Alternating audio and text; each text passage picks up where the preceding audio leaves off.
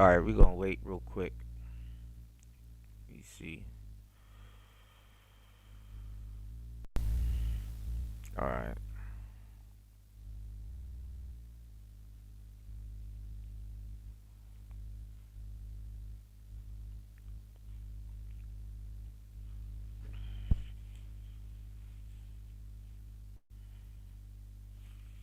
Mm. See if this is working.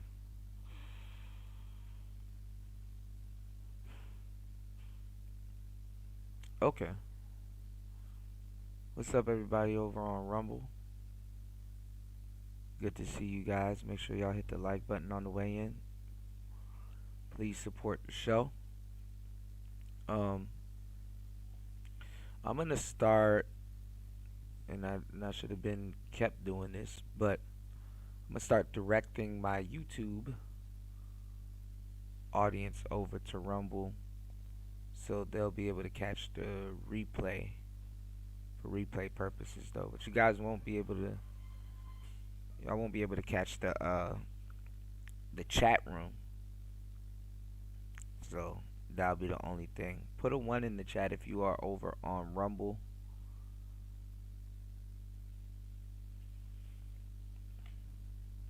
And plus, I think most of the people that's on Rumble are from YouTube. But shout outs to the new Rumble audience because the shows have been pretty decent. Over on Rumble. You know, I go back and I look at the numbers and they're slowly growing. I do need to put a little bit more equity in the thumbnails and stuff over on Rumble, but I'm still trying to get acclimated to Rumble. You know, I know, and I don't know, for some reason in my mind, I'm like, okay, Rumble is still a growing platform. Don't really pour too much into it, but then at the same time, I do pour a lot into it, and I guess it's 2025. You guys can say Rumble is established. So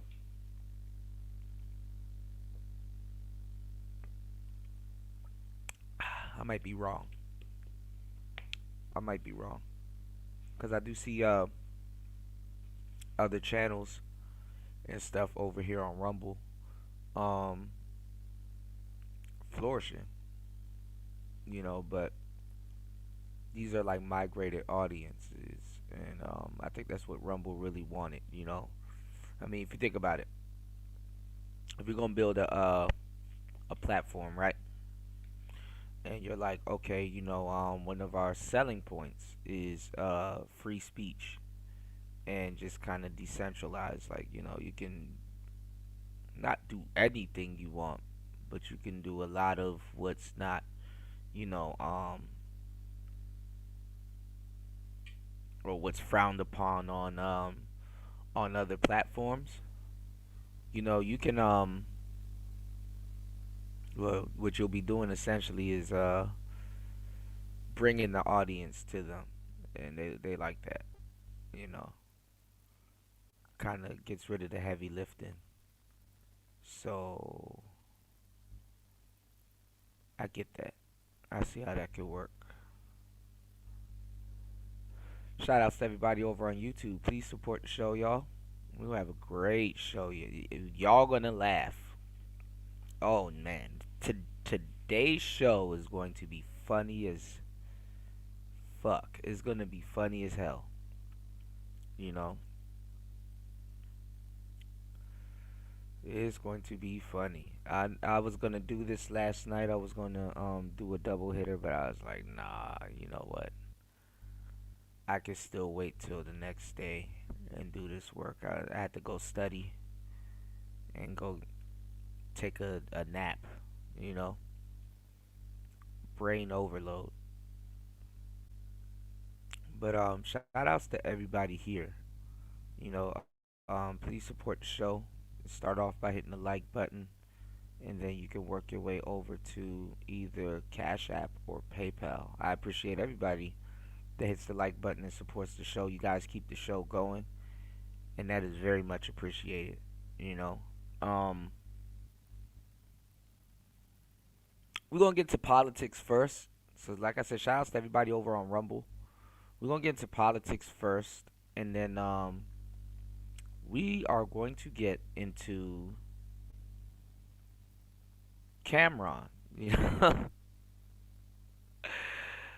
know, the shit is very funny to me because Cameron. Let me tell y'all something, man. Cameron, I don't even know where to start. He has been my favorite rapper of all time. You know, he's been my favorite rapper of all. I done got into fights at school over Cameron, honestly. You know, because people don't understand him. He put his audience, he put his fans, and he doing the same thing with his audience, man. He put his fans in a very hard predicament. Pause. Because he used to, Cam always used to, Cam is, Cam is fire. You know, you just gotta listen to him. He just has an uncanny rap style. And people didn't understand him. Even people from New York, you know, they didn't really understand him. So they didn't think Cameron was like up there spitter wise. You know what I'm saying? Especially kids. Kids really didn't understand him. He had like a nursery rhyme, and to this day he has like this odd. You know what I'm saying? Childish. You know, personality. He has a different personality. You know what I'm saying? But Cam has been my favorite rapper of all fucking time. From SDE, Children of the Corn, Big L, and stuff like that. He's changed his flow so many times, but he has like a base level flow. Like this man will rap over Golden Girls beats and shit, and it's like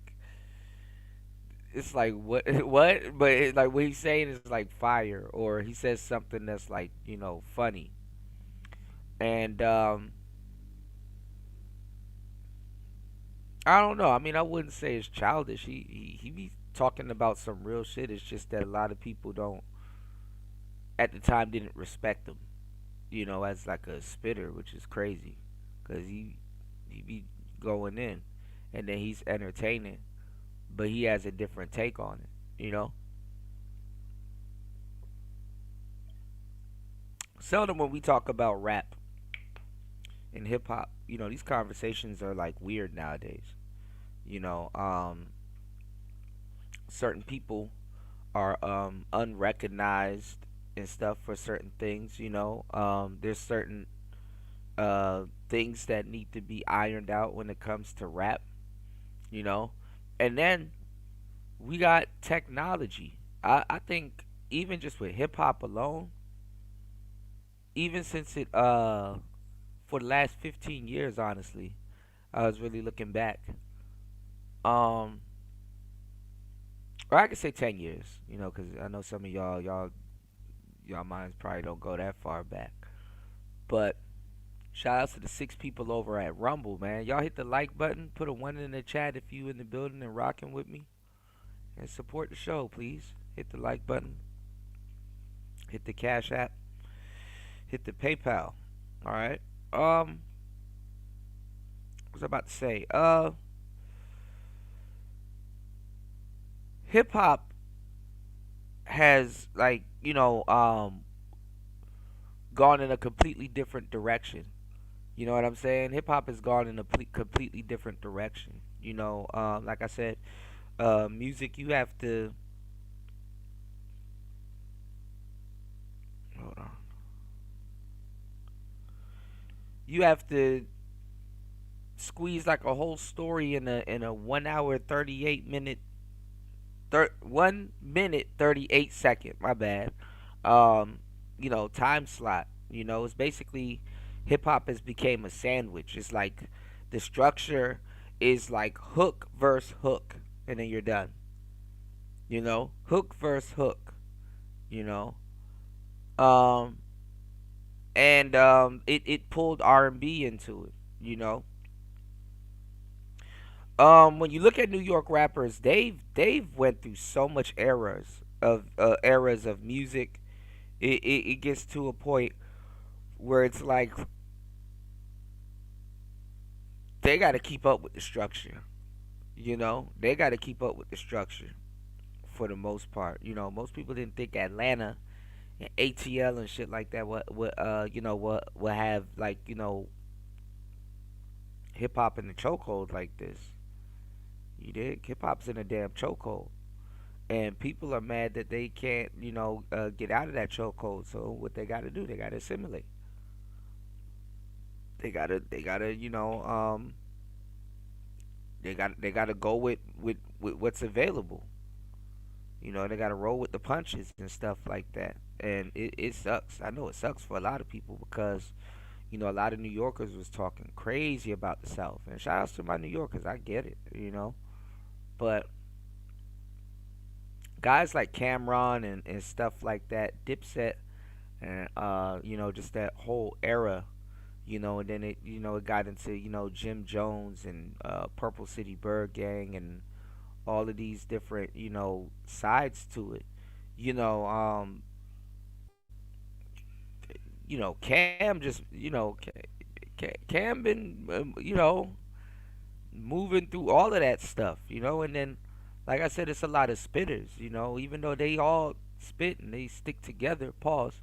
You know, you got Hell Rel, you got J.R. Ryder, you got 40 Cal, you got Jewels, who Cam was writing for. You got Jim, you got and then Cam been the pen behind a lot of people. The same way that they talk about Papoose. A lot of people like Papoose. They like Fabulous. They like Cassidy. They like Jada Kiss, but they won't buy their albums. You know. I don't think I ever bought a Jada Kiss album. I think I bought I downloaded a mixtape. I think off of Live Mixtapes or LimeWire or some shit back in the day, or that Piff or something, and that shit was good. You know what I'm saying? From Jada Kiss, that shit was actually pretty good. But Cam been the pen behind a lot of people too. You know, but it's just that people didn't understand him. People didn't understand him, and then he had like an uncanny flow, um, and a lot of people didn't get him. You know what I'm saying? My like real introduction to Cam was when I went to go stay with my dad up in Boston one time. Right, my father was living in. I don't know why his goofy ass moved to Boston, but he was living in Boston at one point, and I went to go stay with him and shit, for like a summer and like I think early winter or some shit like that. And I remember that summer, it wasn't really nothing to do up there, I just go to the music store. Maybe I think yeah, I was playing The Sims. He had a computer. I played The Sims and some other stuff, but just chilling, just on some kid shit, right? And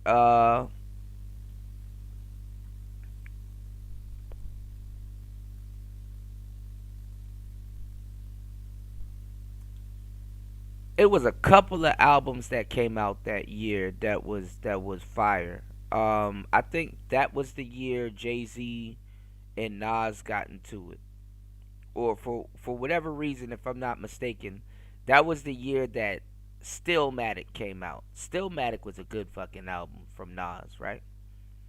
But I remember going to the record store and I bought two. I bought two CDs that I had no business buying at that age, and one was Stillmatic, and the other one was Come Home with Me with Cameron. And let me tell y'all something. I love Nas's Stillmatic album. I think that's one of his best albums to this day. But Stillmatic, fire, you know. But Come Home with Me, bro, that album was like, something completely different. Jewels was spitting on there. Um, Cameron, it was just a good album. And I'm like, damn, you know what? Cameron said I realized he saves all his good music for his album, Which that's what you're supposed to do. I mean, honestly, as an artist, that's what the hell you're supposed to do. You're supposed to save all your good music for your album and shit like that. But you gotta be putting out music to hook people into it. Man, I came back to DC and PG and shit like that. Man, these kids didn't know about nothing. They didn't really know about Cameron and shit like that. Um, and man, I used to argue with them like, "Yo, bro, you know, bro is fire." You know what I'm saying? Like I was just immersed in Dipset culture. You know what I'm saying? And DMV actually showed Dipset a lot of love also. But like I said, the South was taking over, and you even had Lil Wayne showing Dipset a lot of love, right? So much so that it fucked over Joel Santana, who should have been, the biggest out of that. You know, all the Diplomat Immunity albums, fire. All of that. Even the Street Team and stuff like that. You had Aguilar, you had Shice Bubs, you had a lot of Jaja, a lot of all of that shit. That shit was just it was unreal. You know, that shit was unreal, right? So, giving y'all a little bit of backstory. Cam is always, y'all go watch Killer Season, bro. That's one of the best movies ever. That nobody mentions. Killer Season, fire. You know, just a, Cam has always been Cam. You know, I already knew this was coming. You know, so a lot of people are mad at Cameron, and they're talking about canceling him. Problem is, can't cancel somebody that's running their own shit. Only his audience, to tell you the truth, can really cancel him. And that's not gonna happen. Because if you didn't rock, if you don't rock with Cam, well, you did rock with Dipset. What's going on, Bronze? Shout outs to Bronze, Flat Power God in the building. It's always good to see you, man.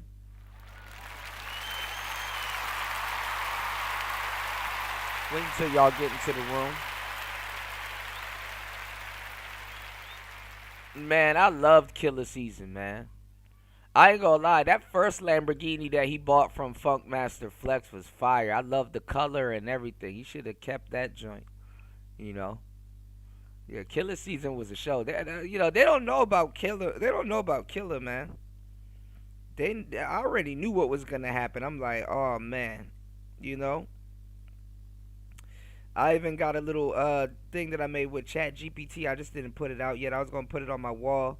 I was gonna say Cam and Mace is like the Black Beavis and Butthead. They be on the the podcast just snickering and giggling and shit, but the shit be funny as hell. You know? And it's just cool watching, how, him and Mace used to play basketball and shit like that. And how where stuff is now, with hip hop and everything. It's just crazy, you know. Even when I was a kid, man, I ain't gonna lie, I was fascinated by Mace. I was fascinated by Mace. Loved Mace. Mace was very entertaining. A lot of people don't know that Mace carried Bad Boy on his back. To tell you the truth. You said, damn, I'm still a fan of Killer and Dipset bumped it daily. Yeah. I slowed down a little bit on Cam, and that's just because, life be life and stuff like that. So sometimes, he would sneak out a couple of albums, but I needed to catch up. Like the last album from Cam, you know what I'm saying? What's going on, Brian Will? I got you, bro. Shout outs to everybody here, man. Shout outs to the players in the building, man. I got y'all. Good morning. But yeah, like I said, I'm big fan of Cameron. I think the last project that I got from him was Crime Pays. Him and Sin City and stuff like that. Was a Crime Pays and stuff, which was a good album. I didn't get a chance to listen to really. I probably heard like a couple of tracks and downloaded them at the time, but I didn't really get a chance to listen to it. Purple Haze too, bro. When Purple Haze came out, it was a wrap. I remember going to the mall. I went to Target and got Purple Haze, and I got Don't Feed the Animals from Gorilla Zoe at the time, you know. And I remember just like I knew right after school I went to the mall, got Purple Haze. That was the crazy thing about CDs back then, y'all. You know how like if you go buy a video game or something today, if it's rated M for mature, like the person probably won't sell it to you. They'll sell you a CD though. You know, I went and bought Purple Haze, and at the time I bought Gorilla Zoe, Don't Feed the Animals. And man, I ain't gonna lie, I bumped both of those albums the whole summer. I bought Purple Haze and went straight to my homeboy's house, who had the boombox with the little CD player at the top. And I didn't, man. When I put that, bruh, that's something that y'all will never experience again today. That I miss, to tell you the truth. Remember when you go and buy a CD and you opening up the book or you opening up the case and you take the CD out of the wrapper and it's just like the CD is fresh and you just looking at you're like taking in the art on the CD, and then you opening up the boombox and then you taking out another CD, or if there's no CD in there, just putting the CD in and then closing it and hit play, and then not knowing what you about to hear next, like that. I wouldn't say it's anxiety, but I would say it's like anticipation. And then like you're still looking at the CD and the inside and the book and the cover and all that other stuff while the intro is playing, and it's like, okay, yeah, this shit is about to, bruh. Purple Haze, man. I remember just going from the store and just heading to my homeboy's house and call him like, yo, yeah, I got Purple Haze, bro. We about to come through and just like we about to blast this shit, man. Oh man, yeah, yeah, yeah, yeah, party. And then I'm not even gonna lie, the weed at the time was at its best. I don't even give a fuck about no damn tree nowadays, bro. Like the weed at the time was best. We had all kinds of strains back in the day. Dro, I remember one summer Dro had. Listen, y'all, and it depend on who you know. I remember for 6 summers no fumble in the DMV. 6 summers no fumble. We was getting nothing but straight exotics and Cali shit. We had shit that nobody was walking around with. You know, we had shit nobody was walking around with. We had Dro from Texas.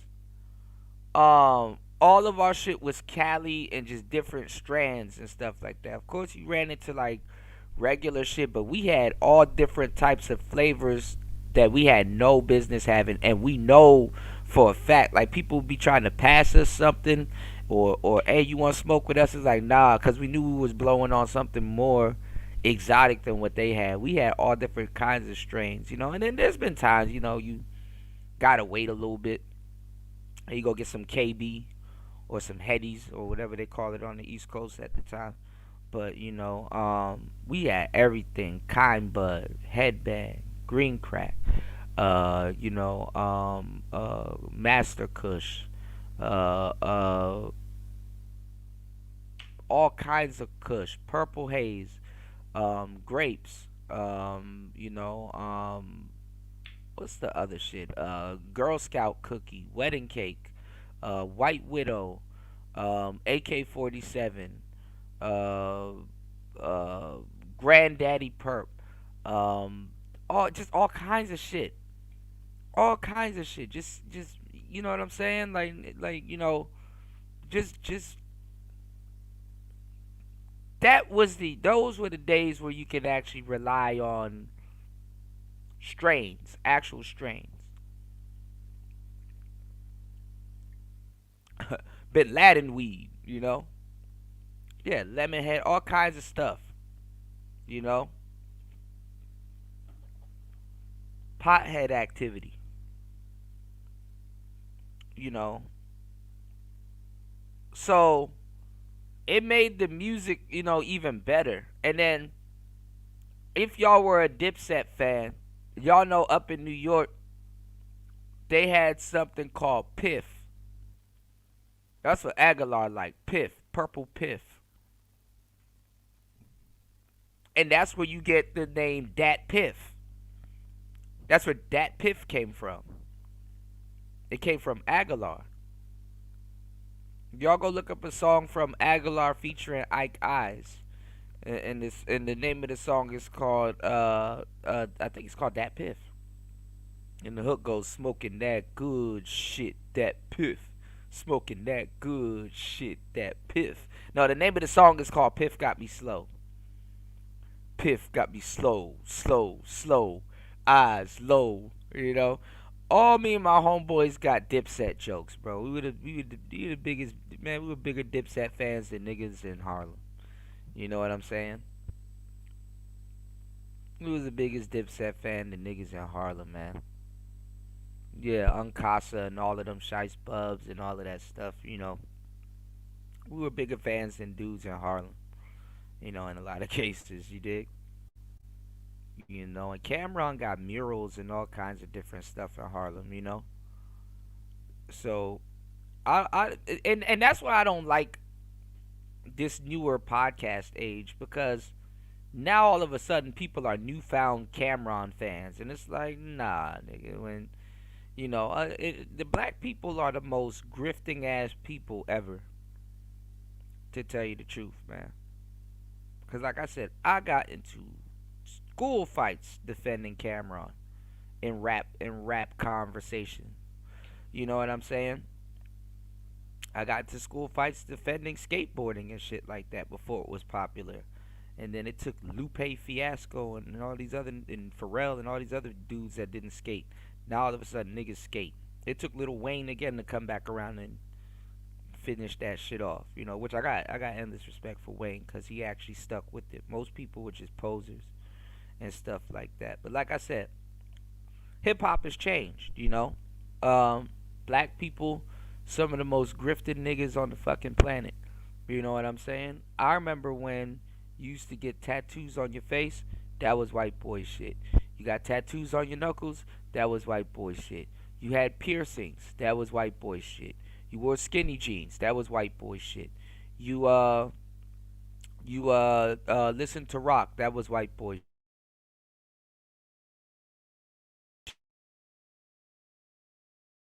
shit. Um, Want to be rock stars, all kinds of shit. Dressing like Uzi Vert and all kind. Man, listen. Back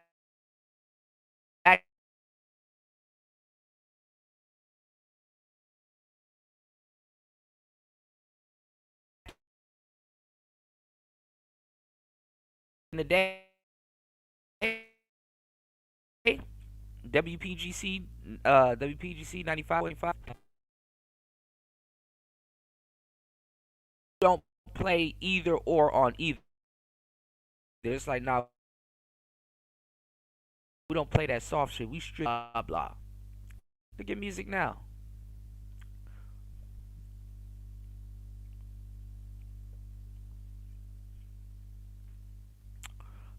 and yeah, yeah, that was Becky shit, right? Yeah, so all of that shit changed.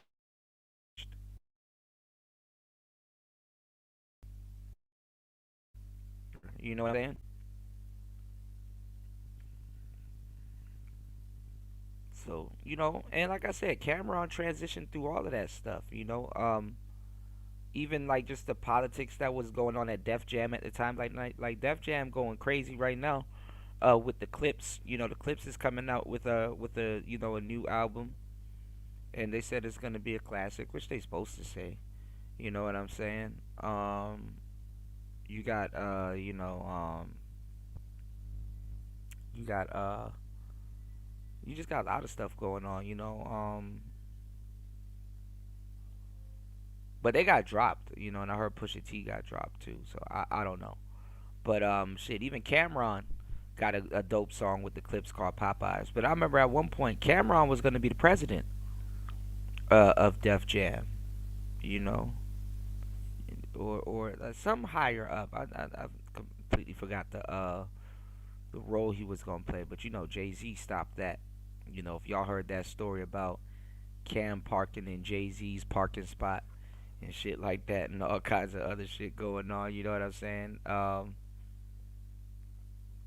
And that was all through Dame Dash. You know what I'm saying? That was all through Dame Dash. Dame Dash, which sadly where he's at right now. You know, because I'm saying Dame Dash is a smart guy. You know, but Dame Dash kept a lot of stuff going and put a lot of people in position. You know, believed in Kanye when people was turning in on Kanye. Now Kanye, even though and it's crazy because now it's not even prestigious no more. People don't care. Kanye is the most world's richest rapper. You know, and artist and stuff like that. He like 2 or 3 billion or something like that. Like god damn. You know, and people are overlooking that. You know, y'all hit the Cash App, y'all. You said I remember when Cameron did Inglewood Radio back in the day, dropping that exclusive shit in Chicago. Yeah, yeah. Cam was big in Chicago too. You know, and oh,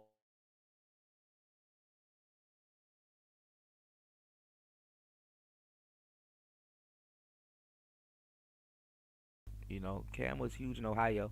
Yeah, Cam was a Cam was an official nickel, man. He was legit. You know, that's why I hated what happened to him in D.C. Man, I think that was some sucker shit. You know, I think that was some lame ass shit. You know what happened to him in D.C. and stuff, and then the beefs. You know, let's not forget that Cam had some legendary beefs. You know, him with 50, that beef was crazy. Him with Jay Z, that beef was crazy.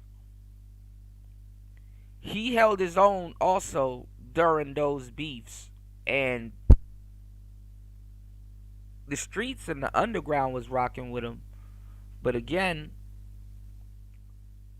people thought he couldn't rap, you know, and for some reason he never really got taken seriously. So people was like, oh well, Jay won, or oh well, this person won, or oh well, that person won, and shit like that. You know what I'm saying? Like I said, for a long time, a lot of people that didn't know shit about rap thought Cameron was ass. It was trash. Like honestly, he used to get shot in a lot of conversations on the East Coast, mind you. You know, that's the part that blew me. And it's like, I get it. You know, a lot of people. First of all, it's kind of like this Kendrick thing. You got a lot of people that act like they know about hip hop when they just know what they don't. It's not even a thing where they like what they hear. They just follow the crowd. You know, they don't know shit about entendres, uh, real punchline, and craftsmanship of uh of of verses. You know what I'm saying? Like Cameron had a craftsmanship to his verses, even though it sounded loony and it sounded, kind of, you know, it sounded a little goofy. Basically, Cameron, what I would say, had uncanny punchlines. He had uncanny punchlines, and a lot of people just didn't. They didn't. They couldn't get it. You know,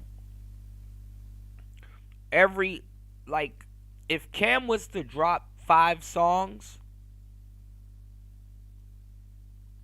people would like one out of the five. And the reason why they didn't like the other couple of songs is because they didn't get it. You know what I'm saying? They didn't get it. And that was irritating to me. It's like, dang. If you knew what bro was really saying, you'd be like, oh, okay, he actually really spitting. dang, he actually neck and neck with certain people, but people just outright. But hip hop is weird. Same thing with Nas. I think Nas is one of the greatest rappers ever, but his beat selection is horrible. But I've seen Nas made a horrible beat sound good. I've seen Nas made a horrible beat sound good. I've seen Nas,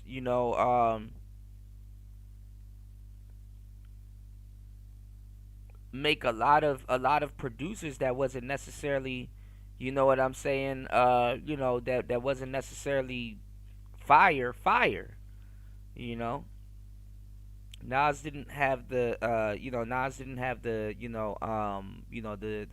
best, beat selection.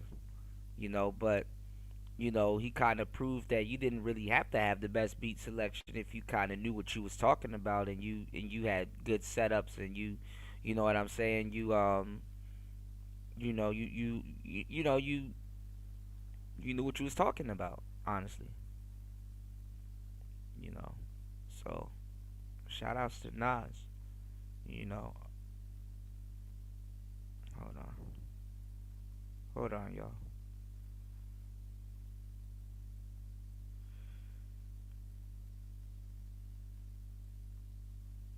What's going on, Toolin? You said remember when Cam called them shorty shit stain or some shit? Yeah. And then but a lot of, you know what though, a lot of the jokes too though that Cam was popping, like you had to be like from Harlem and had some type of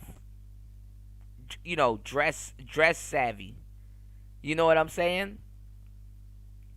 So like when Cameron was rocking pink, man, listen, cause I really this shit irritates me. I'm gonna take today's show to really talk about some of the nuances that irritated me, because to a certain degree, if it wasn't Dipset, everything Cam did to most people was fucking wrong. Remember when they were getting on him for rocking pink? Cause I do the same thing. Like I try to, when the crowd is going in one direction, I go in the opposite, or just do me. You know what I'm saying? And then people are like, oh, I like how you went in the opposite direction. I'm like, I don't even give a fuck. I'm just doing me. You know. I remember when everybody was getting on him for rocking pink. Oh my god, that's gay. Oh my god, that's gay. Now everybody rocks pink. And even Fat Joe and a couple other people try to come out and be like, man, I've been rocking pink. Now it's like, come on, man. Pink Range Rovers, and all kinds of other stuff, it's like a lot of people don't get that shit. It's like it's peacock theory, you know? Because you can't even really talk about that shit nowadays when it comes to style. It's like male flamboyance, but not in a feminine way, but in a masculine way. Like if you don't get it, you just kind of don't get it.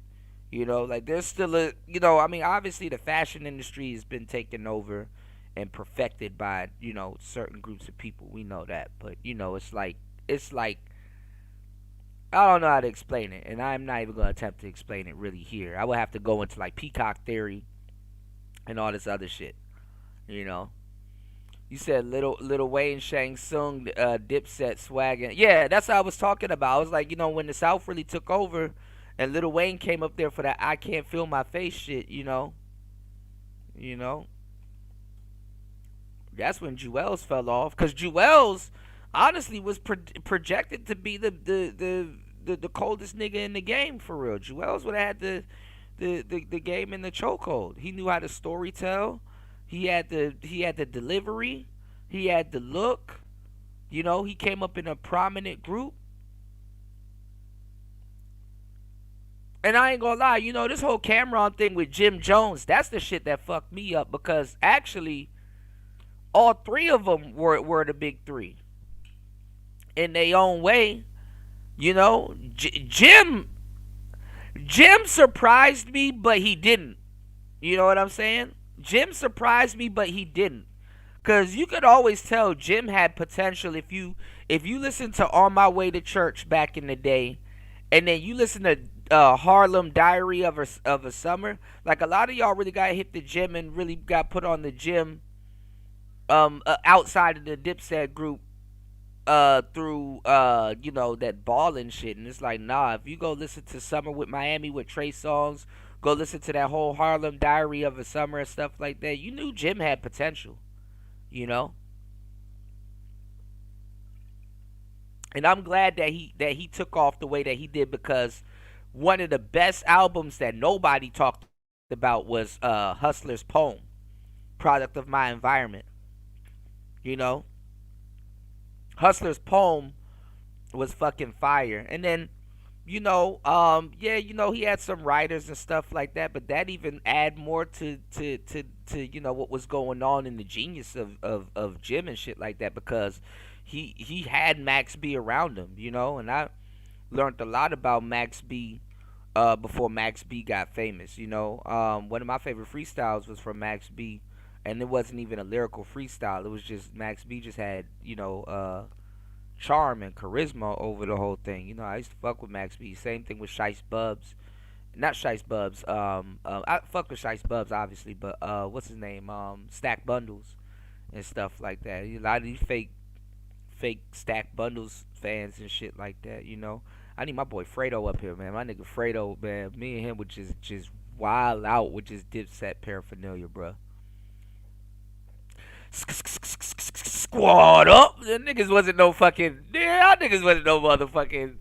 Man, listen, I was in the weeds on Dipset, man. I was in the weeds, y'all. Huge Aguilar fan. I was talking to Aguilar last year on live and shit like that. I'm glad to see Ag doing good. You know, niggas wasn't really in tune with it like that. Yeah, J.R. Ryder on Casa, all them niggas. Dipset was a team full of spitters, man. Hold on, let me catch up on these comments, man. Cameron beat Jay Z. I love Hove, but yeah, at around that time, bro, you couldn't tell me Cameron didn't beat that man. You know. But I hate to see all of these new people all of a sudden, cause he got a sports show. Now all of a sudden they fans at Cameron. That's cap. Niggas wasn't rocking with Cam like that, man. The streets was, you know. But yeah, talking about him going in on Jay, you know, well, he was making fun of Jay's sandals and shit like that. He's like, how you let this nigga rock them sandals with jeans? He had the thong joints, the chocolatas. Hey, bro, that shit was funny as fuck. The called the shits the chocolatas. He said Jay Z rocking sandals with jeans, the thong joints, bro. Bro, I never really rocked sandals and flip flops after that ever again, bro. The thong joints is crazy, you know? Yeah, rappers did beef to sell records. I'm not sure if Cam was still on Def Jam, but if you got two rappers on a label beefing and stuff like that, the label profits off of it, and then at the same time too, shit, you might end up getting out of debt with the label. You never know.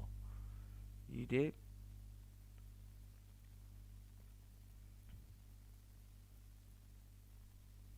He said, "What's going on, D Chicago? Good to see you, man. Welcome to the show." He said it's so weird how black men are addicted to fashion. It's not really weird. I got a whole breakdown of that and stuff like that. But niggas here was so ungrateful for that information. I didn't. Every so often you'll find a show where I talk about it, or when we had Mac offs and stuff like that. And stuff like that. But a lot of guys got it. A lot of guys they get it. Shout outs to War Master. Shout outs to the brothers and people that was around them when we had the Mac off and stuff like that. A lot of brothers got it. But a lot of niggas don't understand fashion. A lot of niggas don't really get fashion like that. especially when we get into the nuances of high end fashion and stuff. A lot of dudes are flamingos. They just stay with their parrots. They just stay in a certain tier of fashion, you know. But it is weird to see like how Gunna be dressing and a couple of other people and stuff like that. There's a silver lining, you know.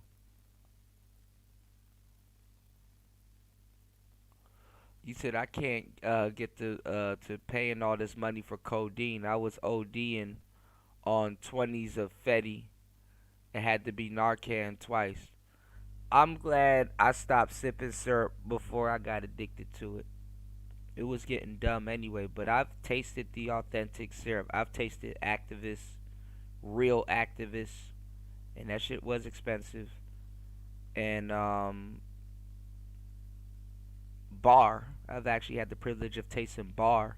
And then, back in those days, we had something else. And it wasn't because people think that just drink is pink or purple and stuff like that. Nah, you had yellow and orange. You had Tussin. It's this thing from Memphis called Tussin. It was just called Tussin, you know. And I used to have candy cups. I didn't really get into ice until a little bit later, but I wasn't drinking like that. I didn't drink like that. It was like really like some at the end of the week. I had a little bit of money saved up, you know. This thing called Tussin, you know.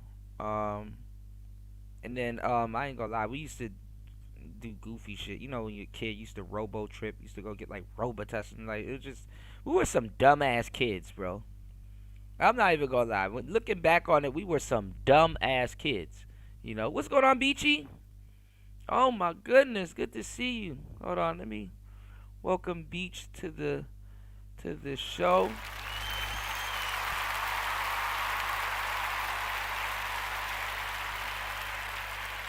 Yeah, we some dumbass kids, and like I said, we were hood rich. Like I fucking had to my dumbass at the time. I was working at Amazon, so I'd fucking had after partying and shit like that. I would have to go to work and get off at like 5 7 a.m. in the morning and shit. Just. But you learn a lot. I mean, you learn a lot from being dumb. You know. And syrup wasn't that expensive back in the day, but it was tricky and expensive to get your hands on activists. You know what I'm saying? You know. And man, listen, I would have loved to sip syrup the way I was going, where I was going. I sipped syrup during the Boosie era and a lot of other people like a lot of other rapping eras and stuff like that. Because I was listening to Texas rappers and stuff like that. So I was fully immersed in car culture and syrup. I had a Lincoln Town car, and I was just flying through women at the time. I had a purple on peanut butter Lincoln Town car, and stuff like that. You know what I'm saying? And man, whew, um, um, by time Dirty Sprite dropped, my syrup days was damn near on this way out. You know, I wish I sipped syrup during the Dirty Sprite era though. But I was all in on the Dirty Sprite era. I was telling people Future was gonna be big. Niggas didn't want to listen. Future blew up. At the time, I was listening to Gucci Mane. I ain't gonna lie, people, my friends was like, "Why you keep listening to him?" Because I was listening to My Kitchen nonstop in East Atlanta Six. Like I was on Atlanta rap before a lot of people. Like I'm talking about old Kirkwood, Young C, Young Ralph, all of these other people, Pee Wee Longway, all the people from back in the day, Kirkwood. Um, I used to go to this. We used to go to this place called CD Depot, and like I would just try to, find artists that nobody knew. And if you knew back in the day, anybody that's from Atlanta, you know who I used to listen to? Maceo. Go look up Maceo. He had a what you call it, a song called Next Tell Chirp, that was big. in Atlanta. There's another rapper named Spoonie G. All of these guys, they're old now. Y'all don't know about them, but Future and all them other people came out of that litter of rappers and stuff like that. So I was already hip to these people, like all the Future's underground mixtapes and stuff like that. Like I got hip to Meathead Future. He was Meathead before Future and stuff like that. You know what I'm saying? He's already called him Meathead. Dog food if you know what I'm talking about. But you said Jim didn't surprise. He fit too many words in his bars and stuff like. I've always said out of all of them, I think Jim was the realest. And then Jim reminded me of my brother, Sean. Jim reminded me of my brother. You know, who was real too. So rest in peace, Sean. You know. Yeah, Ruger Rel, 40 Cal. You know. Yeah, 40 years old with sandals and jeans on. Yeah, yeah, yeah. But uh Killer Season was the man. Listen, I need to go find Killer Season when I get back in the States, man. I would love to watch Killer Season all over again. Other men are obsessed with fashion too, D Chicago. It's just that they rock their fashion a little bit different.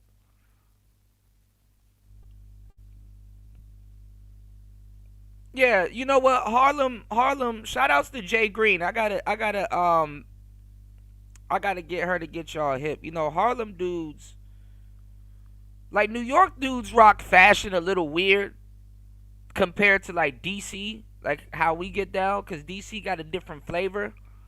But Harlem dudes have always been known to be like the most, swaggy. That's a word, or jiggy. That's the real word for it. Cause they fits or they fits, but like half of it's their personality too, which makes they fit pop. Jim dressed completely different from Cam. Cam dressed completely different from Jim. And Joel's dressed completely different from Cam and Jim, you know? And the Pele's and stuff like that, you know? Yeah, I knew about the green syrup. I forgot the name of it, but Walk Hard and all that other stuff is going out. What's going on, underrated? How was your birthday, man? But yeah, Beach says Sprite with the job. Yeah, yeah, that's what I used to do. I didn't want to get too deep into syrup culture because I don't want to sound like a fiend. But yeah, yeah, free bands. Yeah, Maceo ended up going to free bands a little bit later. Yeah, Maceo. Yeah, yeah, and he got a brother named Marco. You know. But yeah, I used to get the Sprite, and it's before Sprite remix. I used to get the Sprite, and I used to get the Passion Mix Jolly Ranchers. That was the best Jolly Ranchers ever. It's called Passion Mix. Or if because we used to buy them out. If the 7-Eleven didn't have Passion Mix, we used to get the sour Skittles or the Skittles in general, because you had the purple Skittles also, the purple package of the Skittles. And what I used to like putting the Skittles in the syrup was that the Skittles. It's just basically you're drinking a ball of sugar, y'all. The Skittles used to turn into a big ass ball at the bottom of the cup, and they would turn white, but the white would, like, the syrup would kind of stick to it, like the Skittles would like knot together, and they would turn white, and the syrup color would kind of stick onto it, like the Skittles would lose its color and stuff like that. And when you're done with your cup, you could just eat that big ass sugar ball of Skittles, and oh my god, that shit will give you a boost. So if y'all don't know, with syrup, you're mixing not necessarily caffeine, but you're mixing a lot of sugar with a downer. So while the sugar is boosting you up, then you feel the power you feel how powerful the syrup is by kind of keeping you in that little range, and you're just stable and stuff like that. But the thing about syrup is that you have to have something to do, because if you ain't had shit to do, you was gonna fall asleep. You was gonna fall asleep. And if you into it with people and shit like that, your reaction time. I remember one of my girlfriends slammed the door. I ain't hear that shit till like 3 minutes later. Swear to God, and jumped. You know. I remember one time something happened where we were like waiting. I had this girlfriend, and we were like, she ordered this bed and stuff like that. We were waiting on it, so she had this air mattress. Nigga, one time I fell asleep on that air mattress off the syrup. I felt like I surfed off that damn bed. Your dreams be wonky as fuck when when you lost a syrup, cause you don't even really be sleep. You just not astral dreaming. What's that shit where you like in between dreams? You lucid dreaming. So you in this state where you kind of wake but you sleep. You know. Hold on, y'all. What just happened? Hold on, y'all.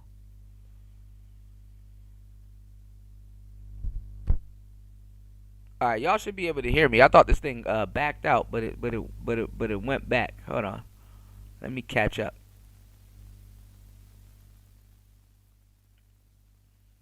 Yeah, you can dress like regular people too.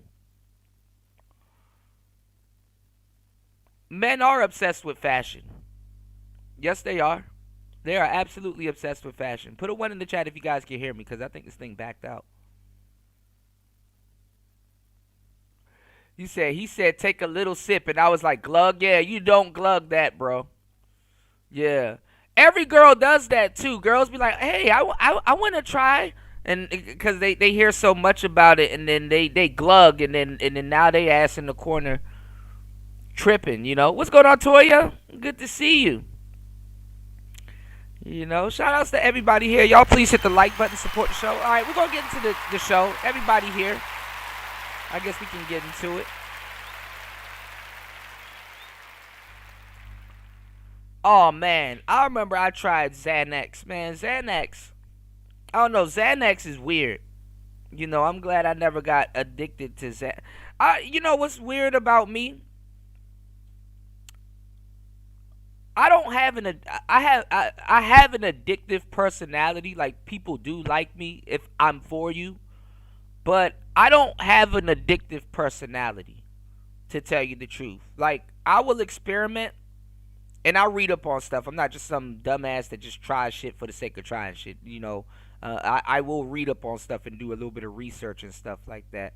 And like I said, I'm an artist. You know what I'm saying? So, like, if I do something, the most you gonna get out of me is I'm gonna do something and go try to be creative, or party, relax, listen to music, and have fun. You know what I'm saying? I don't just do shit for the sake of doing shit. You know what I'm saying? So that's number one. Um, Also, too, um, you know, I will have a stint with something. You know what I'm saying? Like, I will have a stint with something.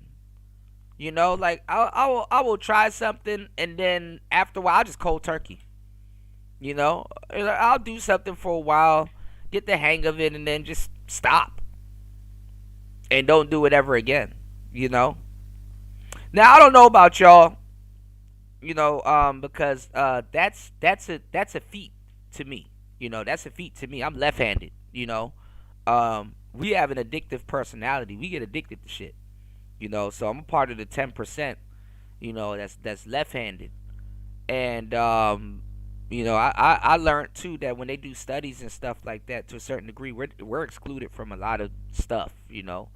And like I said, we're our lifespan's a little bit shorter. We get addicted to certain things, and we think different.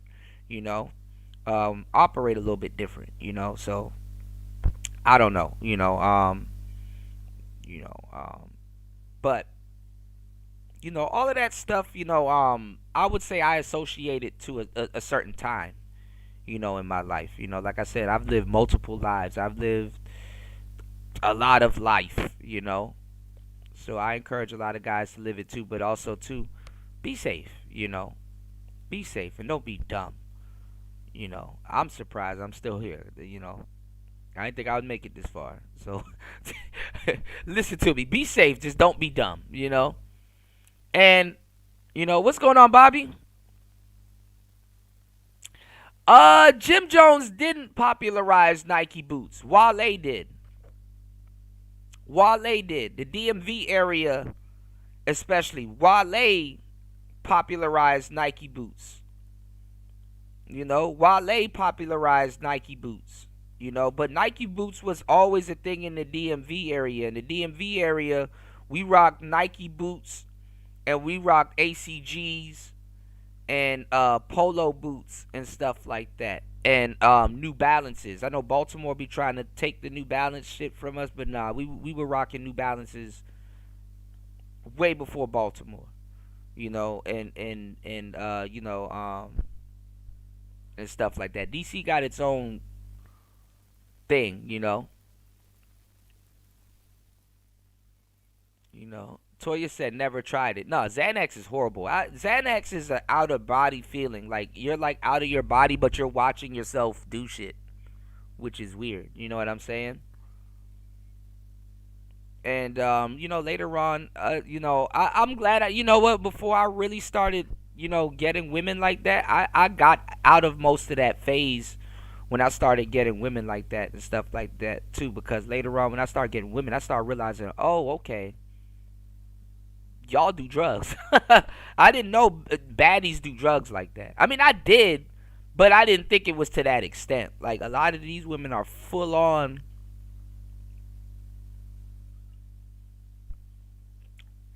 I don't judge. I don't judge.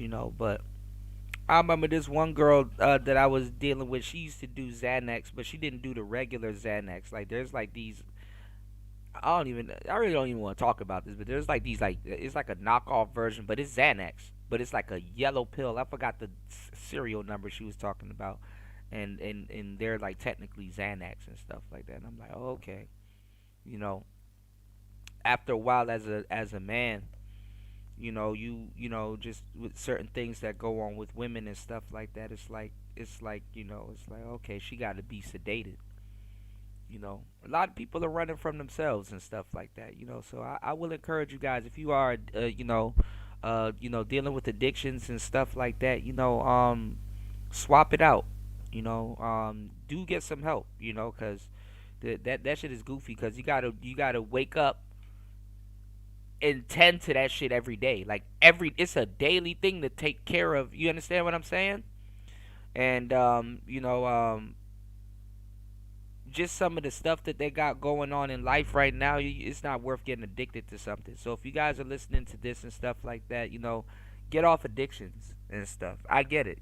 I'm an artist, and most artists are, they've been or have been addicted to something, or something is your jam.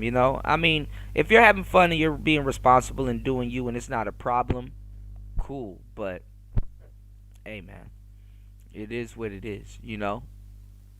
It is what it is. You know. I think more men should get into fashion party. Once you realize what it is, it's actually really some cool shit. You know? Sometimes I go sit down and I'd be like, yo, why are people spending $1,100 on some Amiris? And I go down the YouTube rabbit hole and figure out the cuts and the dimension and certain things and stuff like that. I'm like, oh, okay, I get it. You know, fashion is an interesting. It could get very interesting. You know what I'm saying? So I think a lot of guys should get into fashion. That's the problem why a lot of guys aren't attracting women now. You know what I'm saying? Because I'm not gonna say it's a fashion statement, but it is. But when you start really becoming confident with yourself, you know, you really start wearing some wild shit. And I've been through that phase. Where I wear bright colors and some wild shit and stuff like that. And that's because, like I said, I did pickup for a long time, so I knew why I was wearing some shit. I anticipated certain attention and stuff like that. And I was rewarded a lot, by men and women and stuff like that. I knew one of the pioneers because we were talking about it. Like I said, those were the better times. I knew about peacock theory and stuff like that, and have trailblazed it, and and understood it. You know what I'm saying? You got to go out and see it for yourself, and then you'll have a bunch of eureka, aha moments. You know what I'm saying? When you're wearing certain things, women will just compliment you and stuff like that. You learn certain things. You got to learn to be nonchalant and stuff like that. That's why I can look at like a Prince and be like, I know exactly why women like him. And like it's not like I don't have to name like no surface level shit. You know, when you immerse yourself in fashion and start wearing certain things, not necessarily questionable, you do something that y'all what the millennials call it today, y'all. They call it aurora farming. And it's not necessarily aurora farming, but that's what it is. Where your personality becomes bigger than the outfit. You understand what I'm saying? So it don't even matter what you fucking wear. Now you're so known for wearing something, it becomes you can wear anything. You could actually truly be comfortable in your clothes, but your demeanor still pulls off that aurora. You know what I'm saying? That you would have if you wear something what other people would call questionable. Being a PUA at one point and a player at the same time, which they're interchangeable with me.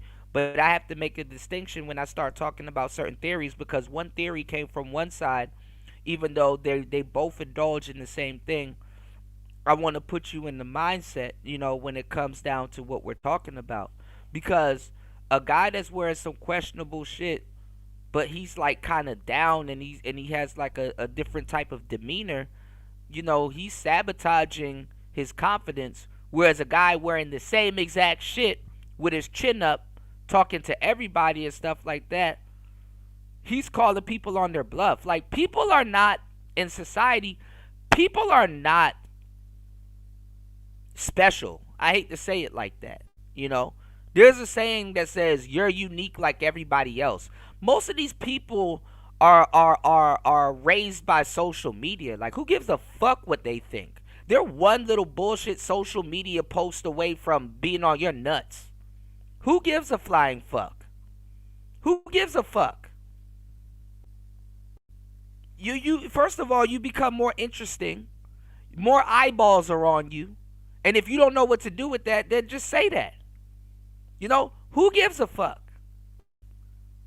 Like we would like even now, it's even crazier now that we're getting older because now because you're looking at shit that they're looking at.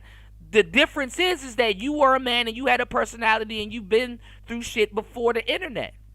I'm a millennial. We were analog before this bullshit. You looking at people that's been raised by their phone. What the fuck I look like being worried about somebody that's been raised by their phone? You take their phone away from them, they are fucked up. I'm not gonna lie, you take my phone away from me, it might take me like a day or two. And then I'll snap right back into it. That's why I give y'all mental chewing gum. I give y'all the game, and I tell y'all that your phone is literally an external organ. You might as well take your phone charger and plug that shit into your ass. Because your phone's an external organ. You feel naked. Go to work without your phone and see how naked you feel the whole day.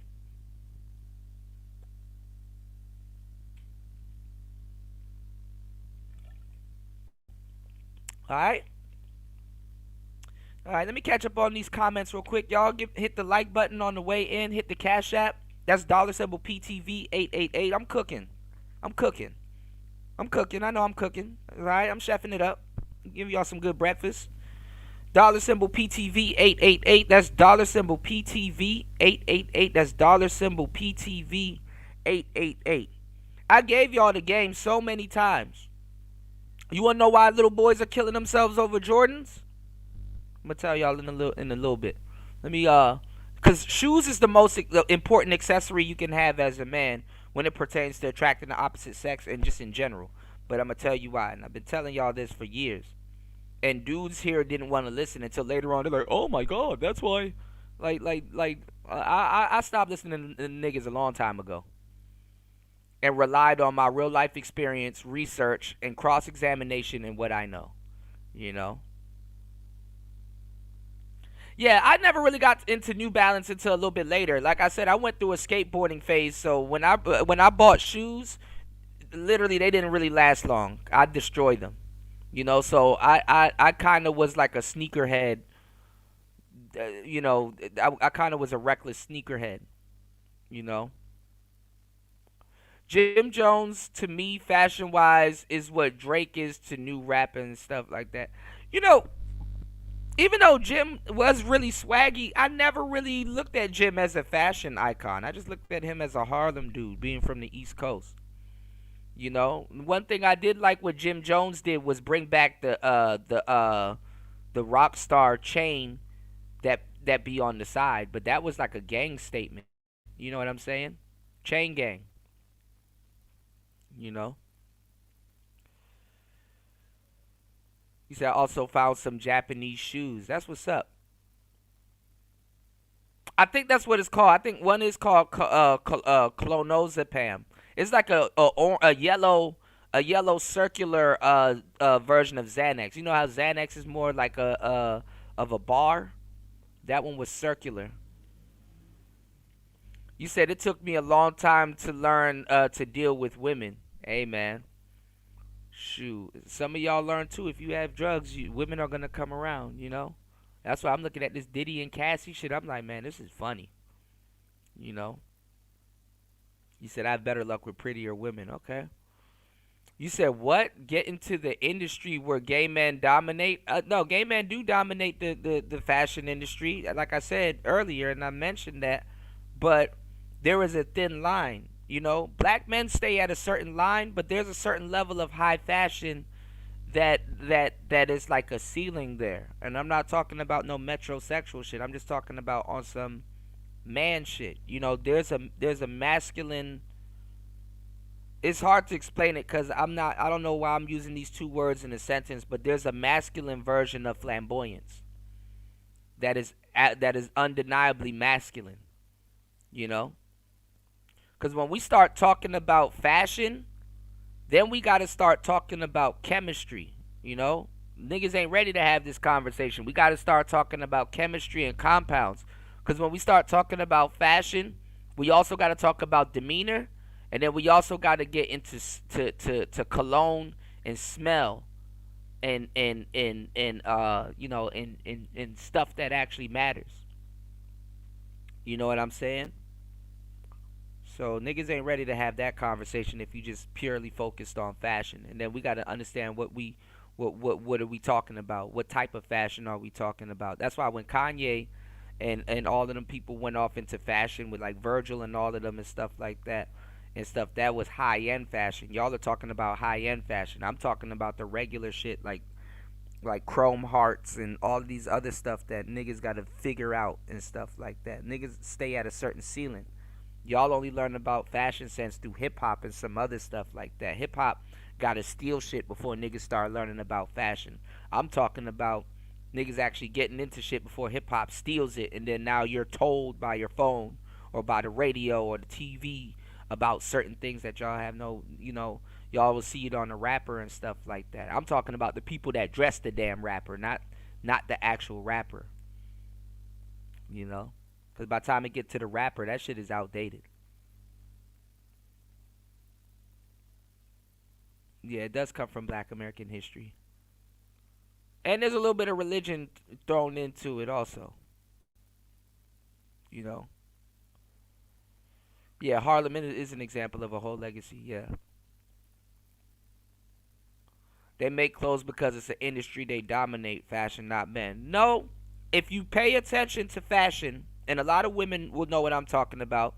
If you pay attention to fashion, the designer does not wear what he puts on the muse. The designer does not wear what they put on the muse. Y'all got to get deep into art to really soak up the game that I'm putting out there. For the most part, the artists don't look like what they create. If you go to an art expo, it'll be something and it's a whole bunch of people that's like, oh my god, fascinating, and all this other stuff. If you go look at the artist, it's some nigga with a cigarette and a white beater. And yes, he created that. The artist never looks like their creation in a lot of cases. It's separate. And a lot of artists finds a lure into that even of its by itself. But most designers, they never wear what the muse wears. That's not the point. You understand what I'm saying? That's not the point. The muse is for inspiration. You know?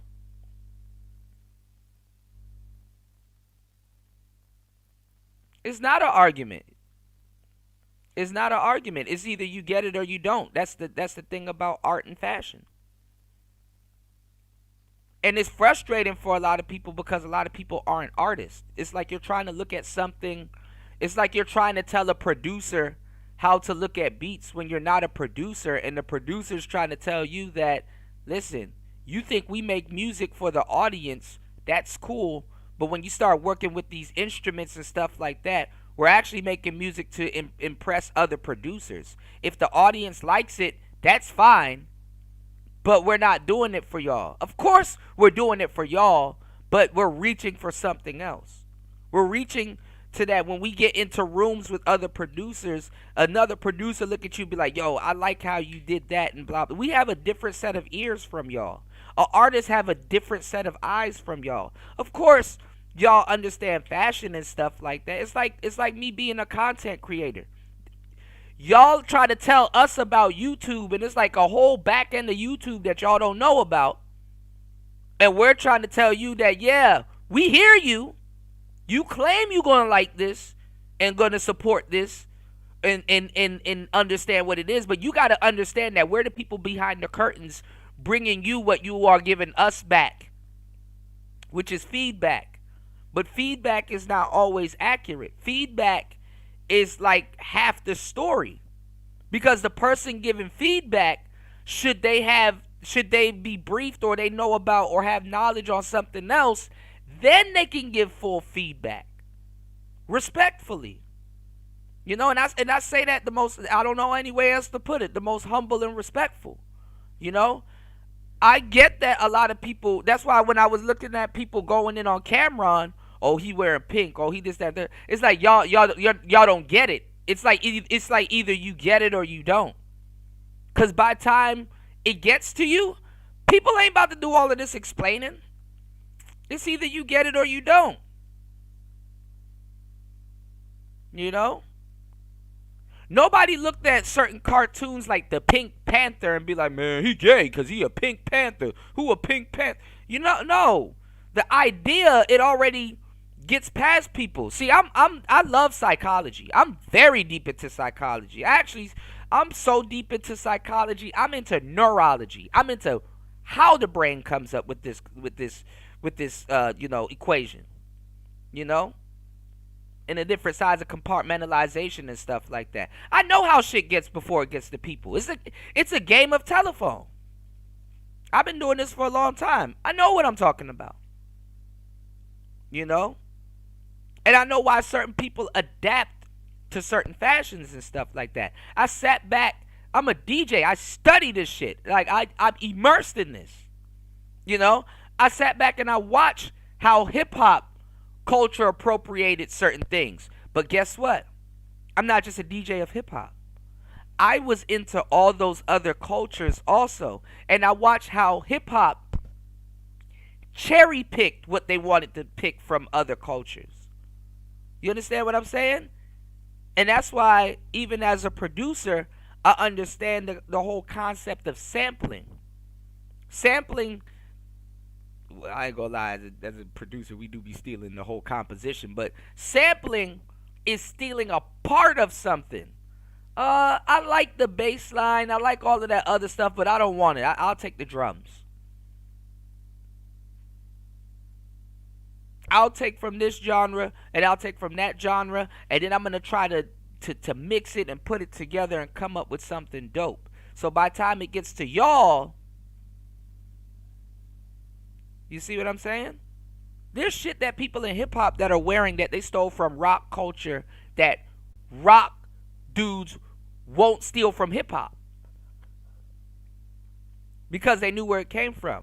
Remember when niggas was walking around with them Che Guevara shirts and they don't even know who Che Guevara is? You know? I can understand why fashion confuses a lot of niggas, because niggas culture appropriated fashion, but want to run around and act like everybody bit off of them. And then the funny part is that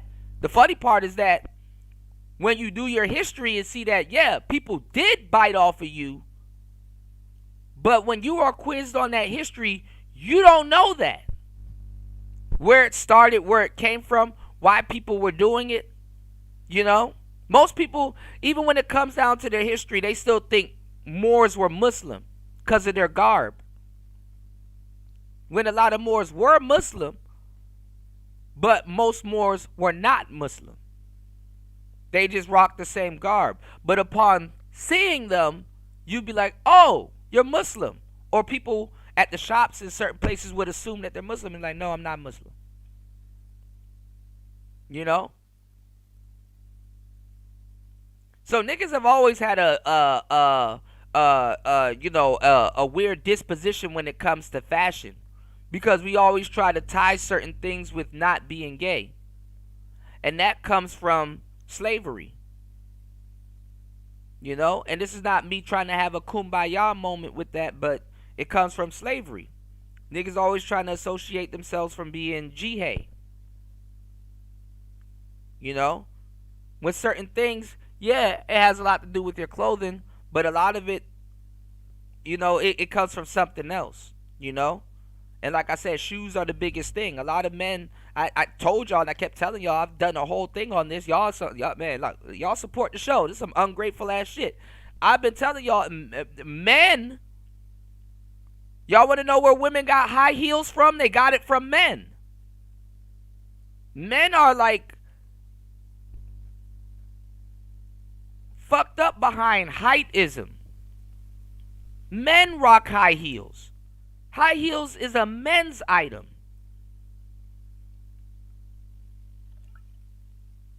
Women got that shit from men because women want to be like men. When men would go to work, women would walk around. You know how like you laugh at your kids and ha ha, he's walking around in heels and stuff like that, putting on lipstick and stuff like that and acting like women. Women used to do the same thing when men would leave the house. They would try to walk around in his shoes. Animal Farm. And it was cute to men to watch women walk in those heels. That's why, have you ever seen a young girl try to walk in high heels? Or women, when they get drunk as fuck at the club, after a while their coordination is gone and they look like Bambi trying to walk in heels? That's what men used to laugh at. Until men start realizing that these heels don't have any tactical advantage. Heels were supposed to simulate a smaller version of stilts.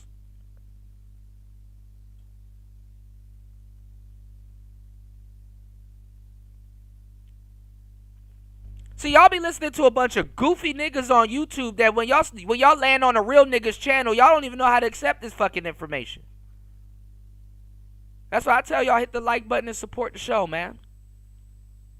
What's going on, War Master? Good to see you, bro. Not with the American flag, man, but shout outs to War Master. Let me throw this American flag up. Shout outs to War Master over on Rumble. Hold on, let me catch up on YouTube real quick, cause I'm so behind on y'all comments and stuff. Toya said Kuda is special. Yes, I is. Yeah, yes, I is. Let me stop. More women, ninjas have more designer clothes than women. That's not true. You want to know why that's not true, D Chicago? And let me tell you why shoes is the biggest accessory that men have, but not even. Women have more designer clothes than men. Because like anything else that women encroach on, women turn around and wear men's clothes. Actually, that's what made a lot of shout outs to Beachy. That's what made a lot of women go lesbitarian, fucking around in men's clothes. Beach was just talking about this on her show. If y'all not subscribed to her, man, y'all slow. She was just talking about this. About the guys in the dress. This is funny as hell, Beach, that this conversation is coming up. You know? A lot of guys that wear them dresses and shit like that, you know what the gay dudes call them? They call them bricks. Which is a hilarious ass term. But no, we're gonna get into this game a little bit. I really don't want to go down this rabbit hole because a lot of men don't understand fashion and they back up off of it because it gets into gay territory. But this is something that men don't understand. You understand what I'm saying? This is something that men don't understand.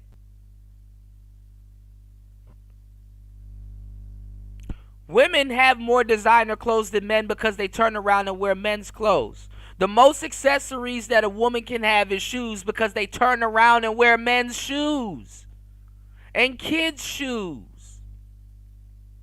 Women don't just wear a bunch of heels and slippers and sandals and sneakers and boots. Women have way more accessories than men because they culture appropriate and have their own cutout version of what men have.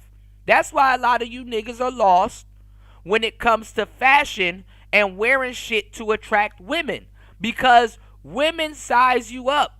When you go get those Jordans and women are attracted to you, they know about those Jordans. They know when they're going to come out. They plan on getting them too. And they know how much they cost. This is why a lot of young black men are stuck in arrested development. And this is why a lot of young boys, they die over sneakers and Jordans because that accessory is a staple in black America. Y'all haven't been educated on this, but I'm going to give you some game today for those who don't know. Shoes are a staple in black America. Jordans in particular, but shoes in general. A grown-ass black man and a kid that's just jumping off the porch trying to learn what the fuck it is united in manhood through shoes. Because both of them are going to die for them at any stage in his life. You'll lose your life over shoes before you'll lose your life over a gold chain and a car and a house. If you are a sneakerhead, you know damn well, depending on how you go about it, trading shoes is one of the most dangerous shit on the fucking planet. I've done it multiple times, and I've known the ones who would have robbed me, but didn't. Because they knew I had it on me, or I had people around. You know, I used to, and another shoe that we made popular in the DMV area is the Nike Foamposites. Who from the DMV know what the fuck I'm talking about? We made Foamposites popular. And the Griffies, the Ken Griffey Jr. joints. And up tempos and the uptowns and the what you call it, fuck. I'm drawing blanks on that shoe. The Air Maxes, obviously, and the Huaraches. The shoe culture on the East Coast is a completely different ball game. Yeah, go out there and try to trade shoes and stuff like that. You know that shit is that shit dangerous. Let me catch up on these comments, man. You said what was all that fly silk shit conquistadors was wearing? Black people actually were the first conquistadors. If you do your history, right? Some of the first conquistadors were in Florida. They were in Florida. Some of the first cowboys were in Florida. Black men are the first cowboys. The white men weren't privy on being called boys. We just made that shit popular. Our fashion, like I said, got taken. But see, this is the thing. I would humor and listen to a lot of niggas if they said, hey man, y'all stole that from us. But he can't tell you. He can't tell you. That's why these conversations when we start talking about the relationships and all this other stuff, that's why I'm like, man, just miss me with the kumbaya talk. Because if I have to sit up here and talk to these niggas about this kumbaya shit, I will have to. At one point, at a certain point, I stop becoming somebody that's just having a conversation to a teacher. And I'm like, damn, dog. Like, how deeply do you feel about slavery and your people and all this other shit if you're just learning this today? Obviously, everybody could be a student. We all can learn and stuff like that. But, like, it's like you don't feel that deep as you think you did. You know? You haven't gone deep as you should have or as you claim you feel. I've went deep. I went so deep that I realized that studying black history is not a group project. It's some information that you can bring to a group project, but you gotta be secluded. You gotta be alone more than ever. You gotta really black pill yourself to really understand what the fuck you talking about.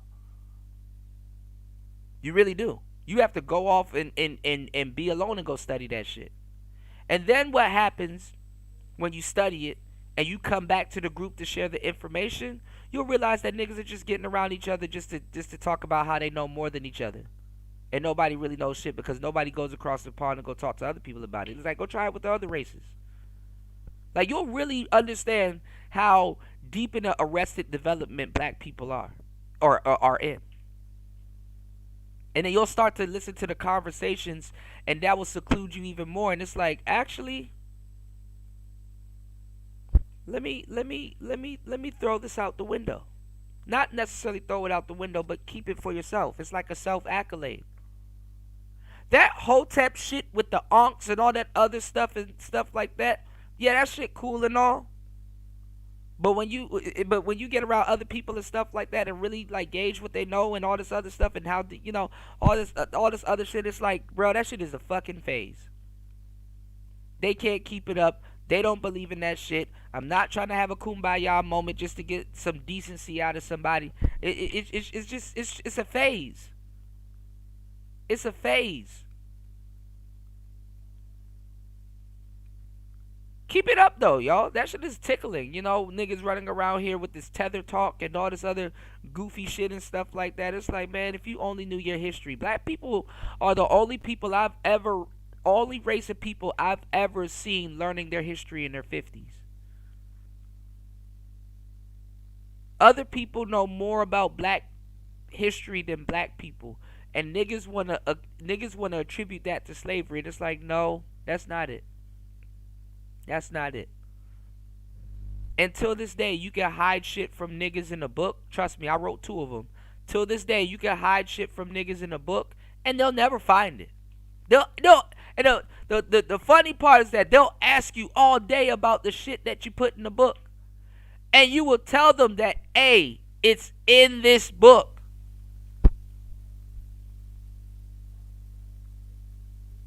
And they will go out of their way to do everything but read that book.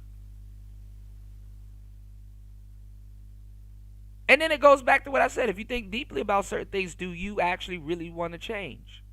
It goes back to what I was telling y'all about the theory with the dog and the nail on the old porch. You know? What's going on, Paul? Shout outs to everybody in here. Hit the Cash App, support the show. I'm dropping gems. Oh, y'all gonna want to watch this show. We gonna laugh our ass off. We a little serious right now, but we gonna laugh one thing we gonna do is we gonna laugh our ass off. You know? You said, what if you want to be into fashion as a man? Say so. It's just feminine. No, it's not. No, it's not. No, it's not. If you knew anything about fashion, you'll realize that carries over into armor. that is not feminine. You gonna say fashion is feminine? Fashion carries over into armor. Again, just say you don't know what you're talking about. That would be a little bit cool. I don't mind. I could teach you a little bit. You cool, D Chicago? It's not an argument. I don't know why y'all think y'all know what y'all talking about. Fashion is garbs. Fashion does not just carry over into being feminine. It carries over into war. There's a difference between a Templar and an Aztec. Fashion carries over into war.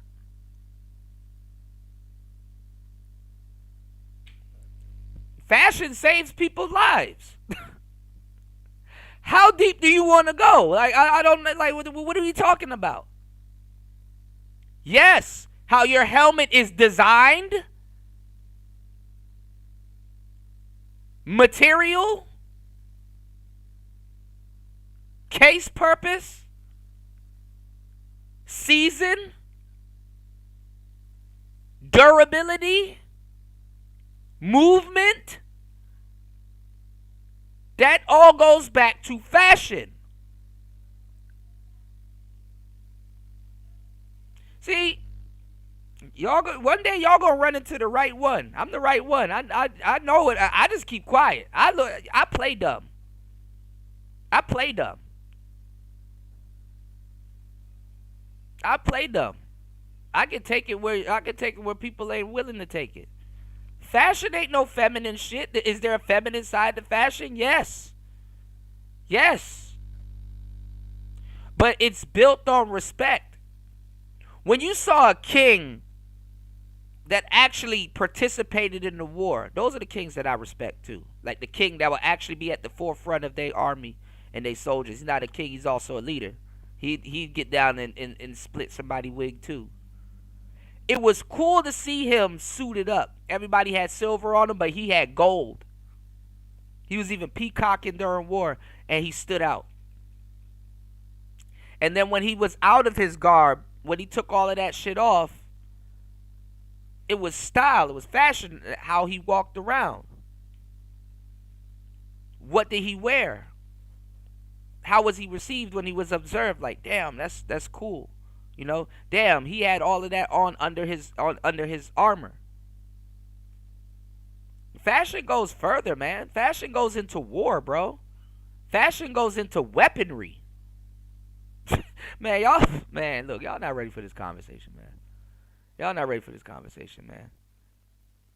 Yeah, look. Too Little Round even said it. The medieval guys had some fly shit. Yeah, chainmail and all kind. Like, what are we talking about? What are you talking about?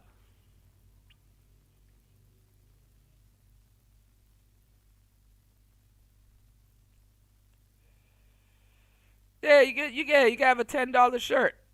No, I don't have millennial rage. It's just that we went from analog to this software shit. I'm an analog guy. We went from analog to this software shit. And it's like, bro, stop. Just stop. Cause software was supposed to make analog better. So no matter how far it's just gonna go back and forth. You know. Fashion is not everything to black men. As a matter of fact, black men, we've revolutionized fashion, but most black men are not they're not fashion experts. We've revolutionized fashion, but most black men don't know what the fuck they're talking about. That's why I was telling y'all here in this damn manosphere, y'all niggas need to put up them damn dragon shirts. Y'all niggas is still trying to attract bitches, and y'all know what the fuck I'm talking about. Y'all niggas is trying to attract bitches with the dragon shirt on. And some of y'all have the nerve to have button-up silky dragon shirts. I've had the actually, I'm not even gonna lie. And I was still getting women at the time. Thank God to Ed Hardy at the time before Black Label came out and ruined that shit. I was a dragon shirt connoisseur. You know? Y'all niggas are still trying to attract women with dragon shirts on. You know? Black men are so far out of fashion that they had to wear what white people wear, but in a different way. Speaking of Atlanta back in the day, y'all remember that era, especially if you were a Young Dro fan. Black boy, white boy swag. What was Young Dro and Young Lay talking about? Black boy, white boy swag. Black boy, white boy swag. Like, come on, dog. Bro, you're talking to the right one. I know what the fuck I'm talking about. And I have history behind it. I know where this is going and where it's been. See, you're going to run into somebody that has a compass and that knows how to use it. You know? That's what it did. It came from slavery.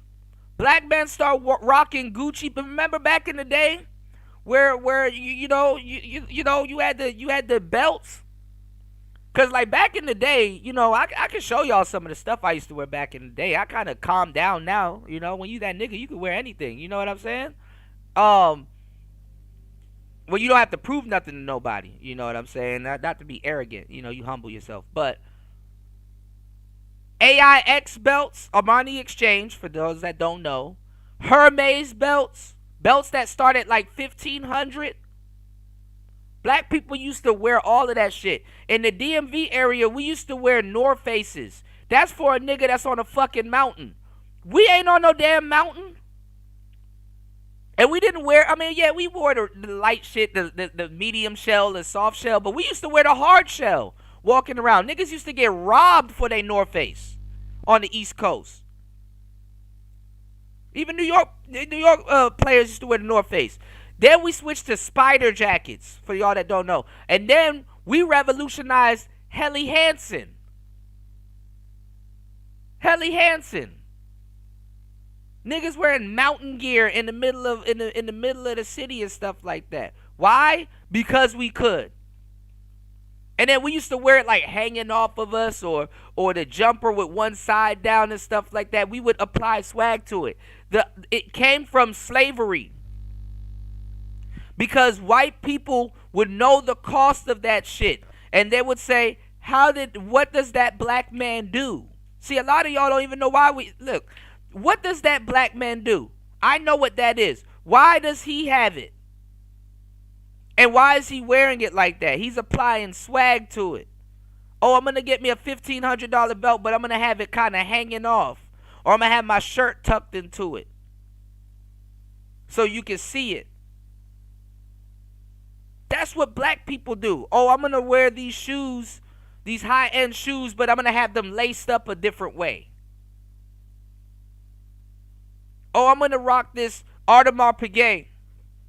All of these, even these watch brands, every single part of fashion, black people have a revolutionary side to it that they got into, or that they're using it for.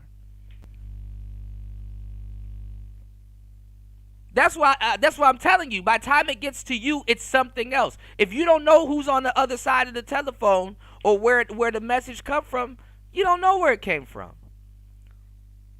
Why you think AP's put out a certain collection and amount of watches so that your ass can't get it? But if you do get it, guess what? You got to get invited. One nigga at a time rule. You can't get a Rolex Daytona like that. You got to talk to certain people to get that. Some of y'all don't even know the value of certain things. You want to know why a lot of high fashion items cost a lot? Not because they're expensive all the time or the quality of the clothing. It's to control the rate of sale. So that not everybody has access to it. Jeremy Scott, all these other guys that they're regular guys that decided to make a damn Shopify store and stuff like that. And then guess what? They start pricing their shit high. Literally.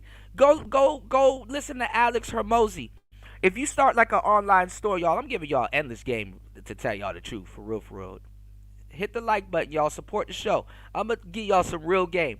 You know what Alex Hermosi does? And they have videos out here for your black ass. How to sell to the Negro. How to sell to the Negro. You think you're operating off of your own thought. No, you're controlled. Black people, just like a lot of women, are controlled. You're controlled. Real talk.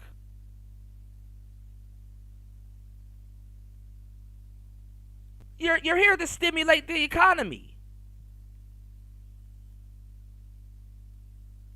Soak up what I'm telling you. They have videos how to sell to you. Not how to sell to the Asian man. Not how to sell to the Hispanic man. Not how to sell to you.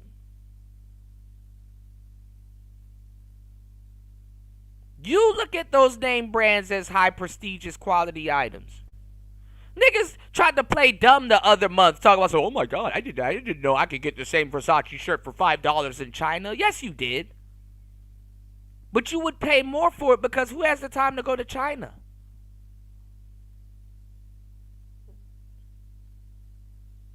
Go listen to Kanye. Then I spent $400 on this just to be like, nigga, you ain't up on this. That nigga end up becoming a billionaire. And guess what? He's still a nigga in the coop.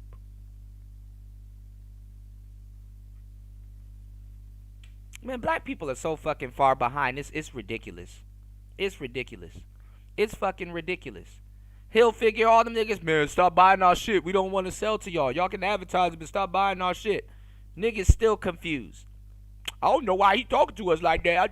I like rocking Hilfiger. I saw Aaliyah wearing Hilfiger. I want to rock Hilfiger too. I mean, I like Tommy Hilfiger. Man, we build up their brands.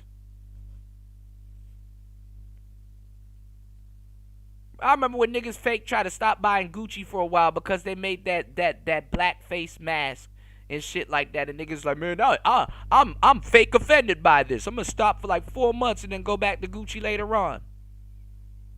Nigga, there's black jewelry from Moors and all this other shit being passed around in Europe and in America and all kinds of shit. Niggas don't got shit to say about that. Why don't you get in on that jewelry game? African diamonds. Go listen to some Hood Rich Pablo Juan and go learn about some fucking style.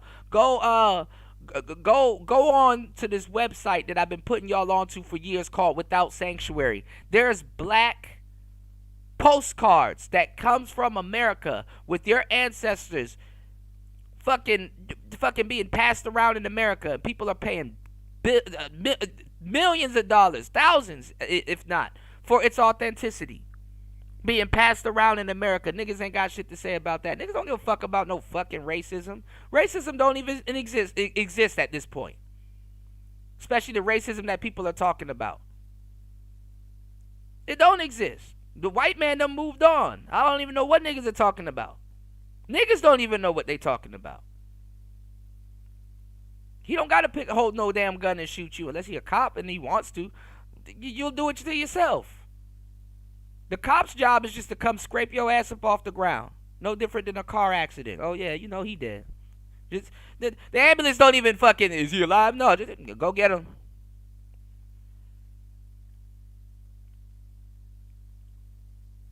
Niggas ain't like niggas like and that's why when we talk about these like relationships and stuff like that, niggas ain't up here talking about some rebuilding the black community. But rebuild what? Niggas are just like, man, let me just go get some paper and go sit down.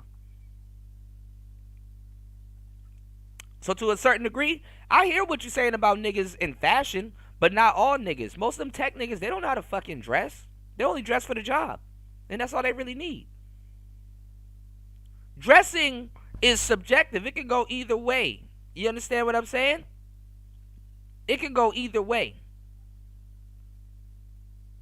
Shout outs to War Master dropping the Hugh already know. $20 on the Cash App. Give me 1 second. I am behind on 141 comments real quick, and I do not want to click something and then won't be able to scroll back up. Give me 1 second. I am so far behind, but I gotta get these thoughts out before we move a little bit forward. Don't be confused by the dressing game, fellas. It's not really what y'all think it is, because honestly, I'm gonna tell y'all the truth. How submerged black culture is into it. You know,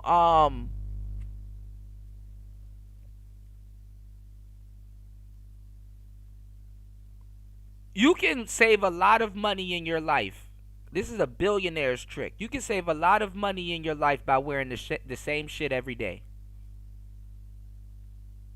Black shirt, khaki pants, some Adidas. You'll even get deals on them. You know, just wear the same shit every day. Bill Gates does it. Jay Leno does it. You know, a lot of people do it because they don't want to worry about fashion. And then it's their uniform. You know what I'm saying? It's like, okay, well, this is my work uniform. I feel comfortable working in this. You know, I think what Jay Leno has on is what's called the Canadian tuxedo. Some of y'all may have learned about it recently during the Kendrick Lamar versus Drake beef, when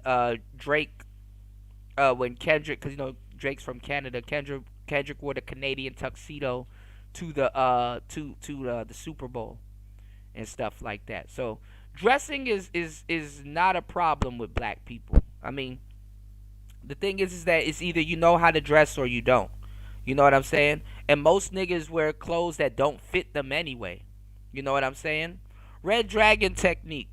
Some of y'all, if y'all want to attract more women, you use the Red Dragon technique, and you go ahead and find a rapper, or you go around and you ask women how much, what celebrity that I look like, and then you go look up that celebrity. You go look at the fashion designer that dresses them, or you try to dress like them, because guess what? You don't have money to pay for some high-end fashion person to dress you. So guess what? When you try to dress like them, guess what?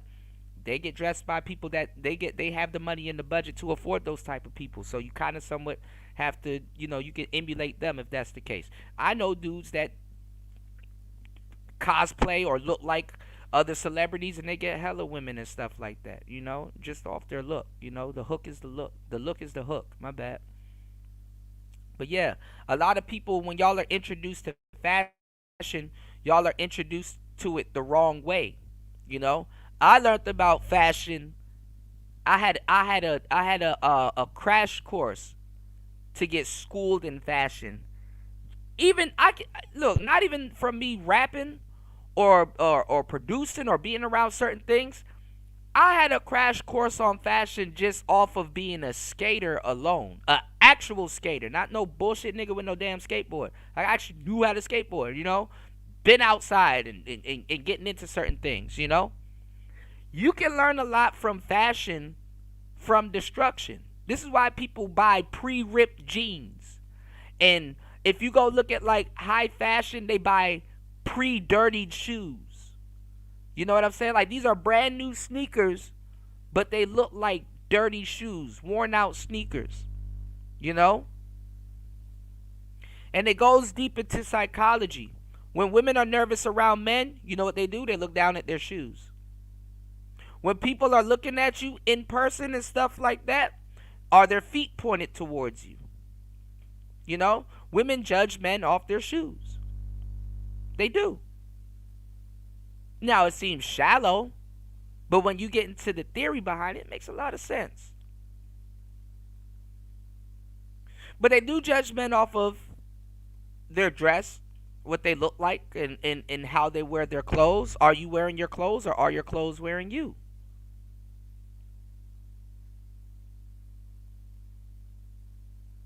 So we're going to talk about that as further as we go, like aurora farming and stuff like that. But a lot of people, the reason why I got into like the history and all this other stuff is because a lot of people are fake and fickle.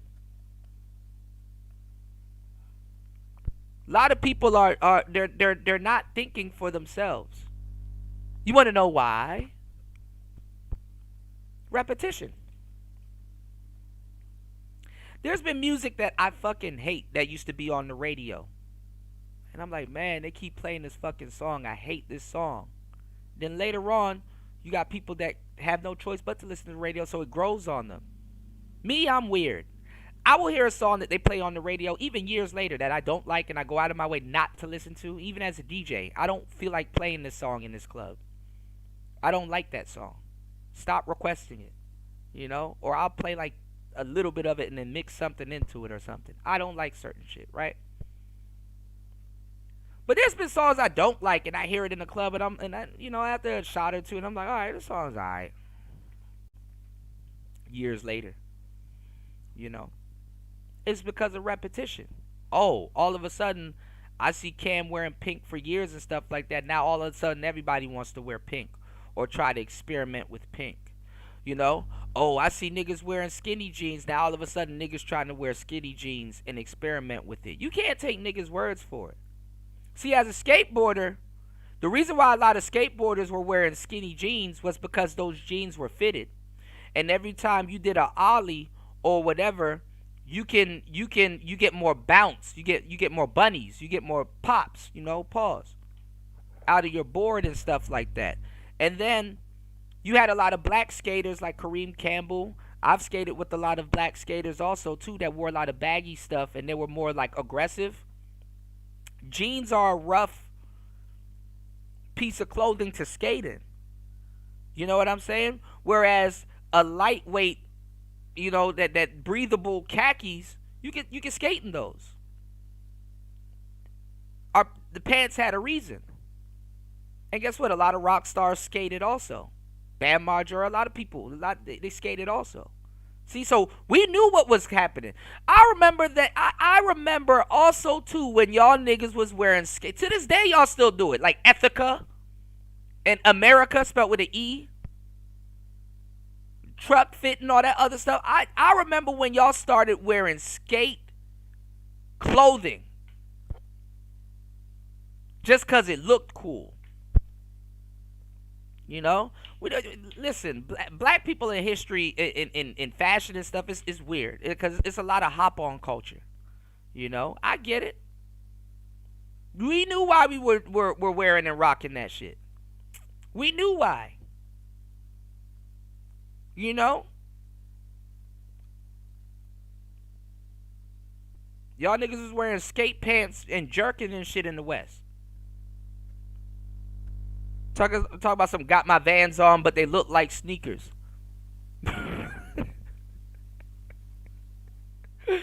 Oh my God. By the way, slip-ons are, I heard Vans is having a hard time selling slip-ons. I thought they would forever sell, but hey. All right, let me catch up, y'all. I'm so far behind. Y'all probably roasting me. Y'all hit the like button, support the show. Give me 1 second. You said, to that point, you're right, but fashion is not exclusive to black people. That's just pointing that, like, yeah, Lululemon now, yeah. Black women been biting off of fashion, too. It's black culture, I'm telling y'all. And then we holler culture appropriation, but to a certain degree, it's like checkered.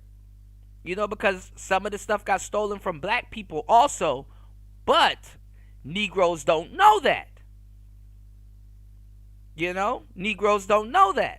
So you can't be hollering culture appropriation, but you can't show people where they got it from, especially while you're stealing. Like, the niggas they're directly stealing. It's just straight up biting.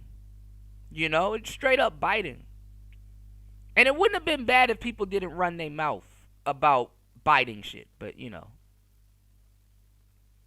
See, no, that's not true. Girls are not supposed to be into fashion.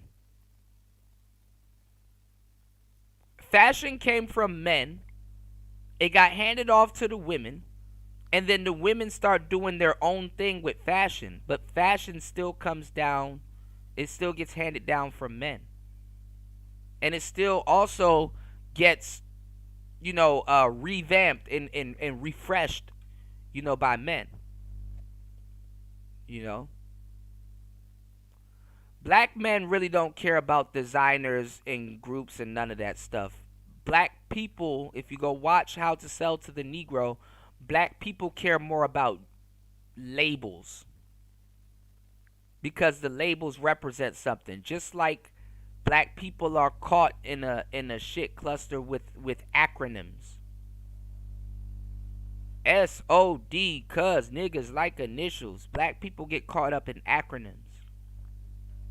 Because we like to feel like we're speaking in codes when we're not. Or if you're hip, you hip. What's going on, Chris G? Good to see you, player. Shout outs to War Master. Shout outs to Chris G. Hold on, let me catch up real quick.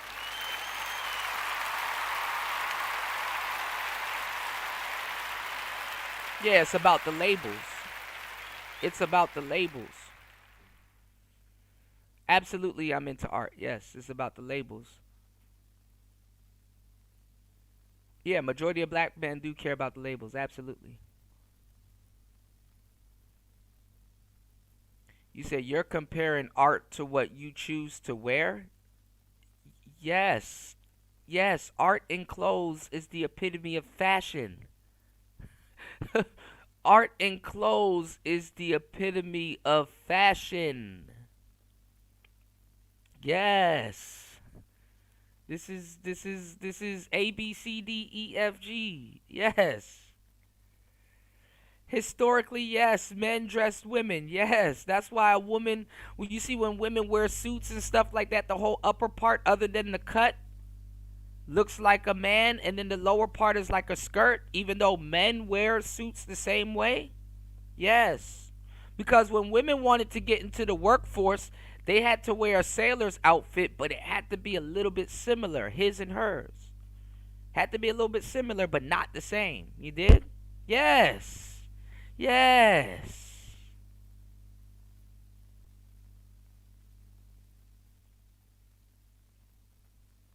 Yes. Their clothes are cut different. Yes. If a man says he's a painter, I'm not going to assume he's gay. But if you tell me you're a clothing designer, I'm going to be suspicious. See, I'm comfortable with my sexuality. I'm comfortable being a heterosexual man. You know, what somebody else eat don't make me shit. I'm comfortable with being the man. What the next man into is not a testament to what I got going on. If a nigga says, "Hey man, Kuda, I'm sorry, bro, I'm a gangster, but I like sewing clothes," and it's like cool. So when one of your homeboy dies, you know how to print shirts. That's what's up. Turn that shit into a hustle. I'm not sitting up there like, man, he might be gay. I'm not worried about that shit. Shit, I might get the nigga to make me a shirt. I'm like, shit, all right, am I wearing my clothes right? Or, am I.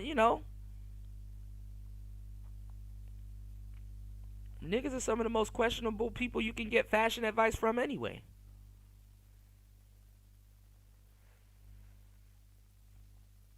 It's like, what does this nigga know about fashion? You know? Yeah, it's definitely all alchemy because when you get into fashion, then you start having to get into to smells and cologne and stuff like that. Niggas don't know much about that neither. See, that's why some of y'all niggas are Samuelites. If you were Samuelite and you look at Kevin Samuels, why do you think he's an image consultant? Why do you think he kind of stayed with the fashion and the colognes and stuff like that? Cuz they go hand in hand. Your visuals set a tone and a mood, and so does your smell. You're wearing shit to stimulate something.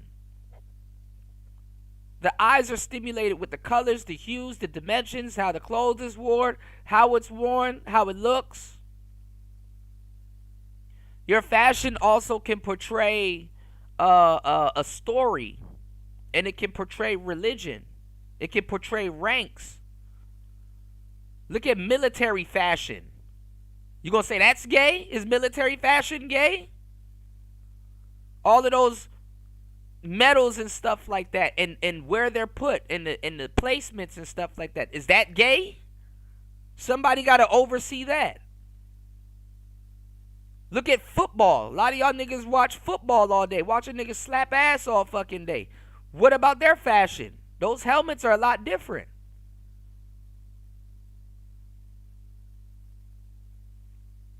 Pause. Like y'all gotta think before y'all think a little bit.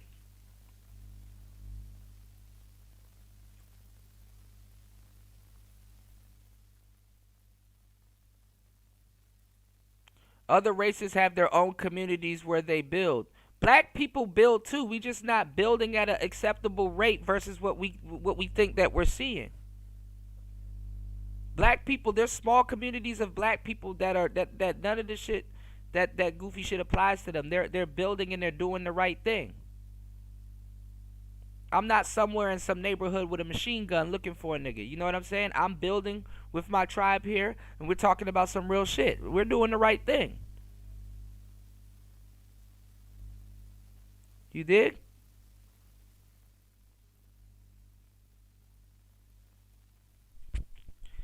Well, yeah, War Master. Yeah, a lot of people don't know about that. And then he got unsubscribed.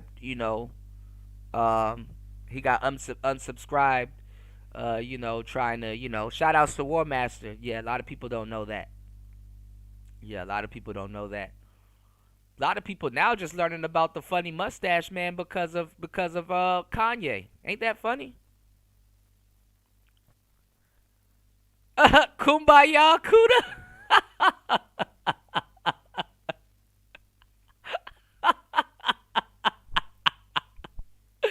Yo, shout outs to War Master, man. Bro, I can always count on War Master to lift my spirits, man. He gonna say something crazy to make me laugh, man.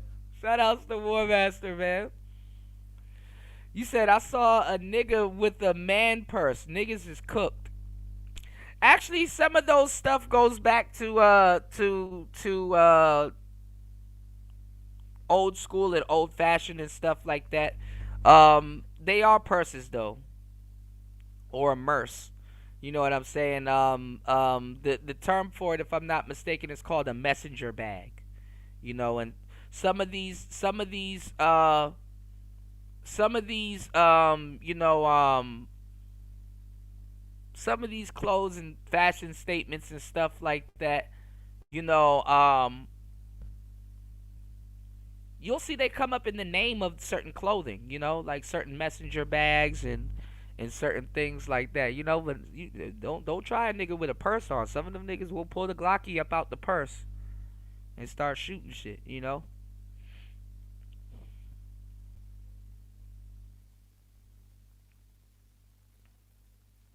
You said that's true. Women will wear anything. Black guys won't wear anything unless it's designer. Yeah, of course. Yeah, D Chicago, absolutely. You said the message in the music probably blinded you at best. Yeah, yeah, yeah, yeah. Like a lot of like niggas been wearing head and face masks for the long time, and I've actually wanted to check in on that. But now it's called a shiesty. You know what I'm saying? Like if I say a shiesty mask, y'all know exactly what I'm talking about. But niggas been wearing that. Military niggas, all kind of people been wearing masks and stuff like that. But all of a sudden, it gets revolutionized. Now it's called a Pooh Shiesty mask, which I think Pooh Shiesty should make a bag off of it if people gonna be using, his likeliness to it, But now it's called a Shiesty, and you say that because niggas know what you're talking about. But those masks have been out for a long time with soldiers and military people and shit like that.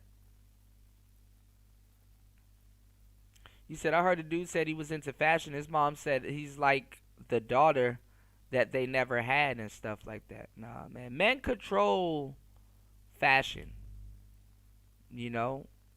Women got their own stake in fashion also, but women still look to the guidance and the direction of men when it comes to fashion and what's going on. You know.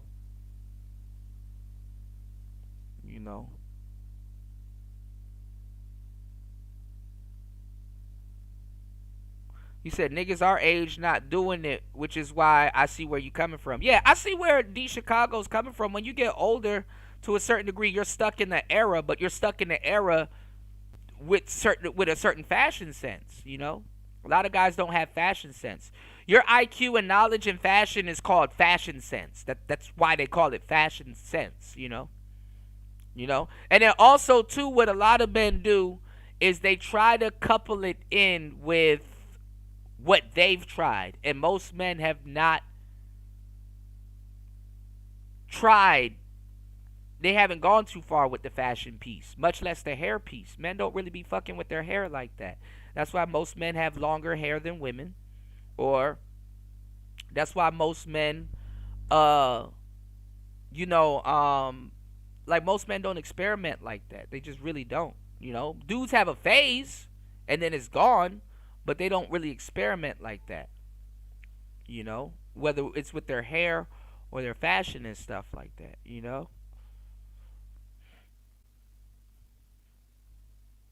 Yeah, you'll get your shit smushed for some Griffies, bro.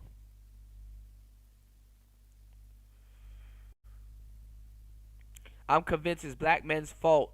So many of their boys are gay and trans. If the dad is into fashion, no, it's the mother. Bro, you going down.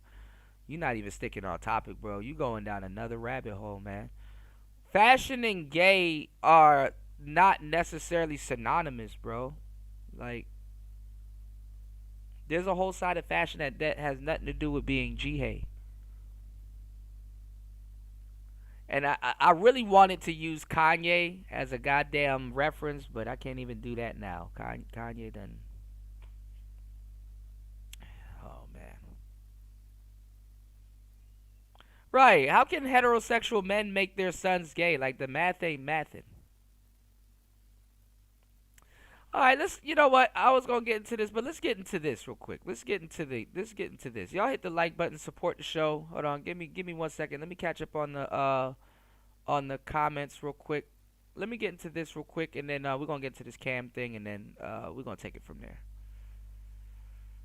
Fuck. Hold on, y'all. The U.S. president says they spoke on the phone for approximately 1 hour and 15 minutes. I want to bring back CNN's Kristen Holmes live from the White House. So, Kristen, what did Trump say about this call? Yeah, Manu, he really dives into two separate things. One, what's going on with Russia and Ukraine, and two, the deal with Iran. So let's start with reading this post because this is really the White House's version of a readout of the call. He says he just finished speaking by telephone with President Vladimir Putin of Russia. The call lasted approximately 1 hour and 15 minutes. We discussed the attack on Russia's docked airplanes by Ukraine and also various other attacks that have been taking place on both sides. It was a good conversation, but not a conversation that will lead to immediate peace. President Putin did say, and very strongly, that he will have to respond to the recent attack on the airfield. We also discussed Iran and the fact that time is running out on Iran's decision pertaining to nuclear weapons, which must be made quickly. I stated to President Putin that Iran cannot have a nuclear weapon, and on this, I believe that we were in agreement. President Putin suggested that he will participate in the discussions with Iran and that he could perhaps be helpful in getting this brought to a rapid conclusion. It is my opinion that Iran has been slow walking their decision on this very important matter, and we will. Yeah, I've been said that too with the dress game. If you don't know how to speak to women and stuff like that, it's a saying. If you pose with your mouth closed, you get chose. If you pose in the right clothes, you'll get chose with your mouth closed. So a lot of y'all niggas, and that's what it's a bunch of geeky, nerdy dudes in the manosphere that want women to approach them and come over to them, and then they get mad at you when you say, okay, that's cool, but you got to learn how to dress. I don't want to learn how to dress. I think she should just come over to me and talk to me and want to know. You got to learn how to dress. How's she going to come over to you and tell you that she likes your shirt? Or pick at something on you and show that she's attracted to you. Come on, even the pickup artist knew this.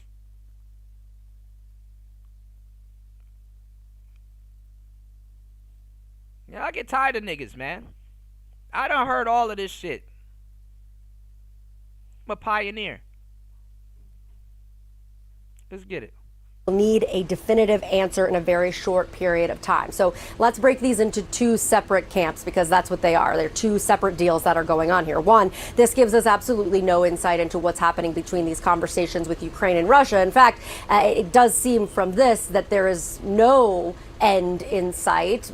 Vladimir Putin telling Donald Trump that he's going to retaliate for those attacks in Ukraine. One of the things that I've been talking to White House officials about was the fact that they were looking at the idea that Russia and Ukraine had come to the table and had these. Yeah, like it's it's fashion everywhere. Like even in and niggas will be like, oh, fashion is not masculine, but go look at suits. Look at the suit this man has on right now, and look at the equivalent of the female version of the suit that the woman has on right beside him, even though they're not together. There's a difference. A man's suits it covers up his chest area where a woman can wear a blazer that they got from Men's Fashion anyway. With her chest somewhat out, not cleavage, but it shows us that showing skin is a sign of submissiveness, not submissiveness, but softness, right? Cause let's say she didn't take care of her skin, she have to cover that up. But it shows that she's soft, she take care of her skin. Whereas a man, you don't want to see this nigga taco meat or a barbarian chest. Like, no homo. Niggas don't want to see that shit. Even when it comes down to suits, you have different types of suits. You have different cuts. You have different fittings. You have different types of suits. There's a difference between a chopper suit and a zoot suit. Like, come on. Like, this is kindergarten, man. This is so kindergarten. Direct talks as a positive, but understood that there was no peace. Clearly here, Putin is saying, I'm going to continue to fight this war. One thing that I think is very interesting here, you have to keep in mind, the White House has said over and over again that Ukraine did not give the That's a lie, D. Chicago. White boys, absolutely. You're not around a lot of white boys to confirm that then, because I know for a fact white boys do care about Hermes. They do care about Versace. They do care about Gucci. They do care about all of those things. They're the main ones buying that. White boys absolutely are also materialistic. Why are we just acting like black people? But man, we the only ones that's materialistic. Who you think those prices are for? Who you think is buying that shit? If you're a black man and you own Gucci, you are in a certain percentile.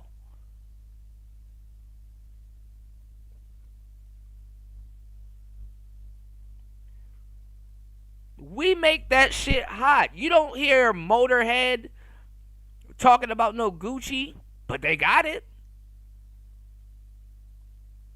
You don't hear Panic at the Disco or Queens of the Stone Age and stuff like that talking about clothes and designers, but they got it. You don't hear Taylor Swift shouting out name brands, but they got it.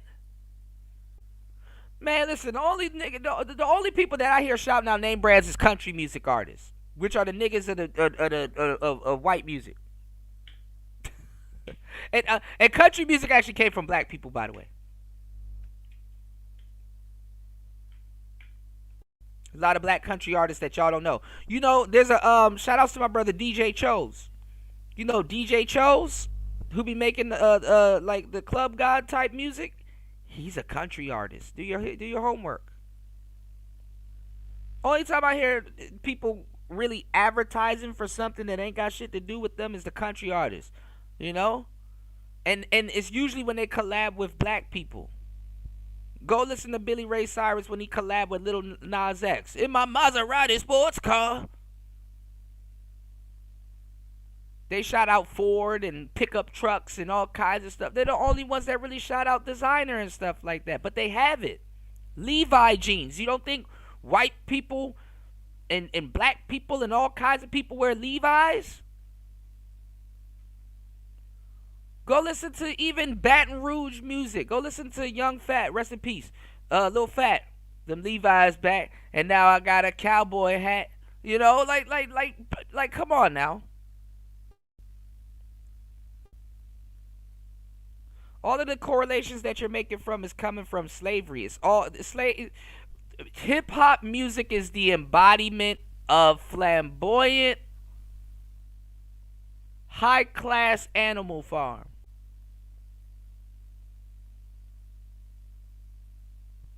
What you're saying is contradictory because it's black people glorify wearing white labels.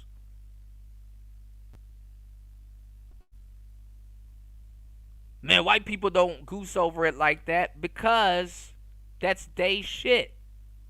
Those are white labels.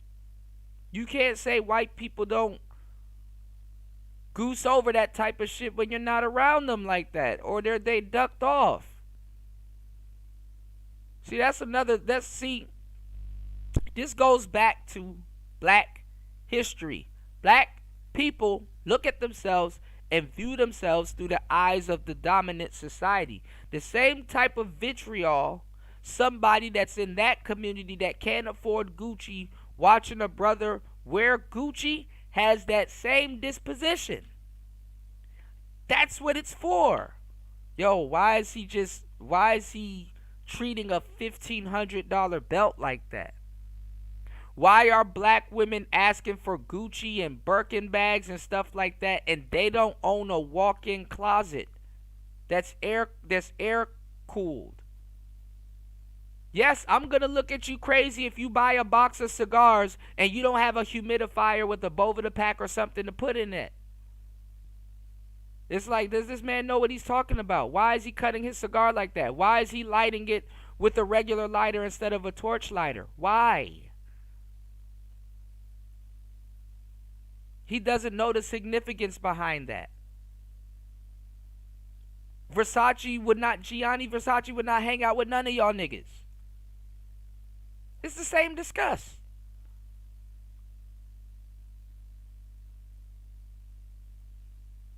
What it is kind of like trolling. It's using those people's trinkets as a form of stunting.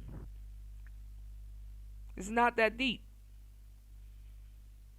White House a heads up about their attacks on Russia and on their airfields, those drone attacks. Obviously here, Putin learning from that lesson and telling Donald Trump in advance what he was planning to do, or at least giving him an overview. Now, the other part of this, of course, is the Iran deal. We know that the White House, the special envoy Steve Witkoff, presented a new deal to Iran over the weekend. Donald Trump has said over and over again that they cannot have any uranium, they cannot enrich any uranium at all.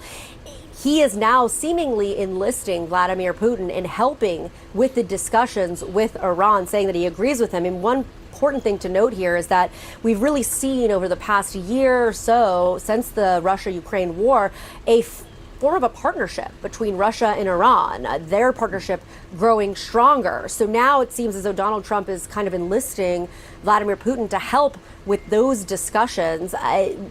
How this is going to play out, it's a very interesting twist here on how these deals are both separately. Now, I don't understand the problem. Like, black people do the same thing with cars. We do the same thing with cars. Everything that we do is influential. We do the same thing with cars, D Chicago. Like, you're making a big deal out of fashion. Okay, well then black people hyping up certain cars is feminine. Why do you stop at fashion? Like, we don't do the same thing with food. We don't do the same thing with cars. We don't do the same thing with culture.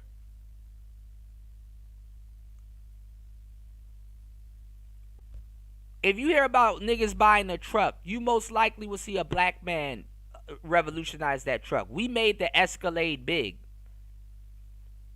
Dub edition. We made certain cars big. Like, we made box Chevys what they are. We revolutionized car culture. Even black people have revolutionized car culture so much that racist white and black people can all get together at a raceway and put that shit aside because of their love for cars. We revolutionize shit so much that we come together with stuff that we have in interest because men have a love for the automobile. Like, a racist white and black men can both look at a Grand National and be like, yeah, that's, man. Want to go for a ride? Hell yeah. Come on now. Come on. Now kind of coming together, and Donald Trump seems to be relying on Putin more in Iran, but not really facing anything that's going on with Ukraine. All right, Kristen Holmes with the breaking news from the White House. Thank you so much. And back here in the room, just to break down this post, I mean, no immediate peace. That seems pretty significant. It means this war is going to go on, despite these talks that have been trying to materialize over the last several weeks. And then saying that President Putin did say, and very strongly, that's in Trump's words, that Putin will have to respond to the recent attack on the airfields. I found the tone of this as it relates to the Russian leader really interesting, because it was about a week and a half ago. I'm really 200 something messages behind. God damn. Hold on, y'all. Shout outs to Gail in the building. Thank you, love. Oh my God. War Master said Drake is not a real person. What's going on, Bobby? Shout outs to Bobby Dazzler. Yeah, there's a lot of fashion icons. Black people know the look, they don't really know the names like that. Yeah, aura. That's why they call it aurora farming. You know? Yeah, it was a little bit more masked, DM. People wasn't rocking the multi-look thing, you know? I'm about to be right back playing Xbox, y'all. Shout outs to War Master. He said, I remember when Kuda played Xbox. I'm about to be right back on the Xbox, man. I've been diving down the video game rabbit hole. I know exactly where I'm gonna pick up off of too. Yeah, I remember when and all of that stuff, man. If you rocked FUBU, you were whack. You used to get called champ, you know, because you were rocking champion, you know. Gail, did you check your email? I sent you something. What's going on, Anthony Southeast? Yeah, men wore skirts at one time. History, yeah, and that's where women got their suit ideas and stuff like that with skirts, you know. Masculinity is not dead, you know. Yeah. He said, I've been rocking Creed since 1988. Shopped at Georgetown Park. Hey, man, we got another DMVer in the building. Yes. So you already know what the hell I'm talking about. And see, you have the original stuff. Nowadays, they're remaking all of that shit to try to recapture the original. Yeah.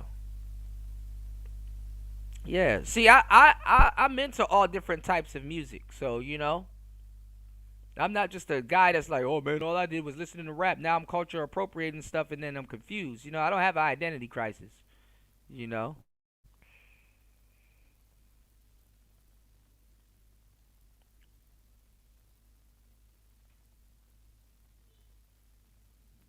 All right, let me catch up. You can be both. You can do either. Hold on. You said art isn't gay. Fashion is. Do you understand words? Fashion is not gay.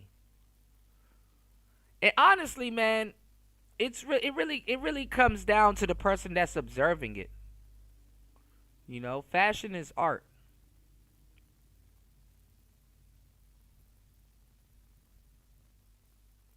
I'm not worried about fashion being gay. Yeah, country blues and rock music, yeah.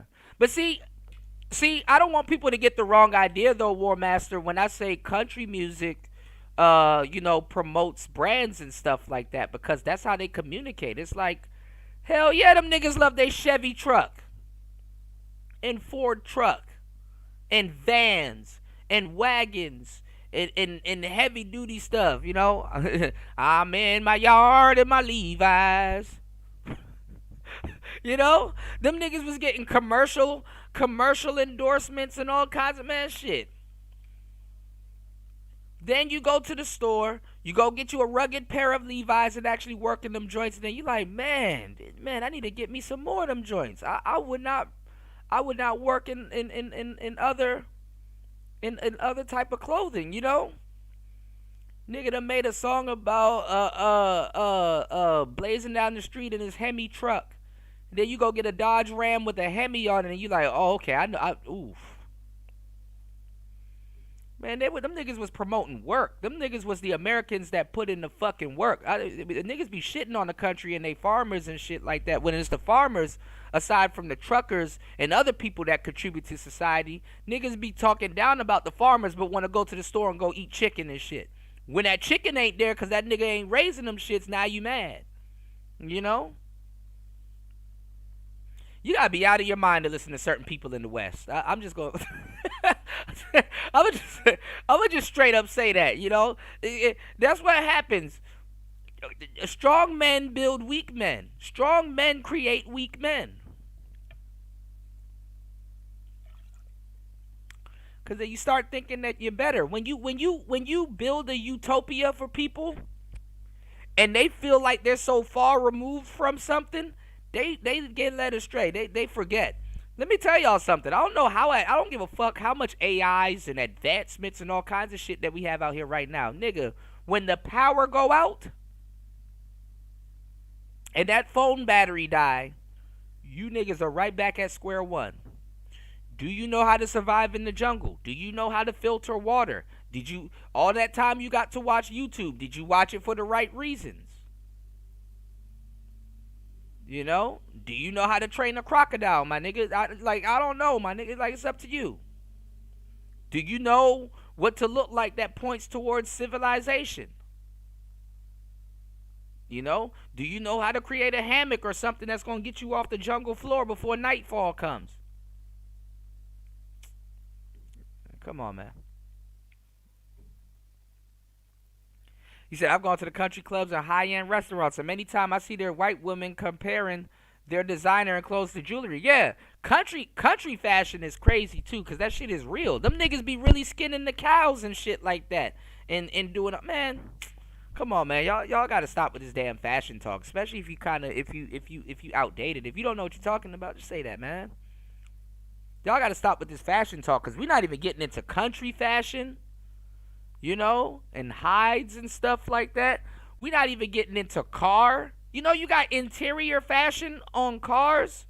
Like, nigga, when you order, and note I said order. When you order a Rolls Royce, them cows got to be killed 6 months before your Rolls Royce is delivered. Like, what are we talking about? And then, you know what? I hate to even say it like that, party. I hate to even say it like that. I've actually been really listening to what War Massive is saying. It's like, cause certain things, it kind of makes it seem like you're racist when you're not, because I'm not. But to keep it real, it's not even about being around white men. It's about being around other people and other classes of people, honestly. You go to Dubai, they're doing the same shit. You go to certain places in Asia, they're doing the same shit. You go around certain white people, you got to say white people with black people, because that's the only, you know, like I said, that's the only way it'll register in their head. Like, it's more legit, you know? Because you can't tell a nigga, hey man, you never been around Indian people. They be smashing them garbanzo beans and turning them shits into hummus. Do you know what hummus is? No, you don't know. First time a nigga probably got introduced to hummus, he was probably around some white people. Hell, the funny part is, black men in America got introduced to the different types of strands of weed through white people. I'll give you a good example. Black people been smoking the fuck out of weed.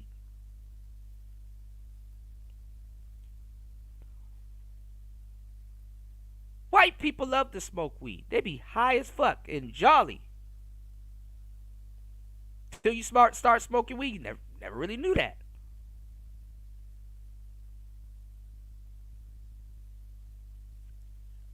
But black people was cultivating and growing and smoking weed and stuff like that for a long time. But in America, a lot of y'all American cats, y'all found the different flavors and strands of weed through white people. You didn't know about all these flavors. Niggas in America wasn't growing no fucking pot like that.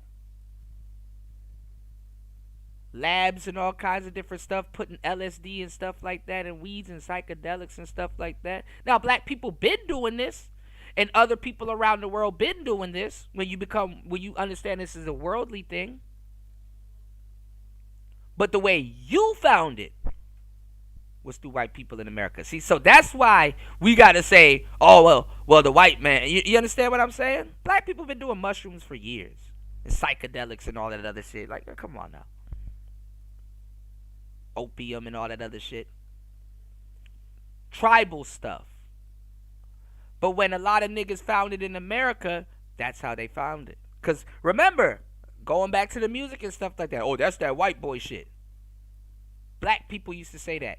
Gauging their ears, that's that white boy shit. Till you start studying tribes in Africa. Okay, so what about that tribe that be holding them big ass bowls in their mouth? Where'd that come from? That's not gauging, my nigga?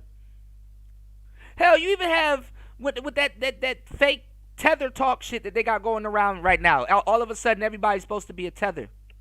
You got niggas thinking that they invented breakdancing until you show them capoeira from Angola because they think it comes from Brazil. And even so, there's been black people doing that in Brazil before niggas in America. They think it came from New York.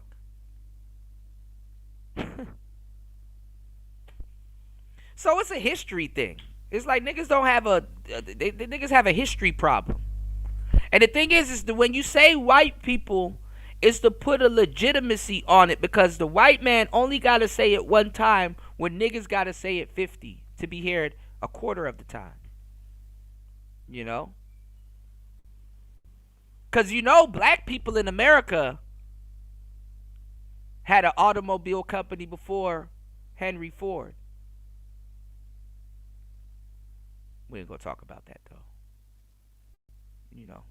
Stealing is American culture though.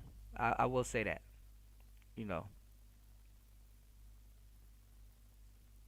Right, War Master. Not even. The only color that matter is gold. Yeah, I'm not gonna say who you hang around, D Chicago, who you don't hang around, but I'm gonna tell you the truth. People tell on themselves a little bit.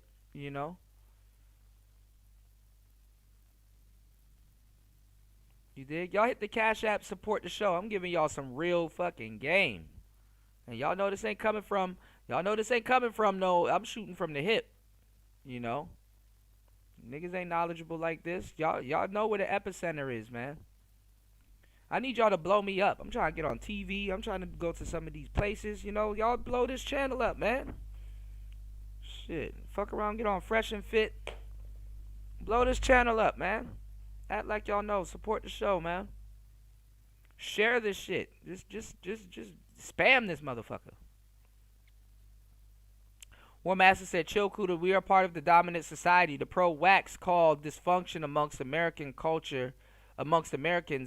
culture if their skin color has particular tint. Yeah, I noticed that too. I noticed that.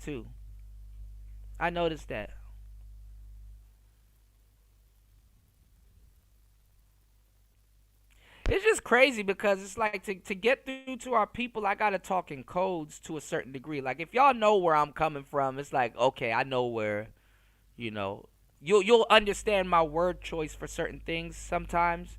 But y'all know. I'm preaching to the choir. Y'all been rocking with me for a minute, Yeah, because we're so beat down mentality and stuff. Yeah, and then black men have an identity crisis. This is why a lot of us join gangs and stuff like that. Like gang culture is a part of other races and stuff like that, but it's really a effect from an identity crisis.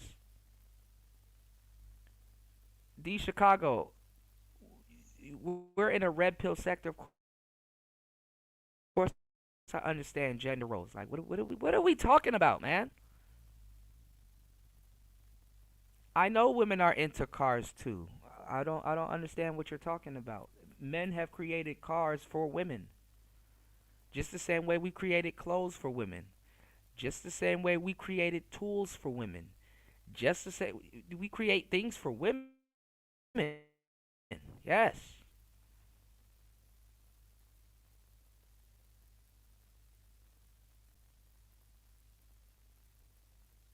You said, so you're into makeup. Laugh my ass off. Actually, a lot of men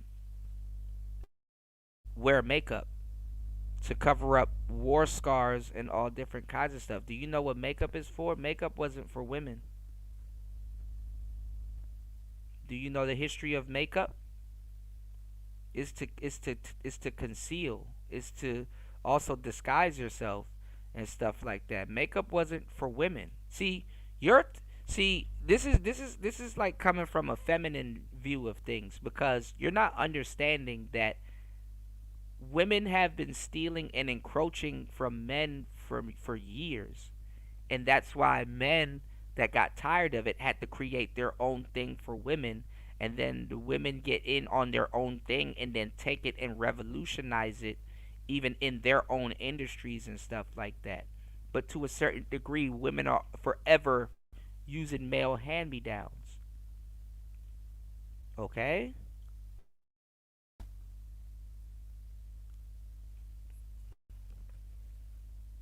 Men drove cars, then taught women how to drive cars.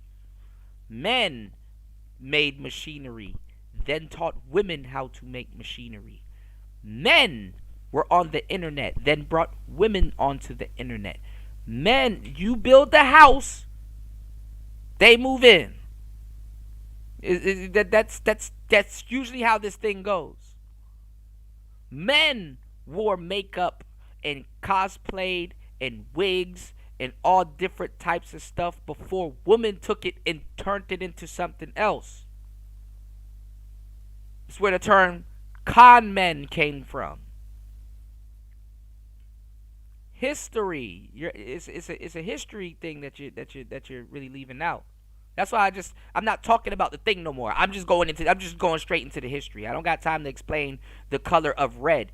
You want to know why women wear red lipstick? Because when a lioness kills something, she has blood on her lips. And when she comes around the male with the red on her lips, it signifies that your food is ready.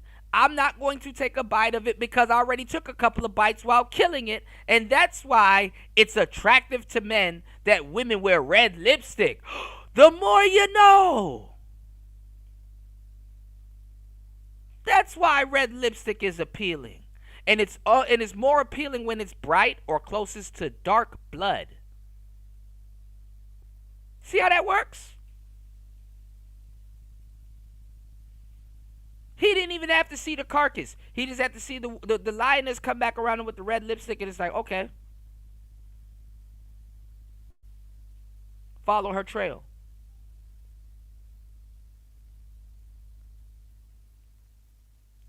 Go look in the industry, since y'all are infatuated with gay men in the fashion industry. Who's teaching women how to do their makeup?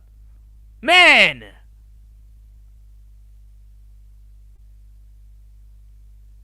Go look at the masters, the people that have to, they take tutelage under men. You ever listen to all these pick-me's on YouTube and shit like that? When you hear them like, oh man, she's spitting and stuff like that. You want to know why? Because there's some man in her life, or boyfriend or brothers or somebody that she been around, that she soaked that up from. Now she's spitting. Men.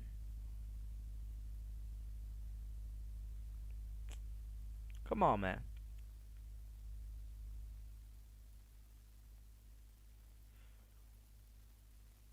I love money, traveling, food, women, sports, cars, and all. And guess what? There's fashion in all of that. How your daughter looks, that says something. How that plane is designed and built, that says something. How that food is prepared and how you want it to look appealing on that plate, that says something. How cars are designed in the interior, that says something. That's all fashion. Sports, fashion. History, fashion. Women, fashion. Food, fashion. Traveling, fashion.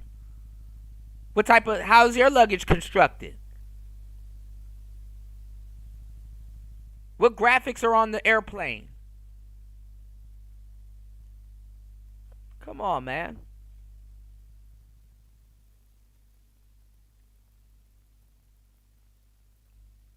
Yeah, I need to turn on my Xbox. You right. What's going on, Degenerate?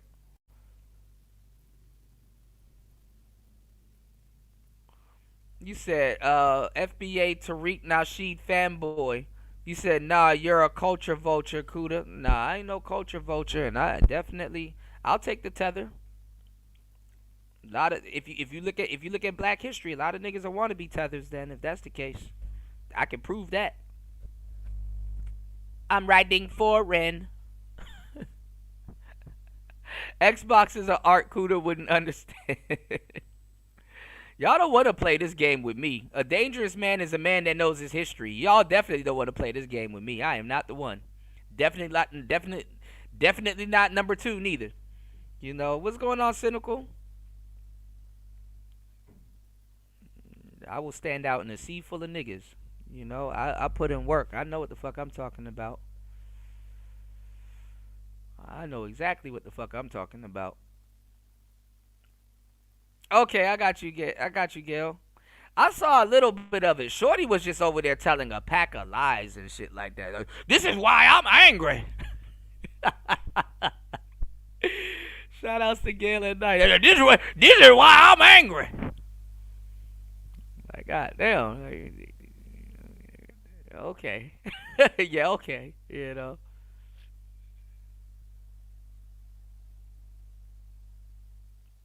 No, you know what it is, party? And this is what got niggas in America fucked up and black people in general. We think America is a melting pot, but it's not. America is a salad bowl. America is a game of cards. We shuffle throughout the day and nights in certain spots, and then guess what? We all go back to it's like solitaire. We all go back to our respective parts of town and stuff like that. America's a salad bowl.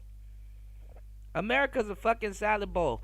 Somebody said Georgetown earlier. I'd see all the niggas go to the higher side of town. They're even trying to cut the buses from being connected to the hood to the higher side of town. There used to be a bus that goes straight from the hood. It's a long bus ride though, so to deter people, it goes straight from the hood all the way to the rich part of town. They cut that off, so now to a certain degree, you got to go downtown and go catch another bus. You got to intentionally go from the hood to the rich side of town. But guess what? When all the people from the hood that got the okay jobs and the nice jobs in the rich side of town, when them niggas had to go home, they had to get on that fucking bus and go drive right back to the other side, back to the hood, you know, or drive their cars back to the hood and stuff like that. You dig what I'm saying? So we all go back into our we all go back to our respective places and around our kind, and that's really what it is. I mean, racism is the fear of genetic annihilation around being around people that ain't gonna look like you and stuff like that. It makes sense. You know, I get it. Maybe we don't get down like that, but I get it. I'm a cultural person. I'll go to the El Compadre. I'll go to the Spanish stores, Latino stores, and go get fruits and stuff like that. I go hang out in the hood. I go to the Ethiopian spots. I go to the Asian spots. I'm cool wherever I go. I blend the fuck in. There's nothing, I blend in. And it's not me being a tether or nothing like that. It's because I blend in. I'm a cultural person. I go looking for shit. You know? Look where I'm at. like it's not evident. You know? So I'm knowledgeable about a lot of stuff, homie. I'm worldly about a lot of stuff. Like I'm telling y'all, but this whole fashion shit, like niggas don't even know where people are drawing inspiration from, you know?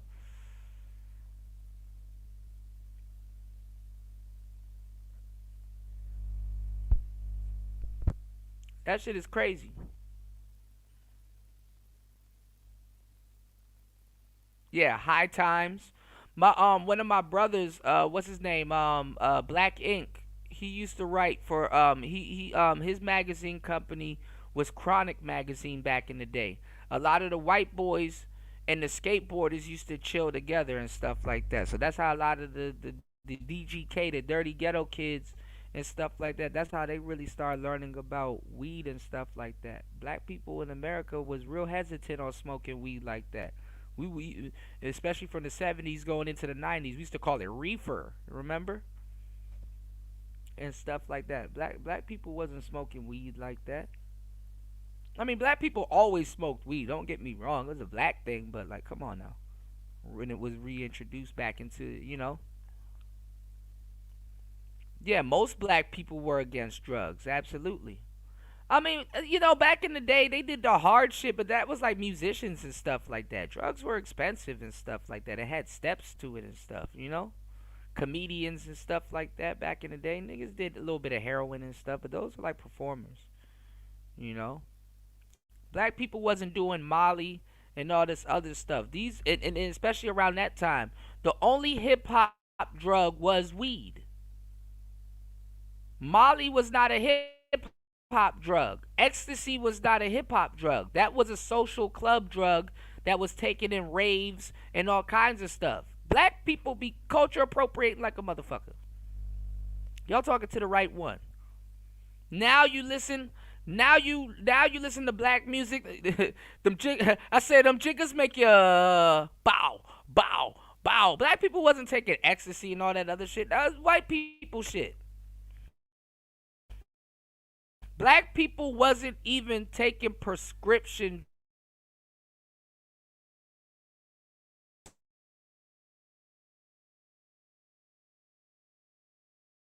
like that. That was white. Lean enough chicken. Abusing medicine and shit. Man, that breakdancing shit did not start no game.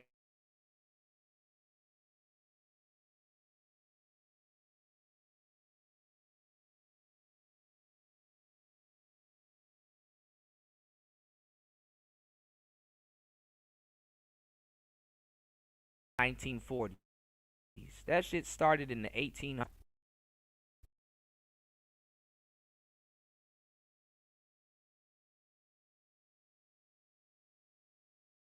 Like,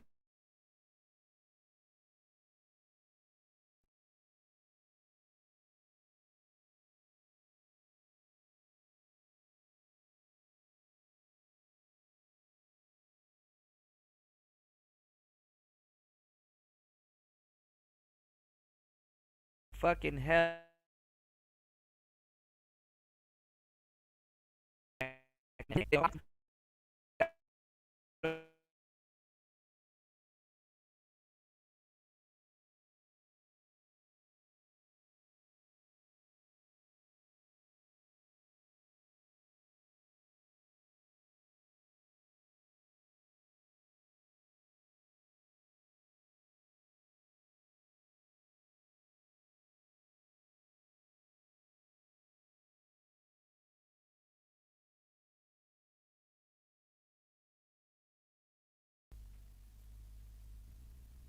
This thing is kicking me off, and my equipment ain't acting right. Hold on, y'all.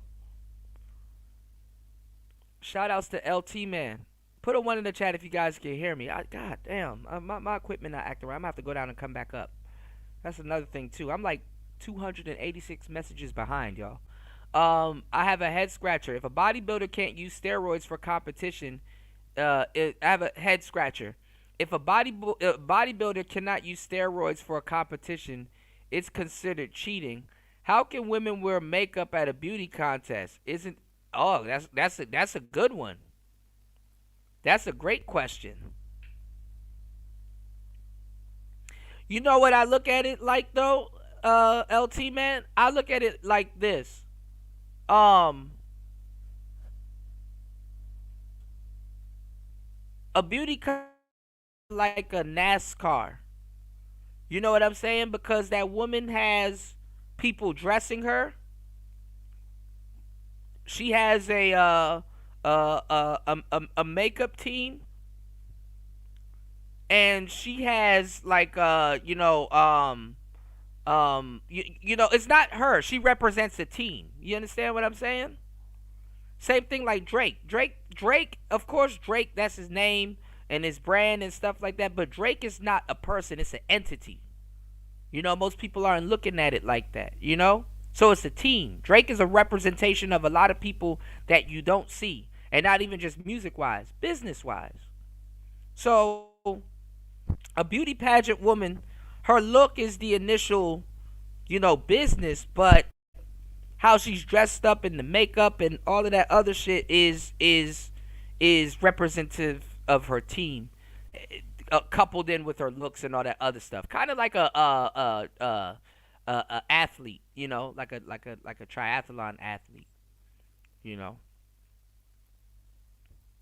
Yeah, I already went over all of that, Degenerate. You got to rewind back. I already talked about all of this stuff. You kind of behind. I talked about all of this stuff, about the Moors and all that other stuff, and the Garb and the Cowboys and Florida and all of that other stuff and everything. And I talked about the Moors, a lot of them, you know, with the Muslim garb and all that other shit, and the Cowboys and how different the fashion was here in America, and got into all of that. It's like every I give y'all the game. Y'all gotta go do y'all history.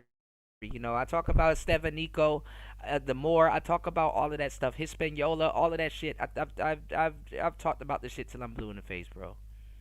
I'm good, bro. You know, they all have different. You know, they all have identity crisis. Good observation, Degenerate. Like, cause a lot of people don't know this shit. You know. The human race wanted world peace and equity. How do you get from the top position? How do you get there from the top position? What do you mean?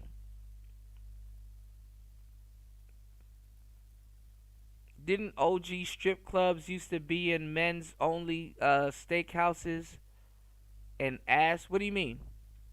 You said blush, lipstick, original arousal in human and women with longer hair and healthy mate. Yeah, that's what it is, War Master. A more suitable character. Okay, I got you, D Chicago. Player talk TV at gmail.com. That's player talk TV at gmail.com. Yeah, yeah, all of that stuff is more suitable. It's for a more suitable mate, you know. People are only attracted to three things, y'all. And never forget this, because you only got three different types of life. You have a financial life, a health life, and a sexual life. It's either money, health, and sex. And women are only attracted to you for three things, and people are attracted to each other for three things. And do not ever misconstrue this three. People are only attracted to you for a financial reason, an emotional reason, or a sexual reason. Anything else is a subcategory of those three. If you have a best friend that's been around you for a long time, that's an emotional reason. You know? A person that you're going to marry or been with or be with and stuff like that is usually 2 out of the 3, and sometimes those 2 out of the 3 fluctuates. Ideally, people want to be loved for all 3, or at least 2 out of the 3. Men really want to be loved for emotion and sex. So do women. But women need to be protected and provided for, so the money thing kind of throws a monkey wrench into that. Even though some men are okay with just a sexual and financial relationship without the emotion there, you know? See how that works? Now watch how many people are going to sit here and skywatch all of this and run back to their rusty channels and steal this information. Y'all hit the like button, support the show. Hit the Cash App, y'all. He said when they don't want to be identified as American overseas, what do they change first? Yeah, they expat. But a lot of Americans overseas don't want to be called immigrants because that word took on a bad connotation and stuff, you know. He says, actually a great idea, LT, all natural beauty contest. Oh, man. An all natural beauty contest is going to be crazy. I can see that. That's a good analogy too, War Master. Yeah, like those box of chocolates. Like some got that disgusting cherry shit on the inside of it, and then some got the other stuff on the inside of it. I can see that. That's a great analogy. I got a video too for y'all. I got a video also too for y'all talking about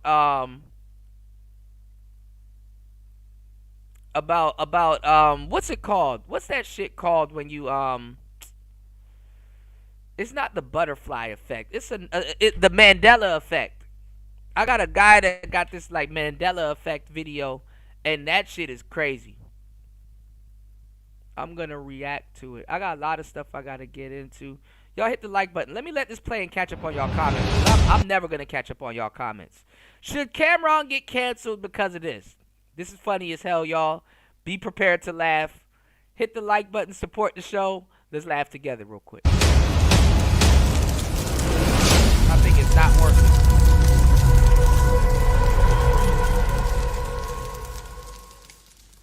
What's good, everybody? Welcome back to Talk with Flea. I know y'all wondering why I got the mask on. I got a special guest today, nigga. Straight off the Diddy trial, the Punisher, nigga.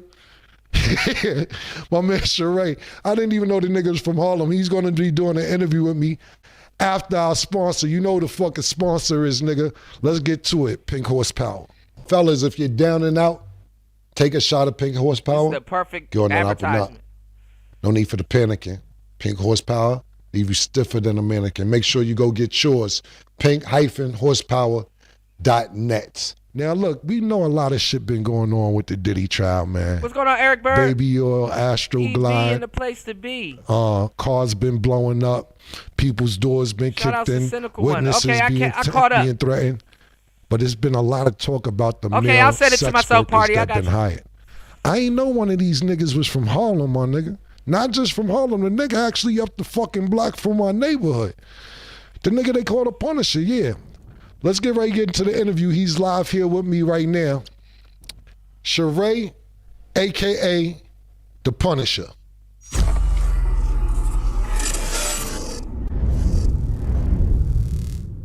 What's good, bro? How you? Yo, I'm good, man. You know, I can't complain. It's been a wild couple of weeks, but, you know, it is what it is. Pun intended. Pun intended, pun intended, man. So look, before we get into any of the other shit, you know, when I reached out to do this interview, you was telling me that you from 139th and 7th and 8th? Yo, Harlem? my whole life, man, since 73. Since 73, bro. Strivers Row. Strivers Row. Word, man. 2019. You never came down to Lenox? You never came to the park or nothing? Bro, every now and then, man, like I told you, I like super young. Like I balled with Big L, Ali Mo, I balled with Ali Mo. Wow. I told you McGruff was my dude. So McGruff used to actually hang on my block. Okay. He used to come up the street and hang with us. So, Right. you know, I mixed it up a little bit, but, you know, I hooped. All right, hold on. I got the Mandela Effect video right here. Hold on.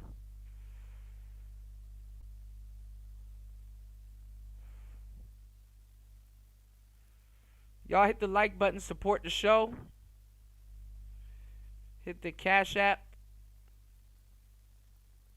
I'm dropping endless game. I don't hear nobody in these spaces talk about none of this stuff. Not in detail. Giving y'all some real mental chewing gum. Y'all know how we do it.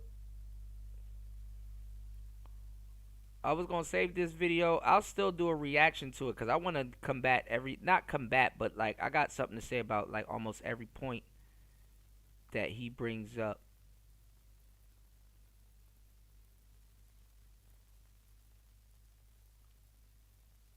AQP. Let me see. AQP.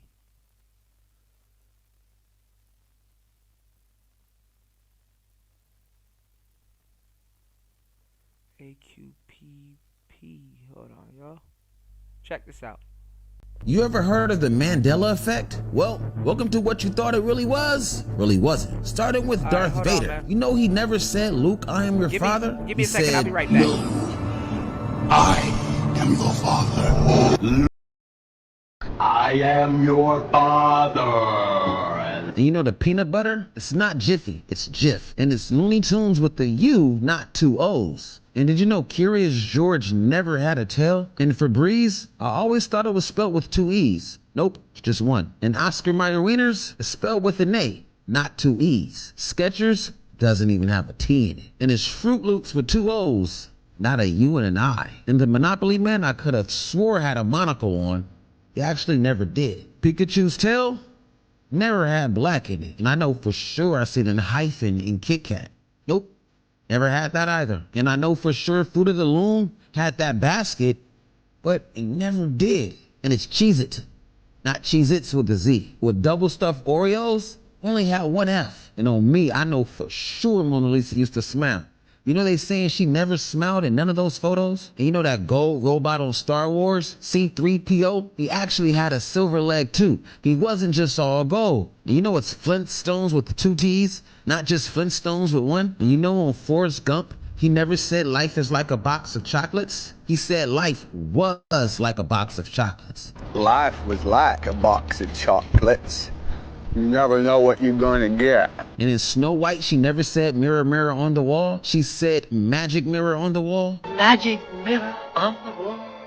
Who is the fairest one of all? And you know that Black Eyed Peas song, Boom Boom Pow, when Fergie said, I'm so 2008, you so 2008. Nope, she didn't even say 2008. The song came out in 2009, and she said, I'm so 3008. I'm so 3008, you so 2008. And I always thought Tom Cruise had on sunglasses and risky business. Nope, he just had on socks and a button up. He said, I don't give a fuck. You know the Mr. Rogers theme song? It's a beautiful day in the neighborhood. He actually said a beautiful. Yo, I gotta pause this.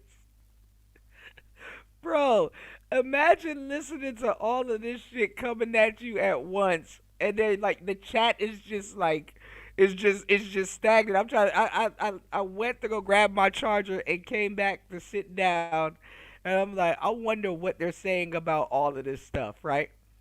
And then I come back, and all I see is War Master comment, I don't give a fuck.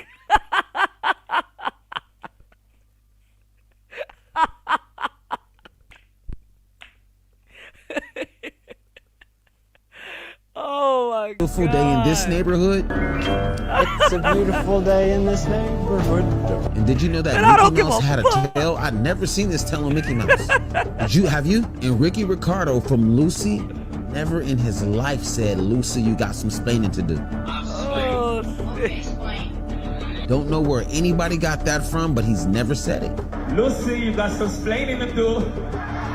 And they saying that Sinbad never played a genie in Shazam. And to answer the $1 million question, did I do Shazam? No. Did I look like I do Shazam? Yes. Did I do Shazam? No. Sure took you long enough, Tina. Sinbad gets better. Wait, you're not Tina. And remember that tank man that we all thought got ran over? He never got ran over. He climbed on top of the tank.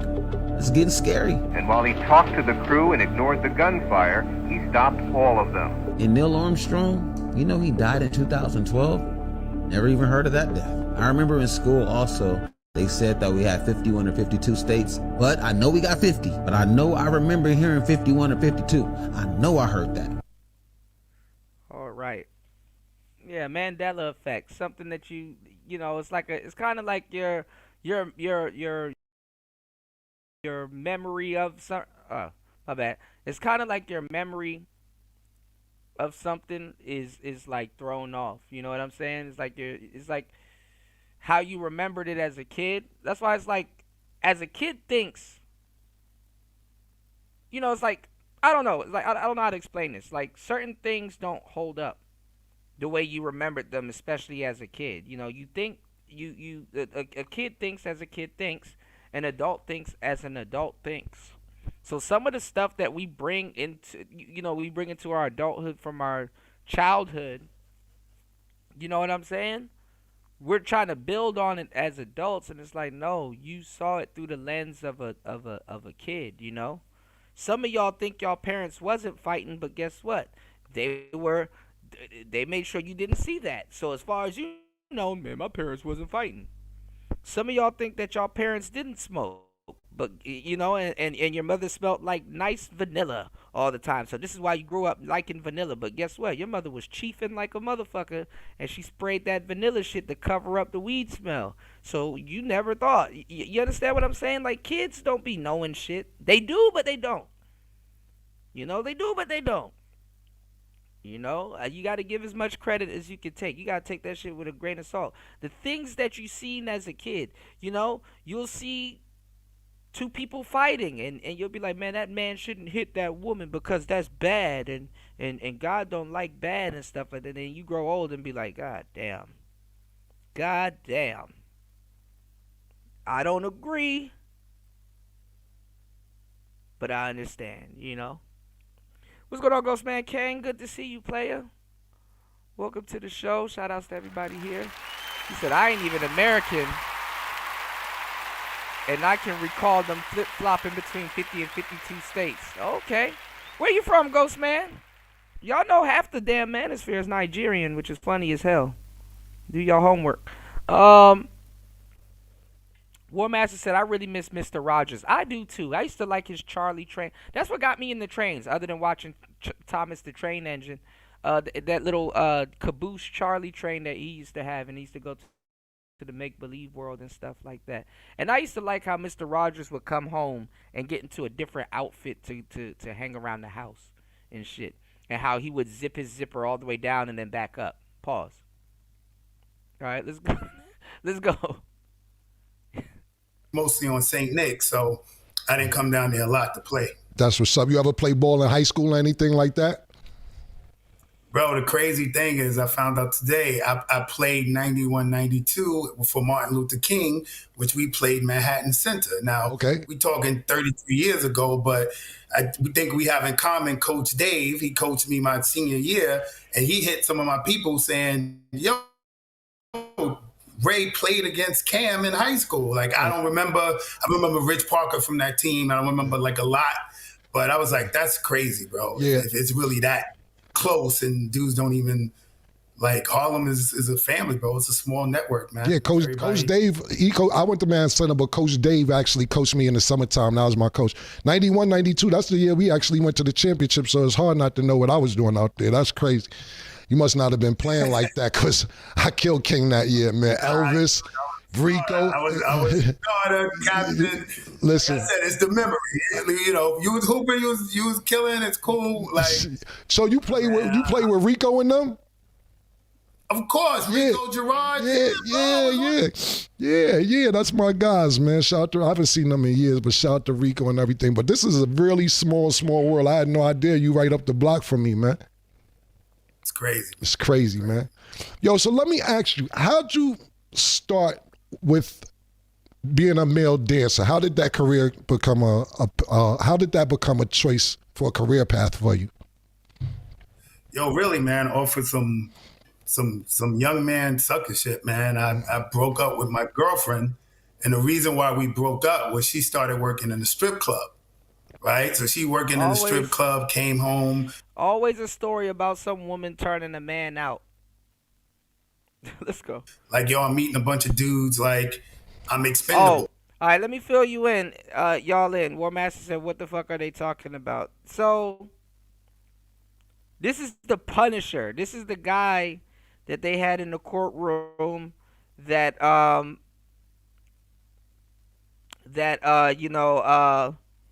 slept with Cassie and Diddy. This is one of the escorts that was hired to sleep with Cassie and Diddy, you know. And he found out that it was Diddy later. You know, the guy was from Harlem. We covered a little bit of his story going over the Diddy trial, and we covered more of his story when we went over the Piers Morgan show last week or a couple weeks ago. You know, I'm so thorough, I done forgot. We done covered so much stuff. But yeah, this is the Punisher. It's the Punisher. You know, and that young 21-year-old mind was on some, yo, I show her, I'm gonna get on the stripper shit too. Right. And No, Diddy never gave him the beats. He gonna go into detail. Cam actually got the detail, but there's a part in this where I'm gonna ask you, was Cam wrong? This is what they're trying to cancel Cameron over. We're gonna go over that. And hard to try to get in the business, and actually when I got in it, and you see all of the women, and you can make some paper if you do it the right way. Right. It was like best breakup ever, man. So 30 years long that hustle. That's what's up. So, how did the first time Puff and Cassie get in contact with you? Yo, they called up like they was just hiring a regular party. Cassie hit me directly, said her name was Janet, and said it was her birthday. So her husband said she could hire a dancer. So I just booked it like a regular party. At the time, it was like $200. I gave her a quote. She said she was going to be there with some friends. They gave me an address and the time to show up. And I'm thinking I'm showing up to do a party, just a regular little striptease for a birthday girl. But like, that's a great answer. How do they find you? Like, is it ads, internet? Like, how do they even track somebody like you down? Oh yeah, yo, yeah, they both from Harlem. Even though Cameron still got his accent, and other dude, his accent is a little bit more formal because it got to be somewhat professional. All my marketing and stuff in my business is like SEO, so Google searches. So if you go online in the New York City area and you put in male strippers for hire or whatever, my website's gonna come up. So they just clicked on the website and called the number, and I just happened to pick up the phone. I don't think they were looking for me specifically. Right. I just picked up the phone. Got you. Where did let's say the first time, where did these events usually happen at? Puff's house, Cassie's house, hotel? Like, where did these events happen at?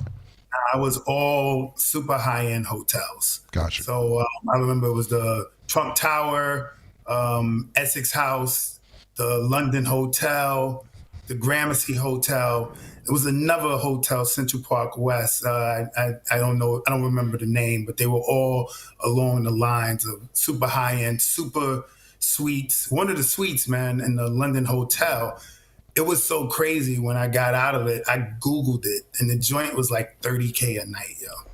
Wow. I never seen nothing like this in my life, man. The hotel room looked like, that scene in the Titanic when they walk in that ballroom and the stairway well comes down? Right. Like the hotel room was crazy, man. How often did they call you or book you?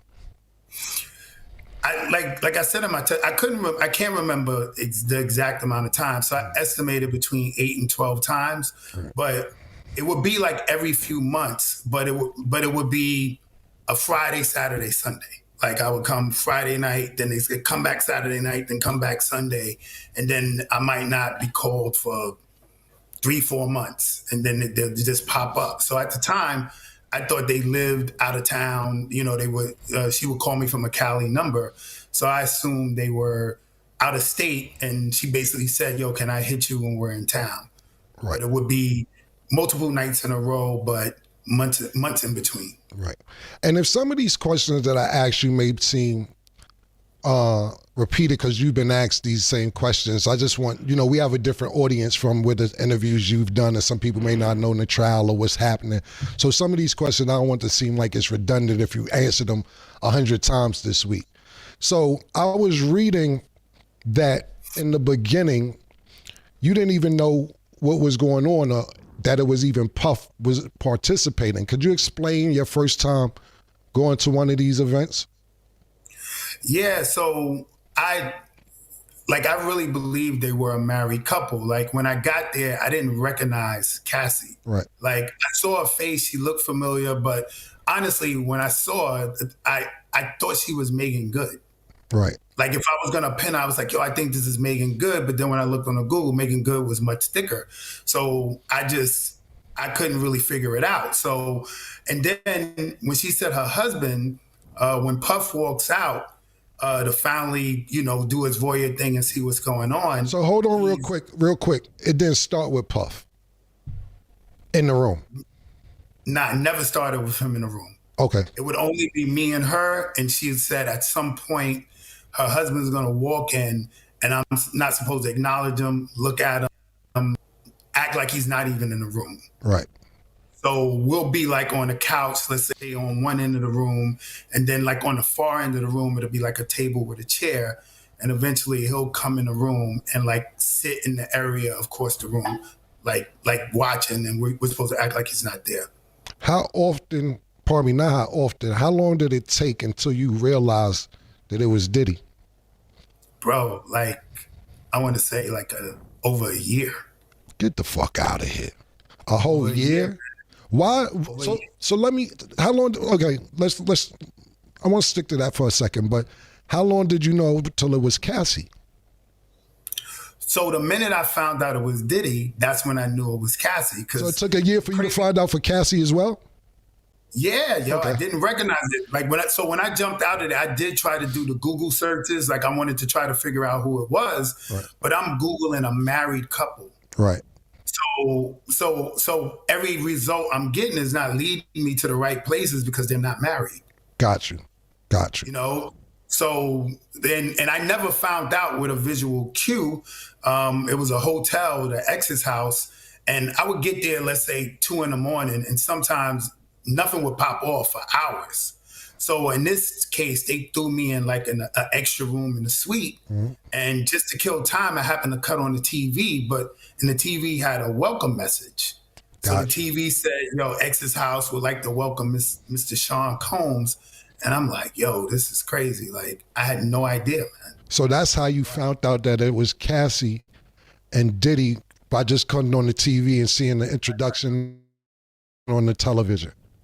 Wow. On the TV. Wow. I seen all. He was saying that his hearing was bad too, bro. Look, y'all gonna laugh a little further. That shit was funny. Hold on, I'm gonna let this play real quick. You said, "Damn, what's with the filthy rich dudes being cucks? Even Kanye admitted to being cucked. Yeah, I'm a sick fuck. I like a quick fuck. Yeah." It's usually dudes in their 40s. Basically party. It's like a shout outs to Sin in the building. It's like you're a director. He might as well have just hell, even Cameron, remember the diplomats got into dip sex. Remember dip sex? Oh, nobody want to talk about that, huh? Roxy Reynolds, Double R. Also, in the transcripts, that you would say that it was just a sex scene in the beginning. No intercourse. How long until you had actual intercourse? What was happening in the first few sessions when it wasn't any intercourse? Nah, it was only the first session where it wasn't intercourse. Okay, so 10 times, one time it was only not intercourse the first time. The first time. And it was offered, but I was so bugged out. Like this wasn't my hustle, right? So I'm really in there thinking this is a married couple and they want to do some voyeur sexy scene. So we did the set up on the couches, the baby oil rub down or whatever. And then at some point, Puff jumped up. I didn't know it was him. He left the room. She left the room to talk to him. And she came back like, yo, that was perfect. We happy. We good. And then she said to me, yo, do you want to finish? Meaning, I guess, do I want to bust a nut out? You know what I'm saying? And my first example, I'm trying to be professional. Like, I'm like, nah, I'm good. Like, if y'all good, I'm good. This ain't about me. And I just left, but she did say, all right, well, when we get back in town, we want to hit you again. Is it okay? I'm like, yeah, I just got $2K to rub down like a super bad chick. So of course I'm down if you want to hit me back. But it was offered to me the first time, and I actually turned it down, trying to be on some professional. Right. Was baby oil mandatory? Mandatory, Yeah, he got a baby oil. That's just mandatory. I seen also in the transcripts that you said it was just supposed to be like a sexy scene, meaning that Puff would tell you to move the candles a certain way or tell her to move the candles a certain way for lighting purposes for his visual. Could you explain that? Yeah, so when I first got in there, she made it clear that this was a scene we were setting up for her husband. Okay. So, it was like couches, all the furniture in the suite was covered in sheets. Like everything was covered in sheets. So it was like a single chair across from like a big sofa.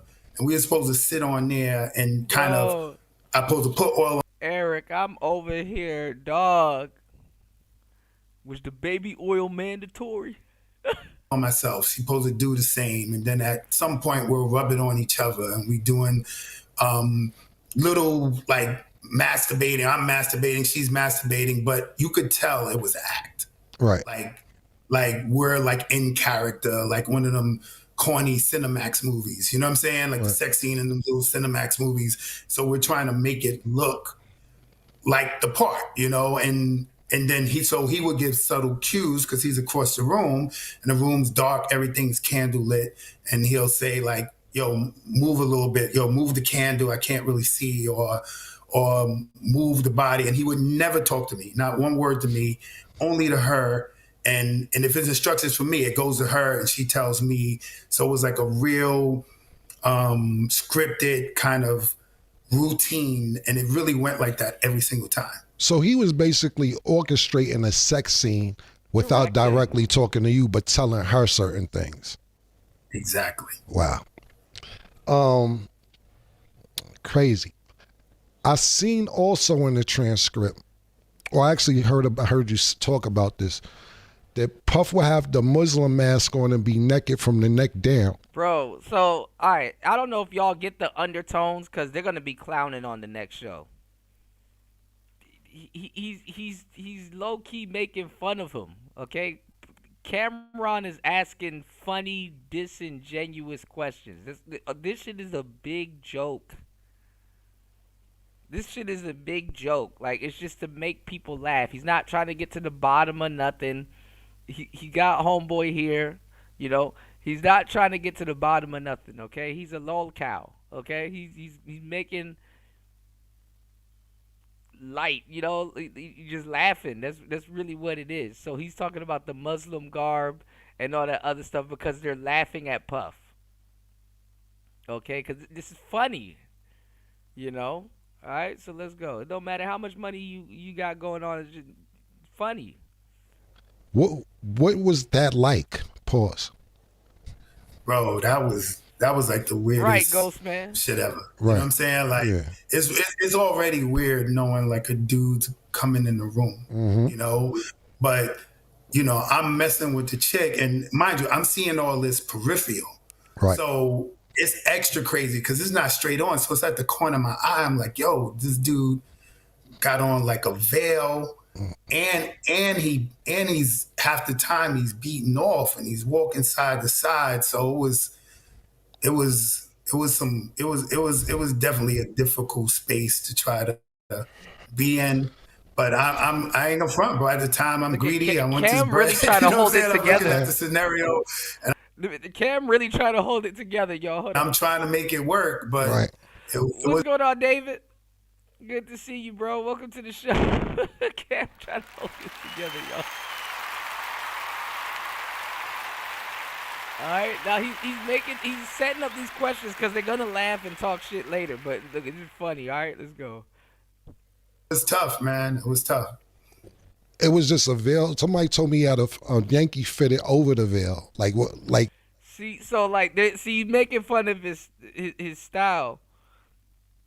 A nigga wearing a Yankee fitted, a New York Yankee fitted over Muslim guard is crazy. A Yankee fitted over Muslim guard is crazy. Look, Cam can't even hide it. He laughing, asking a question, dog.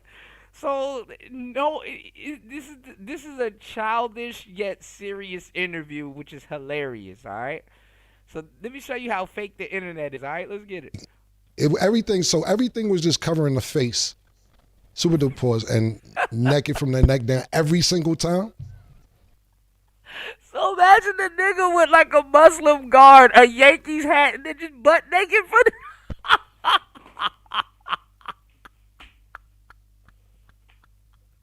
every single time, man. So that's a little construed, right? It was a veil, just period. Like the ones the Muslim women wear, so you don't see anything but the eyes. But I think at some point after like the year and change, and it was a while, he wore the veil for a minute. Right. I think they might have figured out. I saw the TV, and at some point he just changed to a Yankee fitted. So at some point he dropped the veil, and I guess he knew. Maybe he saw the TV on. You know what I'm saying? Right. Like I probably left it, and I guess he figured out. Homie figured it out, so he stopped wearing a veil, and he was just like, "Oh shit!" Right. I also seen that you say when you and her were doing what you guys were doing, he would be pacing back and forth with a bottle of Astroglide. Yeah, man. Every time, you know, it was obviously something he was into in terms of visually watching this. So what was being done with the Astroglide though? Paul. I guess he's using it as lubricant to beat off. You know what I'm saying? That was, he's pleasuring himself during the action. So I'm obviously he's using that for lube. Do you consider Puff a cuckold? Yeah, I mean the whole time that's what I thought it was. Right. Yeah, I thought it was. It's because you keep using the word voyeur. This is cuckold. So yeah, Cameron's using the terminology that we've used, and I've told y'all that's what it is. It's cuck behavior. It's not voyeur, So there's a difference between voyeur. There's a difference between a fetish. There's a difference between a kink, and there's a difference between a cuck. And then the crazy part about the term cuck can encompass all of those things. But it is what it is, not pun intended. Cuckold activity. Yeah, without a doubt. Yeah, we're gonna step it up to cuckold. Yeah. So I'm saying voyeur because that's what she said to me. Right. Like when I came in. You know why? Because they down. You know why? Because voyeur don't seem as bad as cuckold. So they downplay it with I'm just a voyeur. Nah, you was an official cuckold, nigga. Because voyeur can mean you watching anybody, not your girl. Cuckold is when your girl is in play. You know what I'm saying? So, yeah, he's sound cuckoldish, man. Did Puff ever participate? Nah, man. Nah, he stayed across the room.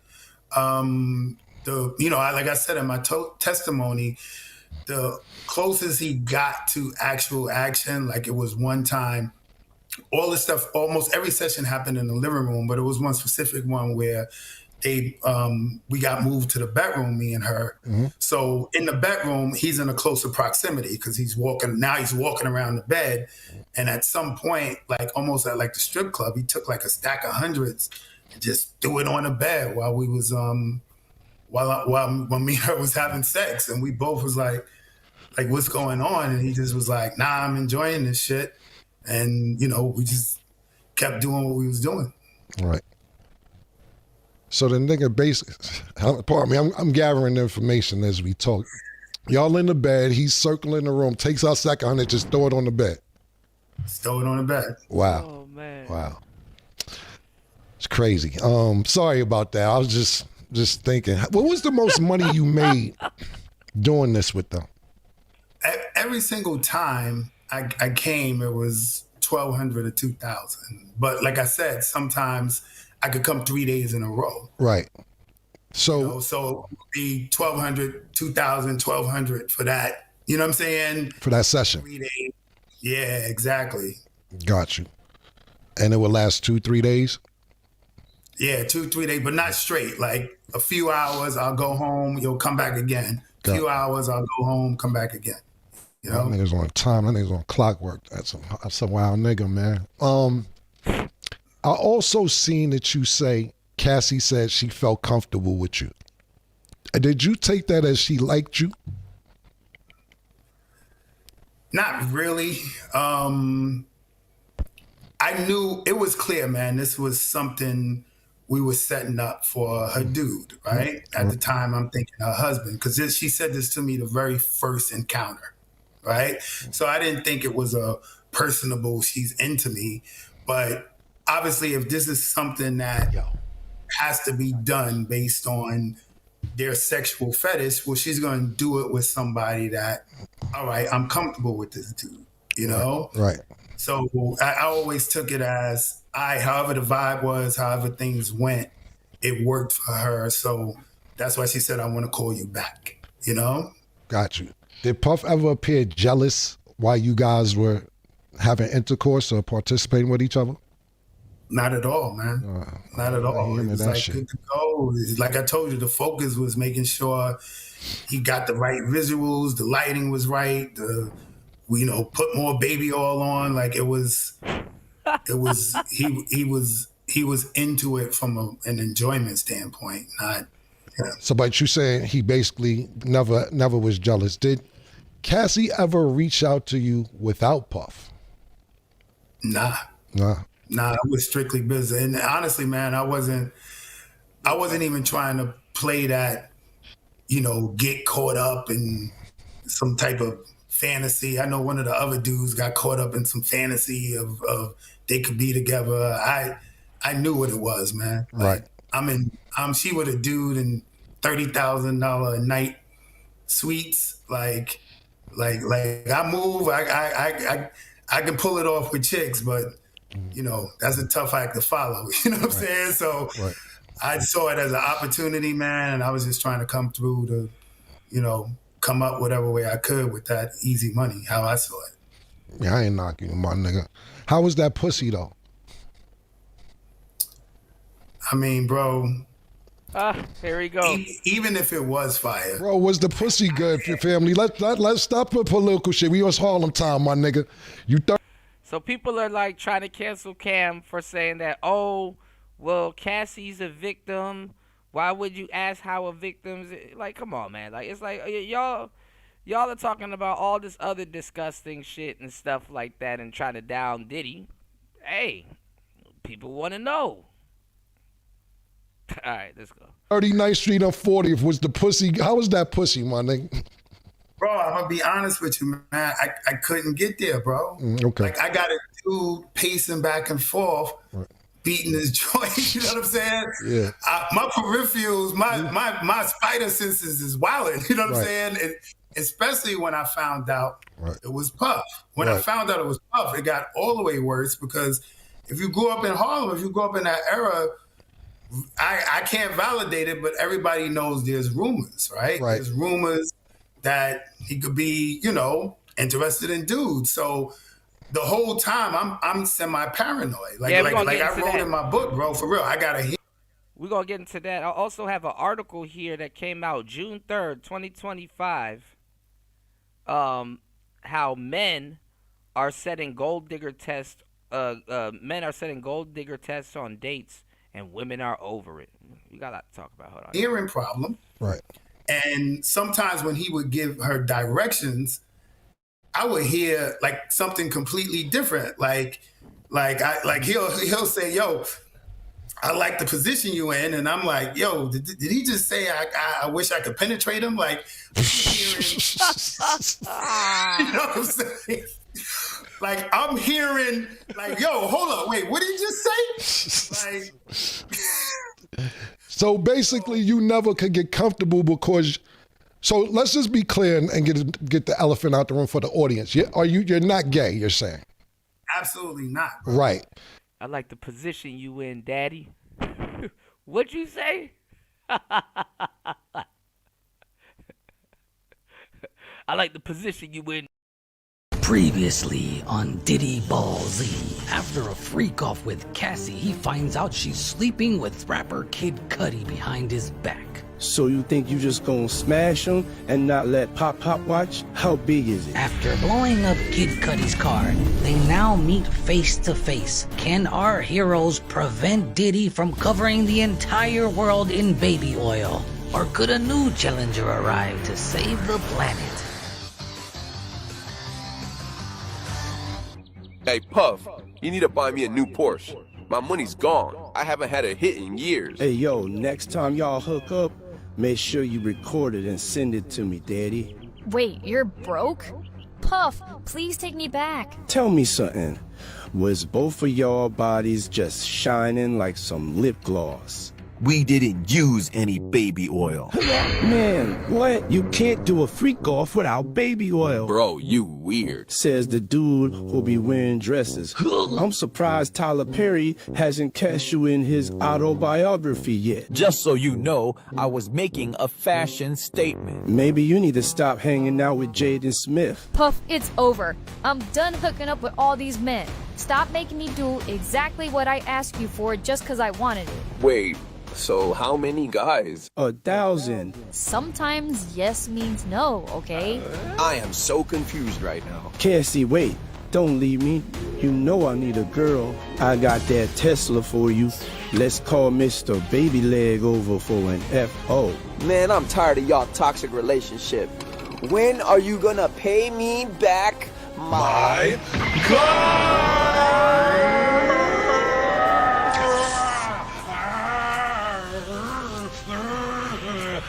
Hey, Playboy, you alright? You made me do this. Hey, just tell me this one thing. Did you have my girl's toes curling? Man, I wish I got to see that.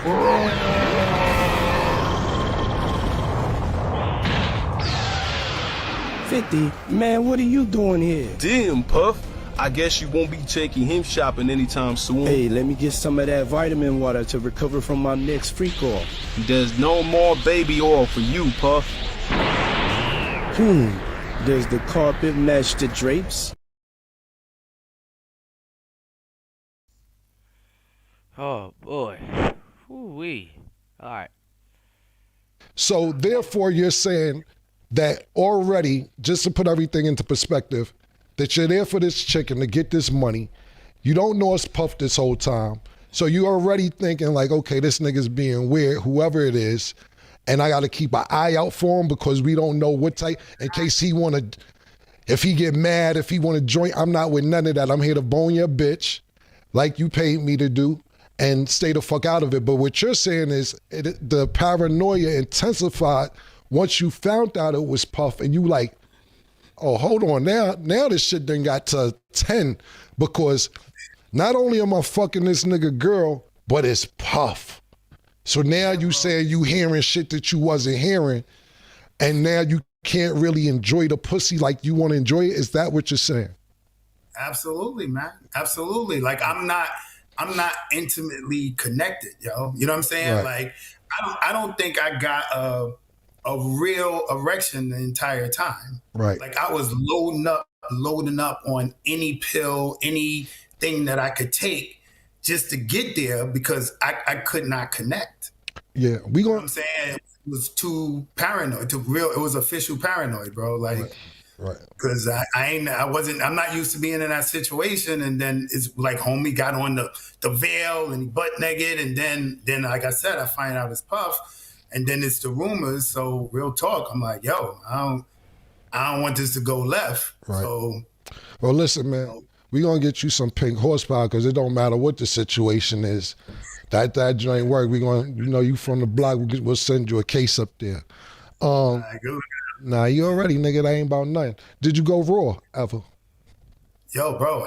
Yeah, for real, bro. That same day when he threw the stack of hundreds. Right. Like. We were on the bed and I started out, I'm eating a box, right? And after, bruh, nigga threw a stack of 100. That's the money shot. You would tell it was like some excitement, some connection. So when I pop up, she's scooting towards me for the penetration, and she kind of looked at him. Camera. And he was like, yo, go ahead, have a good time. And I was wild reckless. I just, right. Yo! That's what it was. So it's only one time you went raw, you repeatedly went raw. That was, let's say that was the 4th time, and then it was every time to the last time. Got you. Gotta go raw sometime. You gotta go raw and Cassie and be like that, my nigga.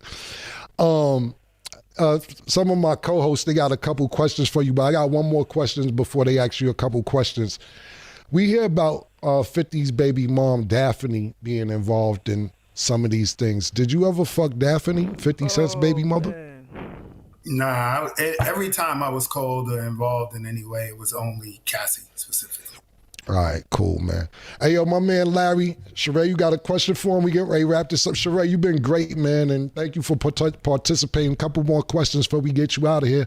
And also, we want to talk about your book before you go as well. Yeah, her husband cucked out too. Yo, what's good, fam? So my question is, you said on the first night, that she asked you if you wanted to continue, and you said no.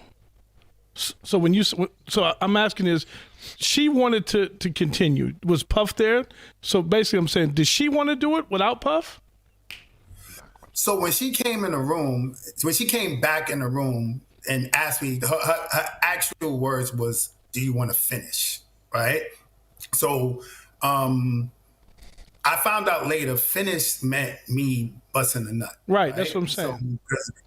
So she offered, but like I said, I just turned it down. And if I'm keeping it 100, part of the reason why I turned it down is because I was struggling to get my joint up and hold an erection anyway, because homie got on the veil. I don't know who it is. He's pacing back and forth. So I couldn't get in that zone anyway. So I turned it down. You know, obviously I'm trying to be professional or whatever, but at the same time, I don't think I could have finished if I wanted to. But he wasn't in the room with you anymore. He wasn't, but what I would assume what would have happened was she would have said, do I want to? And if I would have started, he would have walked back in. All right, then I got two more. So the other one was when he threw a stack of money on you, were you able to keep that money? Was that the most money that he threw on you? Was that like, well, you said it was a stack of hundreds. Like how like you said earlier, 1,200 to 2,000. Was it more than that, or was that the 1,200 to 2,000? Because when I think of a stack, I think of like 5,000, 10,000. Nah, it wasn't a stack. It was, I believe it was 2,000. And honestly, I thought that was a day I was going to really make a lot of bread, because the 2,000 got thrown on the bed, was put to the side. And as soon as we finished, it was handed to me. So I was hoping then she was going to come, because she would come at the end of the night and pay me again. And that'd be an additional money. But that 2,000 ended up just being the money I got. So it wasn't like a super payday of a session. So I just pretty much got my money in advance, you know. I got you. My last question is, when all this kind of came about, you know, there's this history now of Puff being really violent. Were you scared to testify? Are you scared of retribution? Are you like was that an issue for you to go testify? Yeah, I mean, it's something you have to consider, right? But look, what I understand is the details of what went on. Obviously, they're going to be embarrassing. You know what I'm saying? In terms of what happened in those encounters. And, you know, I got to testify to what happened. But the truth of the matter is I don't feel like I was biased or let's say, threw him under the bus, right? You know, none of my testimony is saying she was abused, you know, there was aggression, there was, it was not consented. You know what I'm saying? She was under the influence of the drugs, because that's just not true, right? Like everything seemed in the right mind. Everybody seemed cool. All my communications and everything with her was on point. So honestly, I thought me testifying my actual facts actually probably benefited to the defense. To this day, I'm still not exactly sure why the prosecution wanted me to testify. So I felt like as long as I go up there and say exactly what happened, again, there's going to be an embarrassing element to it. But I don't think I don't think my testimony seemed biased, as if I was trying to do anything other than telling the truth. You know what I'm saying? Not like framing things, you know what I'm saying, to go out of my way to put them in a bad light or put anybody in a light other than what the facts were. Cool. And my other co-host, PT, got a couple questions? Yeah, what's going on, family? The question I wanted to ask you was, when she first told you, in your first encounter, when she hit you and she told you it was for her husband, as you progressed and kept going with her after these dates, at any point did you think she enjoyed it as well as Puff or more than Puff? So there was only one time where I can, I testified it to it also, where it was clear to me that I thought she enjoyed it. And that was the first time we were at Raw and he threw the money and stuff like that. Cause you obviously, we fellas, we mess with chicks, the mannerisms when it's a connection and when it's not, right? So, but I could say that's the only time it was overtly, I thought, and this is my perspective, that she was enjoying it. The other times, it was clear it was acting. We were putting on a show.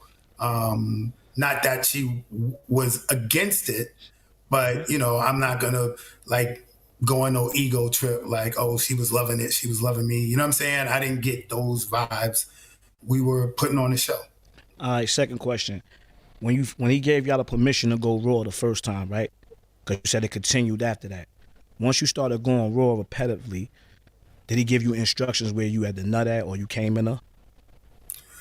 Yeah, so I didn't get the instructions from him, but it was instructions from her, like specifically. Every time I nutted, I had to nut in or around the outside of her box. Like, so on her clit, on the lips, everything, and to that degree on the outside of her vagina.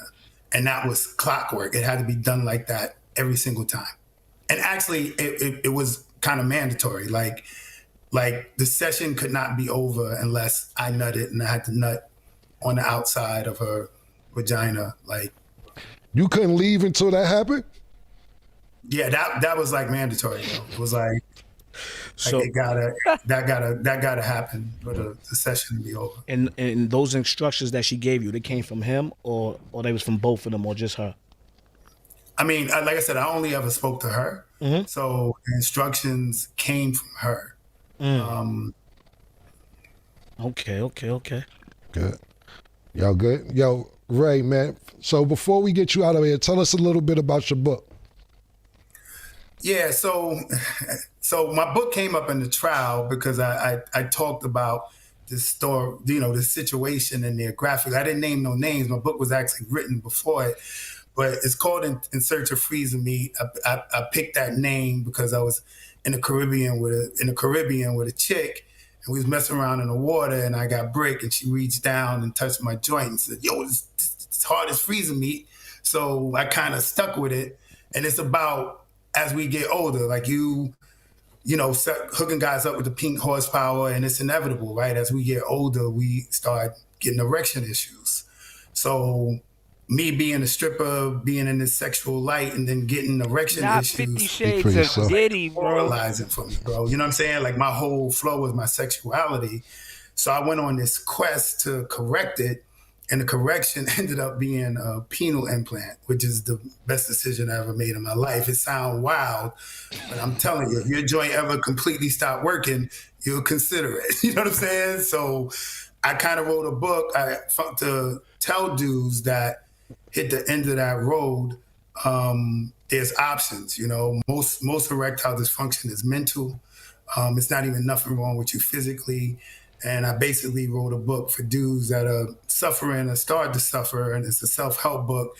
Kind of gives you information based on funny stories. It's not like medical jargon. It's real funny, entertaining stories that give you solutions and remedies and what to do and what not to do to kind of get back on point. And, it came up in the trial, so it's being clowned. Like, I wrote it to be humorous, but it's real serious, useful information on there. People buying it. I hit like a #1 bestseller on Amazon. People writing me. I got dudes DMing me, like, because nobody wants to talk about it, right? Mm-hmm. Everybody taking a pill, everybody using some sort of enhancer, but nobody got a problem. So we know that's not the case. And I just decided, I kind of put myself on blast, put it out there, but in a solid one at all. It was super unreliable, and that's emasculating to the next level. Absolutely. Let me ask you this: since all this been going on, has the price went up? Has niggas been hitting you? Is it like, niggas, are you in demand right now? Like, Yo, dude, as crazy as it sounds, man, like, my DM is filled up with dudes like, "Yo, my wife, can I hire you?" Like, it's for real. But my man, I ain't answering none of the messages. These kids nowadays going through the same problems that he going through. These kids nowadays are taking goddamn royal jelly and all kinds of shit. Shit. Man, I just was investigated by the feds. Like, I'm good. I'm retired. I don't want no smoke, no problems. I ain't trying to get set up. I ain't trying to, dude, I'm good. Nah, that's what's up. Yo, Ray, I really, really appreciate you coming on the show, man. Like, whatever you still, your book, everything you got going on, keep pushing. Don't let this minor setback fuck up what you got going on for the future. And I wish you nothing but the best of luck from another Harlem nigga, my nigga. Man, I appreciate that, bro. Thanks for the opportunity. Nah, anytime, man. Good luck to you, and keep killing these bitches, nigga. Man, appreciate you, homie. I love, bro. Yo, P, like, we gotta give the nigga credit for coming up here. A lot of niggas wouldn't even came up here, man. Pause. It's dangerous up here. Pause. It's not, because this is not a safe place. It's a fact. This is not a safe place, man. That's the one that got them, y'all. I ain't gonna lie. Gemini said Cam is suspect. I don't think Cam is suspect, man. That shit, he said keep killing these bitches. Keep killing these bitches. Oh, man. What's going on, Gemini? Oh, Lord have mercy. Keep killing these bitches. Oh, man. Well, listen, they trying to cancel Cam, y'all, so I don't know what to tell y'all, man. Definitely trying to cancel Cam. You know, they're trying to say that, oh, you know, oh, here, I'll do this. Shout outs to Jala. I heard he's going through something, too. What you call him, degenerate? Flacco? Jala. You dig? Shout outs to Beachy. Beachy is live. Hold on. We gotta do another show too on Elon Musk. He going in on. It's like he out the door, but he going in on. He going in on Trump's bill.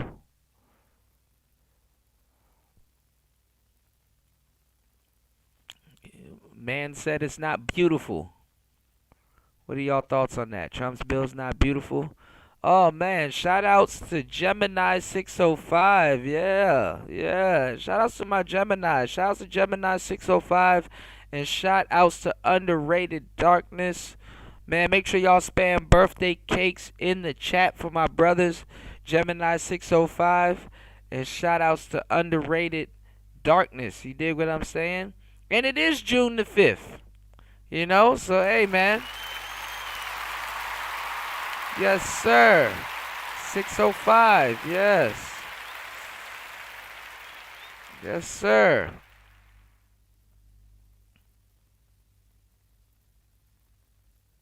You said, bruh, it's worse than Fantastic saying Mr. Pipes. Yeah, that's funny as hell.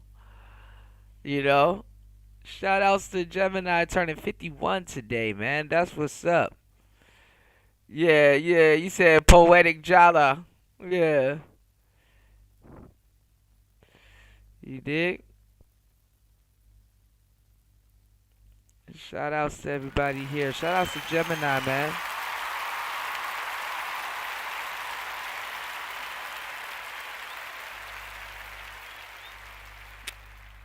Cameron is getting a lot of backlash for an interview he did with a man that Diddy paid to be involved in a rendezvous with him and Cassie. I've seen also in the transcripts that you would say that it was just a scene in the beginning. Nothing, no intercourse. How long until you had actual intercourse? What was happening in the first few sessions when it wasn't any intercourse? Nah, it was only the first session where it wasn't intercourse. Okay, so 10 times, one time it was only not intercourse the first time. The first time. And it was offered, yo. But I was so bugged out. Like this wasn't my hustle, right? So right. I'm really in there thinking this is a married couple and they want to do some voyeur scene. Mm-hmm. So we did the set up on the couches, the baby all rubbed down or whatever. And then at some point, Puff jumped up. I didn't know it was him. He left the room. She left the room to talk to him, and she came back like, yo, that was perfect. We happy. We good. And then she said to me, yo, do you want to finish? Meaning, I guess, do I want to bust a nut? You know what I'm saying? Right. And my first example, I'm trying to be professional. I'm like, nah, I'm good. Like, if y'all good, I'm good. This ain't about me. And I just left. But she did say, all right, well, when we get back in town, we want to hit you again. Is it okay? I'm like, yeah, I just got $2K to rub down like a super bad chick. So of course I'm down if you want to hit me back. But it was offered to me the first time and I actually turned it down, trying to be on some professional. Right. Was baby oil mandatory? Mandatory, Yeah, he got a baby oil. That's just mandatory.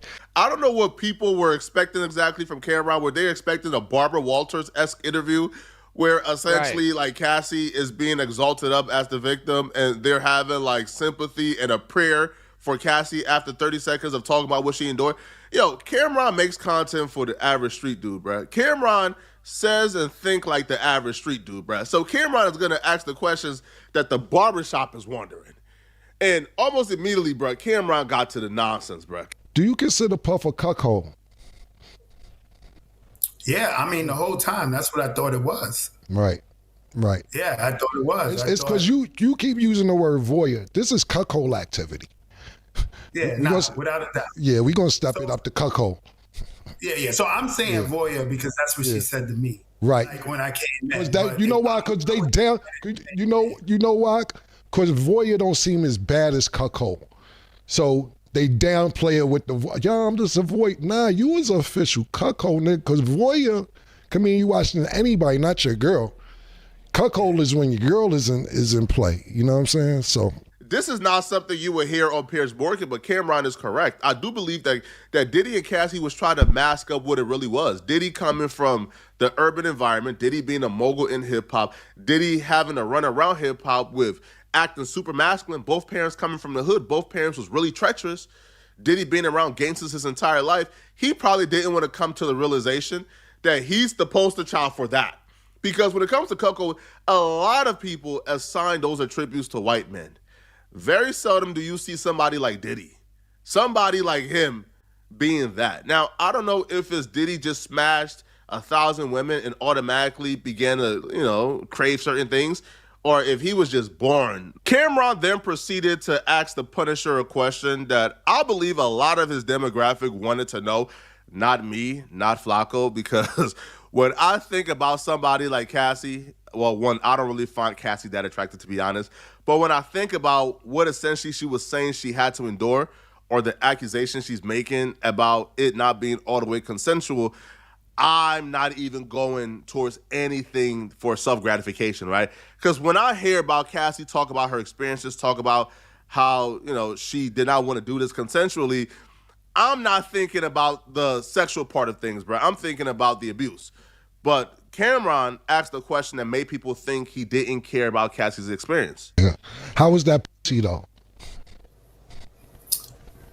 I mean, bro, even if it was fire. Bro, was the pussy good for your family? Let's stop the political shit. We was Harlem time, man. You 39th Street on 40th. Was the pussy, how was that pussy, man? Bro, I'm going to be honest with you, man.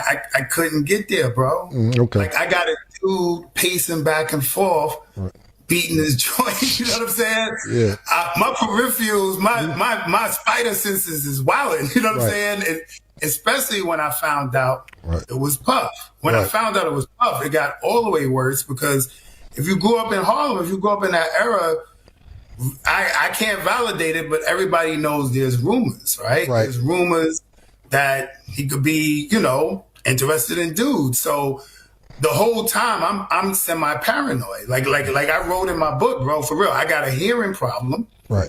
And sometimes when he would give her directions, I would hear like something completely different. Like, I'm not going to say Cameron asking how good a victim's coochie is appropriate, because it's not really appropriate in the grand scheme of things. But you got to know your audience, bro. Cameron audience thinks that's the most insightful, that's the most hilarious, that's the most important question during this entire interview. That's truly what they think. So should Cameron, I guess, cater to the masses or cater to his audience? Cater to your audience, right? As long as you're not doing nothing illegal, I guess, or if you're not advocating for anybody being harmed, then, I don't feel like you are doing anything that's too crazy that we need to cancel you for. But women clearly do. Now, before we get back to the interview and hear this particular dude talk about how he was paranoid, all right, that booty chaser like Diddy Cameron. would have gotten him mid. They don't like Cameron. I mean, it's, they're not Cameron's demographic. They're not watching sports. And the funny thing is that Cameron, he talk about sports, but not like that. Like Ben Freakoff. Let's just read some of the comments of these ladies going off on Cameron. A user by the name of I'm Ginger with AJ wrote, degrading a woman who was tortured for years, shaking my effing head. Also, Tokyo says, and y'all still not gonna cancel him. Yo, there is a section of people, and I do know, like some of Cameron. And black women ain't gonna cancel Diddy. Man, them Diddy parties are intriguing a lot of people nowadays. Come on now. Our audience don't believe that Cassie was the perfect victim, but there are people who believe, yo, that Cassie is a victim and she was tortured and she underwent like anguish. So to kind of sexualize her or objectify her in that manner is pissing off a lot of people, bruh. Right? Do I feel like Cam'ron is gonna get canceled? No, because you can't cancel somebody that you don't support, right? You're not Cam'ron's audience, so hence you can't cancel Cam'ron. A user by the name of Trey E. Trey says, such a turnoff, so childish. When does growing up and maturity happen? Weirdo behavior. I do think Cam'ron is probably going to ostracize a lot of his female fan base over this. A lawyer who actually is representing a few Diddy victims, she claims that she has access or she has a video of one of the free calls involving like a very important pop star. I don't say Justin Bieber. know. People were claiming that Ariel has the Justin Bieber freak off tape, but who knows? We haven't heard much about it.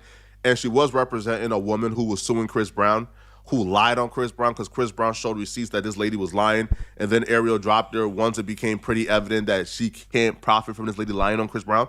So Ariel has always been somebody who a lot of people have looked at with like a side eye. She claims that she wants to buy the trademark for Cam'ron's show and send him a cease and desist. If you think that Cam'ron don't got a trademark for his show, you're out. And see, they don't do this with the white shows. So, fellas, like I said, you know the game. It's really about stopping a black man. It's really about stopping a black man. Out of your mind, bruh. It's wishful thinking, but I guess now they're waging war on like Cam'ron and his show. Lady Run Your Bucks stated, cancel the show. Where is cancel culture when it comes to protecting women? It's not even about helping women or protecting women. That's the fucked up part. That's the fucked up part. The fucked up part is that Cam'ron will be more for protecting women than the women that claim to be more for protecting women, because it's more so about them canceling a black man. That's how women operate, and that's why real victims never get help. Because it's a game. It's really a money grab. It ain't even about no justice and stuff like that. See, women will care more about justice if the government was paying them. But they rather Diddy pay them than the government. They don't get nothing saying that they're a victim. They're like, so I'm not going to get paid? No. But you get justice. Them bitches don't even want Diddy in jail. Because he can't pay them if he in jail. I don't see how Cam'ron was attacking Cassie. I don't see how Cam'ron was bringing harm to Cassie. Enlightened sister says Cam has a daughter. I wonder how he feel if it was his daughter who was violated and some celeb was cracking jokes. This was so whack and corny. I don't feel like Cam'ron was joking. I feel like Cam'ron really wanted to know the answer to this, right? And you see other people here who are extremely upset. I don't think Cam'ron was joking. I don't feel like Cam'ron was trying to degrade Cassie or humiliate Cassie. I feel like people in Cam'ron's demographic has always had a thing for Cassie because Cassie was the it girl for a while. And people have always fantasized or wonder what Cassie would feel like.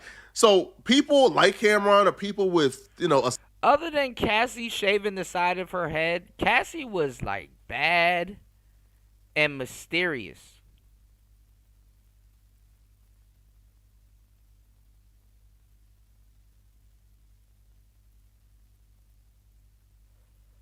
So let's go. Similar mindset, his audience, his demographic, they wanted to know the answer to that question. I'm a little younger, so I didn't really experience the era where Cassie was like the Young Miami, where Cassie was like, I don't know, like the Jada Waiter and the Ari. I never got to experience that, so I never fantasized about Cassie. By the time I got older, Cassie really wasn't hot to me. But yeah, Cam'ron's demographic grew up fantasizing about Cassie, and they wanted to know. Now, this is some form of voyeurism, so maybe, I don't know, they could probably be accused of being cucks themselves, right? I feel like the funniest part about this interview, though, is Punisher essentially expressing how worried he was for his booty because Diddy was asking weird questions and doing weird things. Like he'll say, yo, I like the position you in, and I'm like, yo, did he just say I wish I could penetrate him? Like, right. You know what I'm saying? Like, I'm hearing, like, yo, hold on, wait, what did he just say? Like, so basically, you never could get comfortable because. So let's just be clear and get the elephant out the room for the audience. You're not gay, you're saying? Absolutely not. Right. So I was reading that in the beginning, you didn't even know what was going on, or that it was even Puff was participating. Could you explain your first time going to one of these events? Any man who was in that position with Diddy and you don't have those concerns and you not clenching your booty hole a little bit more tighter so Diddy don't get to clenching your booty hole, bro. Don't get no wiggle room. If you not moving like that, if you don't have those concerns, if you not paranoid about Diddy taking your booty, then I'm looking at you as if you roll that way too. I'm looking at you as if you flexible too. As if you doing tricks on it too. Because why would you be comfortable? You know, Jala's a Gen Z because this nigga, boy. Being, like that exposed in a room with Diddy, the diddler. Why? But y'all let me know, man. Do y'all believe that this will affect Cam'ron's career at all? Do y'all feel like the podcast is in trouble because women are now upset at Cam'ron for asking these questions? Do y'all believe that Cam'ron was out of pocket for asking these questions? I personally wouldn't ask these questions because I don't feel like my demographic will really care about knowing how good Cassie Coochie is, right? But if Cam'ron believes his demographic would like it, then he has to ask the hard questions and probably take the brunt. Because y'all are goofy. I mean, that's the thing about today's audience. You got to shock them into feeling something. This is how desensitized the shit people are. You got to shock them. Oh, my God, I can't believe he said that. You're not... Man, you only probably was offended for like 3 seconds, and then the rest of it turned into content. You ain't fooling nobody, man. Motherfuckers are going off of what Instagram is telling them to think. Your thoughts ain't even profound enough to fucking feel no type of way about the shit that you heard, man. Because niggas in the back of their head was wondering that same shit too. You talk about cucks and all this other stuff and demonizing men and all this other stuff. The moment you ask something, people probably did want to know. It's like, come on, dog. But anyway, y'all make sure y'all let me know down in the comment section what you think. Hit the like button. Check out yesterday's live stream.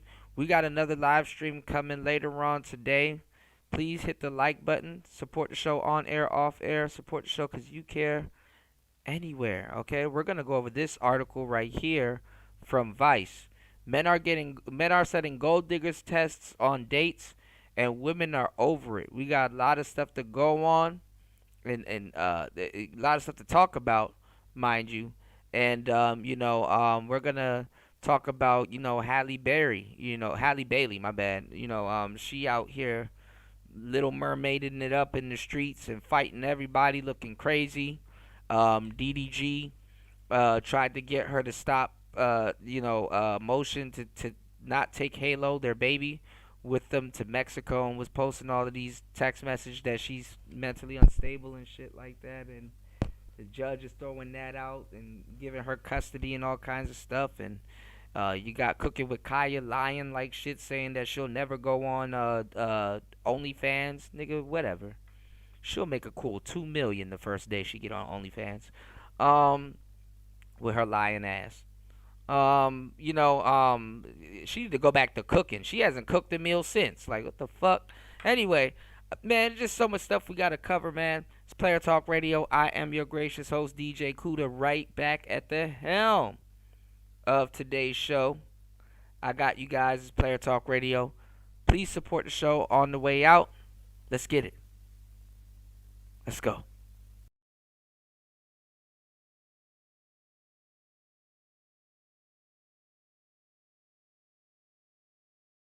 One drunk man is more intelligent than 3 women with PhDs. Thank you so much. That's thank you so much. Thank you so much. That's the thing. Shout outs to our sponsors at hempforfitness.com. Are you looking for the ultimate fitness boost? Hempforfitness.com has you covered, delivering premium THC, CBD, and hemp products straight to your door. No mailbox is safe because they deliver anywhere in the U.S. Use code 2-10 at checkout for 10% off your order. And here's the best part. Mention Kuda and get 2 free gifts with your purchase. Use code 2-10 at checkout for 10% off. Mention Kuda and get 2 free gifts with your purchase. You can't beat that. Whether it's recovery, energy, or performance, We've got all your THC, CBD, and fitness needs covered. HempForFitness.com, your one-stop shop for a stronger, healthier, and happier you. Fuel your journey with nature's best. That's HempForFitness.com. This is not medical or health advice, but it is gems and nutrition for a happier, healthier you. Don't be late.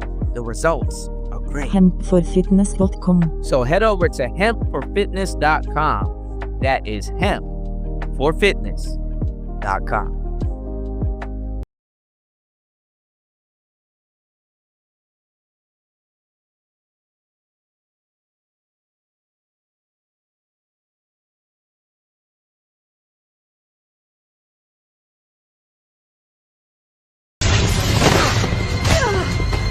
Go ahead, zap me! Absorbing lightning's totally my thing. You never had black lightning before.